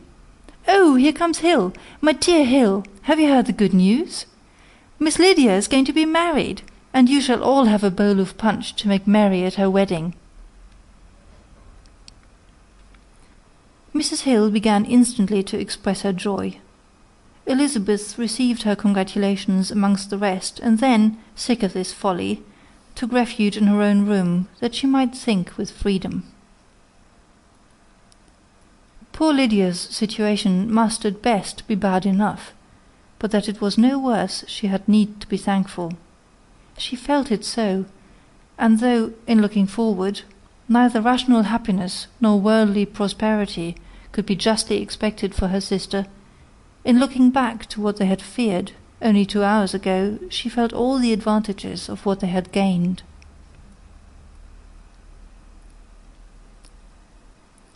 End of chapter 49 and 51.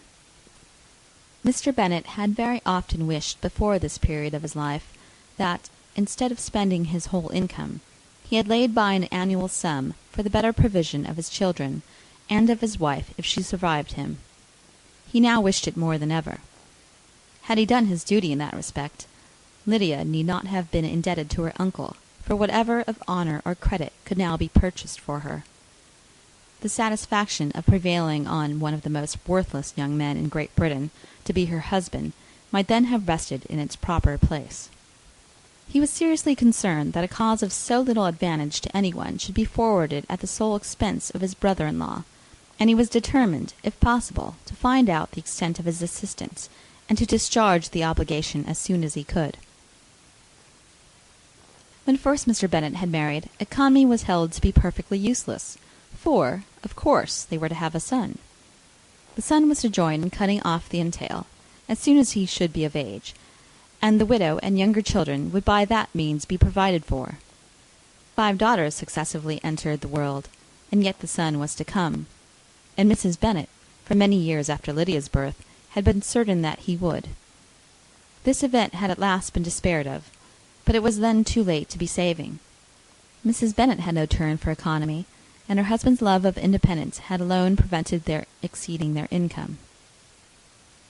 £5,000 was settled by marriage articles on Mrs. Bennet and the children, but in what proportions it should be divided amongst the latter depended on the will of the parents. This was one point, with regard to Lydia at least, which was now to be settled, and Mr. Bennet could have no hesitation in acceding to the proposal before him. In terms of grateful acknowledgment for the kindness of his brother, though expressed most concisely, he then delivered on paper his perfect approbation of all that was done, and his willingness to fulfill the engagements that had been made for him. He had never before supposed that, could Wickham be prevailed on to marry his daughter, it would be done with so little inconvenience to himself as by the present arrangement. He would scarcely be £10 a year the loser by the 100 that was to be paid for them. For, what with her board and pocket allowance, and the continual presents in money which passed to her through her mother's hands, Lydia's expenses had been very little within that sum. That it would be done with such trifling exertion on his side, too, was another very welcome surprise, for his wish at present was to have as little trouble in the business as possible. When the first transports of rage which had produced his activity in seeking her were over, he naturally returned to all its former indolence. His letter was soon dispatched, for, though dilatory in undertaking business, he was quick in its execution. He begged to know further particulars of what he was indebted to his brother, but was too angry with Lydia to send any message to her. The good news spread quickly through the house, and with proportionate speed through the neighbourhood. It was borne in the latter with decent philosophy. To be sure, it would have been far more for the advantage of conversation had Miss Lydia Bennet come upon the town, or, as the happiest alternative, been secluded from the world in some distant farmhouse. But there was much to be talked of in marrying her, and the good-natured wishes for her well-doing which had proceeded before from all the spiteful old ladies in Meryton lost but a little of their spirit in this change of circumstances, because with such a husband her misery was considered certain. It was a fortnight since Mrs. Bennet had been downstairs, but on this happy day she again took her seat at the head of her table, and in spirits oppressively high. No sentiment of shame gave a damp to her triumph. The marriage of a daughter, which had been the first object of her wishes since Jane was 16, was now on the point of accomplishment, and her thoughts and her words ran wholly on those attendants of elegant nuptials, fine muslins, new carriages, and servants. She was busily searching through the neighbourhood for a proper situation for her daughter, and, without knowing or considering what their income might be, rejected many as deficient in size and importance. "Hay Park might do," said she, "if the Goldings could quit it, or the great house at Stoke, if the drawing-room were larger, but Ashworth is too far off. I could not bear to have her 10 miles from me, and as for Pulvis Lodge, the attics are dreadful." Her husband allowed her to talk on without interruption while the servants remained, but when they had withdrawn, he said to her, "Mrs. Bennet, before you take any or all of these houses for your son and daughter, let us come to a right understanding. Into one house in this neighbourhood they shall never have admittance. I will not encourage the impudence of either by receiving them at Longbourn." A long dispute followed this declaration, but Mr. Bennet was firm. It soon led to another, and Mrs. Bennet found, with amazement and horror, that her husband would not advance a guinea to buy clothes for his daughter. He protested that she should receive from him no mark of affection whatever on the occasion. Mrs. Bennet could hardly comprehend it. That his anger could be carried to such a point of inconceivable resentment as to refuse his daughter a privilege without which her marriage would scarcely seem valid, exceeded all she could believe possible. She was more alive to the disgrace which her want of new clothes must reflect on her daughter's nuptials than to any sense of shame at her eloping and living with Wickham a fortnight before they took place. Elizabeth was now heartily sorry that she had, from the distress of the moment, been led to make Mr. Darcy acquainted with their fears for her sister, for since her marriage would so shortly give the proper termination to the elopement, they might hope to conceal its unfavourable beginning from all those who were not immediately on the spot. She had no fear of its spreading farther through his means. There were few people on whose secrecy she would have more confidently depended. But at the same time, there was no one whose knowledge of a sister's frailty would have mortified her so much. Not, however, from any fear of disadvantage from it individually to herself, for, at any rate, there seemed a gulf impassable between them. Had Lydia's marriage been concluded on the most honourable terms, it was not to be supposed that Mr. Darcy would connect himself with a family where, to every other objection, would now be added an alliance and a relationship of the nearest kind with the man whom he so justly scorned. From such a connection she could not wonder that he would shrink. The wish of procuring her regard, which she had assured herself of his feeling in Derbyshire, could not in rational expectation survive such a blow as this. She was humbled, she was grieved, she repented, though she hardly knew of what. She became jealous of his esteem, when she could no longer hope to be benefited by it. She wanted to hear of him, when there seemed the least chance of gaining intelligence. She was convinced that she could have been happy with him, when it was no longer likely they should meet. What a triumph for him, as she often thought, could he know that the proposals which she had proudly spurned only 4 months ago would now have been most gladly and gratefully received. He was as generous, she doubted not, as the most generous of his sex, but while he was mortal, there must be a triumph. She began now to comprehend that he was exactly the man who, in disposition and talents, would most suit her. His understanding and temper, though unlike her own, would have answered all her wishes. It was a union that must have been to the advantage of both. By her ease and liveliness his mind might have been softened, his manners improved, and from his judgment, information, and knowledge of the world she must have received benefit of greater importance. But no such happy marriage could now teach the admiring multitude what connubial felicity really was. A union of a different tendency and precluding the possibility of the other was soon to be formed in their family. How Wickham and Lydia were to be supported in tolerable independence she could not imagine, but how little of permanent happiness could belong to a couple who were only brought together because their passions were stronger than their virtue she could easily conjecture. Mr. Gardiner soon wrote again to his brother. To Mr. Bennet's acknowledgments he briefly replied, with assurance of his eagerness to promote the welfare of any of his family, and concluded with entreaties that the subject might never be mentioned to him again. The principal purport of his letter was to inform them that Mr. Wickham had resolved on quitting the militia. It was greatly my wish that he should do so, he added, as soon as his marriage was fixed on, and I think you will agree with me in considering the removal of that corps as highly advisable, both on his account and my niece's. It is Mr. Wickham's intention to go into the regulars, and among his former friends there are still some who are able and willing to assist him in the army. He has a promise of an ensigncy in General Regiment, now quartered in the north. It is an advantage to have it so far from this part of the kingdom. He promises fairly, and I hope among different people, where they may each have a character to preserve, they will both be more prudent. I have written to Colonel Forster to inform him of our present arrangements, and to request that he will satisfy the various creditors of Mr. Wickham in and near Brighton, with assurance of speedy payment, for which I have pledged myself. And will you give yourself the trouble of carrying similar assurances to his creditors in Meryton, of whom I shall subjoin a list according to his information? He has given in all his debts. I hope at least he has not deceived us. Haggerston has our directions, and all will be completed in a week. They will then join his regiment, unless they are first invited to Longbourn, and I understand from Mrs. Gardiner that my niece is very desirous of seeing you all before she leaves the south.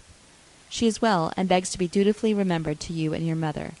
Yours, etc., E. Gardiner. Mr. Bennet and his daughters saw all the advantages of Wickham's removal from the shire as clearly as Mr. Gardiner could do. But Mrs. Bennet was not so well pleased with it.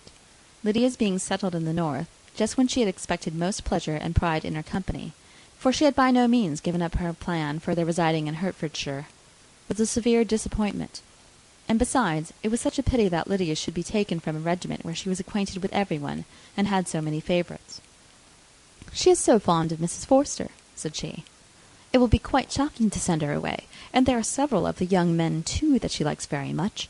The officers may not be so pleasant in general regiment." His daughter's request, for such it might be considered, of being admitted into her family again before she set off for the north, received at first an absolute negative. But Jane and Elizabeth, who agreed in wishing, for the sake of their sister's feelings and consequence, that she should be noticed on her marriage by her parents, urged him so earnestly, yet so rationally and so mildly, to receive her and her husband at Longbourn, as soon as they were married, that he was prevailed on to think as they thought, and act as they wished. And their mother had the satisfaction of knowing that she would be able to show her married daughter in the neighbourhood before she was banished to the north. When Mr. Bennet wrote again to his brother, therefore, he sent his permission for them to come, and it was settled, that as soon as the ceremony was over, they should proceed to Longbourn. Elizabeth was surprised, however, that Wickham should consent to such a scheme, and had she consulted only her own inclination, any meeting with him would have been the last object of her wishes. Chapter 51. The sisters' wedding day arrived, and Jane and Elizabeth felt for her probably more than she felt for herself. The carriage was sent to meet them and they were to return in it by dinner time.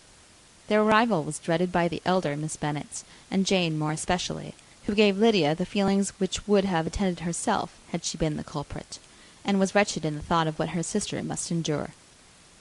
They came. The family were assembled in the breakfast-room to receive them. Smiles decked the face of Mrs. Bennet as the carriage drove up to the door. Her husband looked impenetrably grave. Her daughters, alarmed, anxious, uneasy. Lydia's voice was heard in the vestibule. The door was thrown open, and she ran into the room.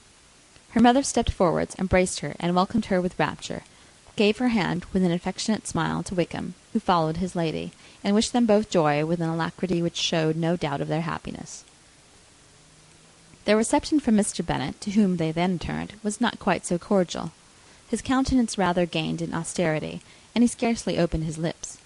The easy assurance of the young couple, indeed, was enough to provoke him. Elizabeth was disgusted, and even Miss Bennet was shocked. Lydia was Lydia still, untamed, unabashed, wild, noisy, and fearless. She turned from sister to sister, demanding their congratulations, and when at length they all sat down, looked eagerly around the room, took notice of some little alteration in it, and observed, with a laugh, that it was a great while since she had been there. Wickham was not at all more distressed than herself, but his manners were always so pleasing, that had his character and his marriage been exactly what they ought, his smiles and his easy address, while he claimed their relationship, would have delighted them all. Elizabeth had not before believed him quite equal to such assurance, but she sat down, resolving within herself to draw no limits in future to the impudence of an impudent man. She blushed, and Jane blushed, but the cheeks of the two, caused their confusion, suffered no variation of colour. There was no want of discourse. The bride and her mother could neither of them talk fast enough, and Wickham, who happened to sit near Elizabeth, began inquiring after his acquaintance in that neighbourhood, with a good-humoured ease which she felt very unable to equal in her replies. They seemed each of them to have the happiest memories in the world. Nothing of the past was recollected with pain, and Lydia led voluntarily to subjects which her sisters would not have alluded to for the world. "Only think of its being 3 months," she cried, "since I went away. It seems but a fortnight, I declare, and yet there have been things enough happened in the time. Good gracious! When I went away I am sure I had no more idea of being married till I had come back again, though I thought it would be very good fun if I was." Her father lifted up his eyes. Jane was distressed. Elizabeth looked expressly at Lydia, but she, who never heard nor saw anything of which she chose to be insensible, gaily continued, "Oh, mamma, do the people hereabouts know I am married to-day? I was afraid they might not, and we overtook William Golding in his curricle, so I was determined he should know it, and so I let down the side-glass next to him, and took off my glove, and let my hand just rest upon the window-frame, so that he might see the ring, and then I bowed and smiled like anything." Elizabeth could bear it no longer. She got up and ran out of the room, and returned no more till she heard them passing through the hall to the dining-parlour. She then joined them, soon enough to see Lydia, with anxious parade, walk up to her mother's right hand, and hear her say to her eldest sister, "Ah, Jane, I take your place now, and you must go lower, because I'm a married woman." It was not to be supposed that time would give Lydia that embarrassment from which she had been so wholly free at first. Her ease and good spirits increased. She longed to see Mrs. Phillips, the Lucases, and all their other neighbours, and to hear herself called Mrs. Wickham by each of them. And in the meantime she went after dinner to show her ring and boast of being married to Mrs. Hill and the 2 housemaids. "Well, mamma," said she, when they were all returned to the breakfast-room, "and what do you think of my husband? Is not he a charming man? I'm sure my sisters must all envy me. I only hope they have half my good luck. They must all go to Brighton. That is the place to get husbands. What a pity it is, mamma, we did not all go." "Very true, and if I had my will, we should. But, my dear Lydia, I don't at all like your going such a way off. Must it be so?" "Oh, Lord, yes. There's nothing in that. I shall like it of all things. You and papa and my sisters must come down to see us. We shall be at Newcastle all the winter, and I dare say there will be some balls, and I will take care to get good partners for them all." "I should like it beyond anything," said her mother. "And then when you go away, you may leave 1 or 2 of my sisters behind you, and I dare say I shall get husbands for them before the winter is over." "I thank you for my share of the favour," said Elizabeth, "but I do not particularly like your way of getting husbands." Their visitors were not to remain above 10 days with them. Mr. Wickham had received his commission before he left London, and he was to join his regiment at the end of a fortnight. No one but Mrs. Bennet regretted that their stay would be so short, and she made the most of the time by visiting about with her daughter, and having very frequent parties at home. These parties were acceptable to all. To avoid a family circle was even more desirable to such as did think than such as did not. Wickham's affection for Lydia was just what Elizabeth had expected to find, not equal to Lydia's for him. She had scarcely needed her present observation to be satisfied, from the reason of things, that their elopement had been brought on by the strength of her love rather than by his, and she would have wondered why, without violently caring for her, he chose to elope with her at all, and she not felt certain that his flight was rendered necessary by distress of circumstances, and if that were the case, he was not the young man to resist an opportunity of having a companion. Lydia was excessively fond of him. He was her dear Wickham on every occasion. No one was to be put in competition with him.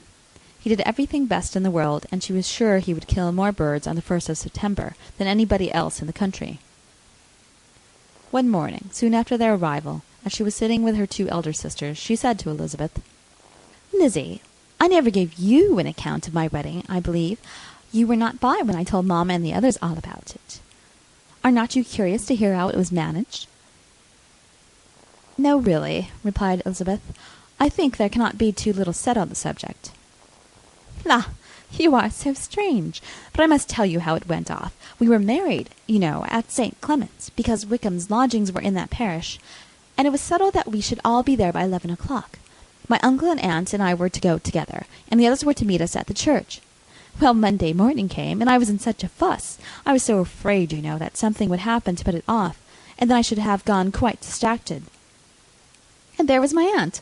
All the time I was dressing, preaching and talking away just as if she was reading a sermon. However, I did not hear above 1 word in 10, and I was thinking, you may suppose, of my dear Wickham. I longed to know whether he would be married in his blue coat. Well, and so we breakfasted at 10 as usual. I thought it would never be over, for by the by you are to understand that my uncle and aunt were horrid and pleasant all the time I was with them. And you'll believe me, I did not once put my foot out of doors, though I was there a fortnight. Not one party or scheme or anything. To be sure, London was rather thin, but however, the little theatre was open. Well, and so just as the carriage came to the door, my uncle was called away upon business to that horrid man, Mr. Stone, and then, you know, when once they got together, there was no end of it. Well, I was so frightened I did not know what to do, for my uncle was to give me away, and if we were beyond the hour, we could not be married all day. But luckily, he came back again in 10 minutes' time, and then we all set out. However, I recollected afterwards that if he had prevented going, the wedding need not be put off, for Mr. Darcy might have done as well. "Mr. Darcy?" repeated Elizabeth, in utter amazement. "Oh, yes. He was to come there with Wickham, you know. But gracious me, I quite forgot. I ought not to have said a word about it. I promised them so faithfully. What would Wickham say? It was to be such a secret." "If it was to be secret," said Jane, Say not another word on the subject. You may depend upon my seeking no further."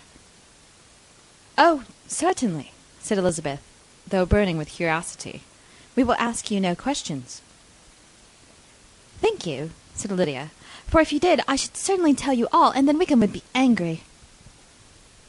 On such encouragement to ask, Elizabeth was forced to put it out of her power by running away. But to live in ignorance on such a point was impossible, or at least it was impossible not to try for information. Mr. Darcy had been at her sister's wedding. It was exactly a scene, and exactly among people, where he had apparently least to do, and least temptation to go. Conjectures as to the meaning of it, rapid and wild, hurried into her brain, but she was satisfied with none. Those that best pleased her, as placing his conduct in the noblest light, seemed most improbable. She could not bear such suspense, and hastily seizing a sheet of paper, wrote a short letter to her aunt, to request an explanation of what Lydia had dropped, if it were compatible with the secrecy which had been intended. "You may readily comprehend," she added, "but my curiosity must be to know how a person unconnected with any of us, and, comparatively speaking, a stranger to our family, should have been amongst you at such a time. Pray write instantly, and let me understand it, unless it is, for very cogent reasons, to remain in the secrecy which Lydia seems to think necessary, and then I must endeavour to be satisfied with ignorance. Not that I shall, though," she added to herself, as she finished the letter. "And, my dear aunt, if you do not tell me in an honourable manner, I shall certainly be reduced to tricks and stratagems to find it out." Jane's delicate sense of honour would not allow her to speak to Elizabeth privately of what Lydia had let fall. Elizabeth was glad of it. Till it appeared whether her inquiries would receive any satisfaction, she had rather be without a confidant. End of chapter 51. Thank you for listening to Narrated Books. If you enjoyed this audiobook, hit like and subscribe for more amazing stories. What book should we narrate next? Let us know in the comments.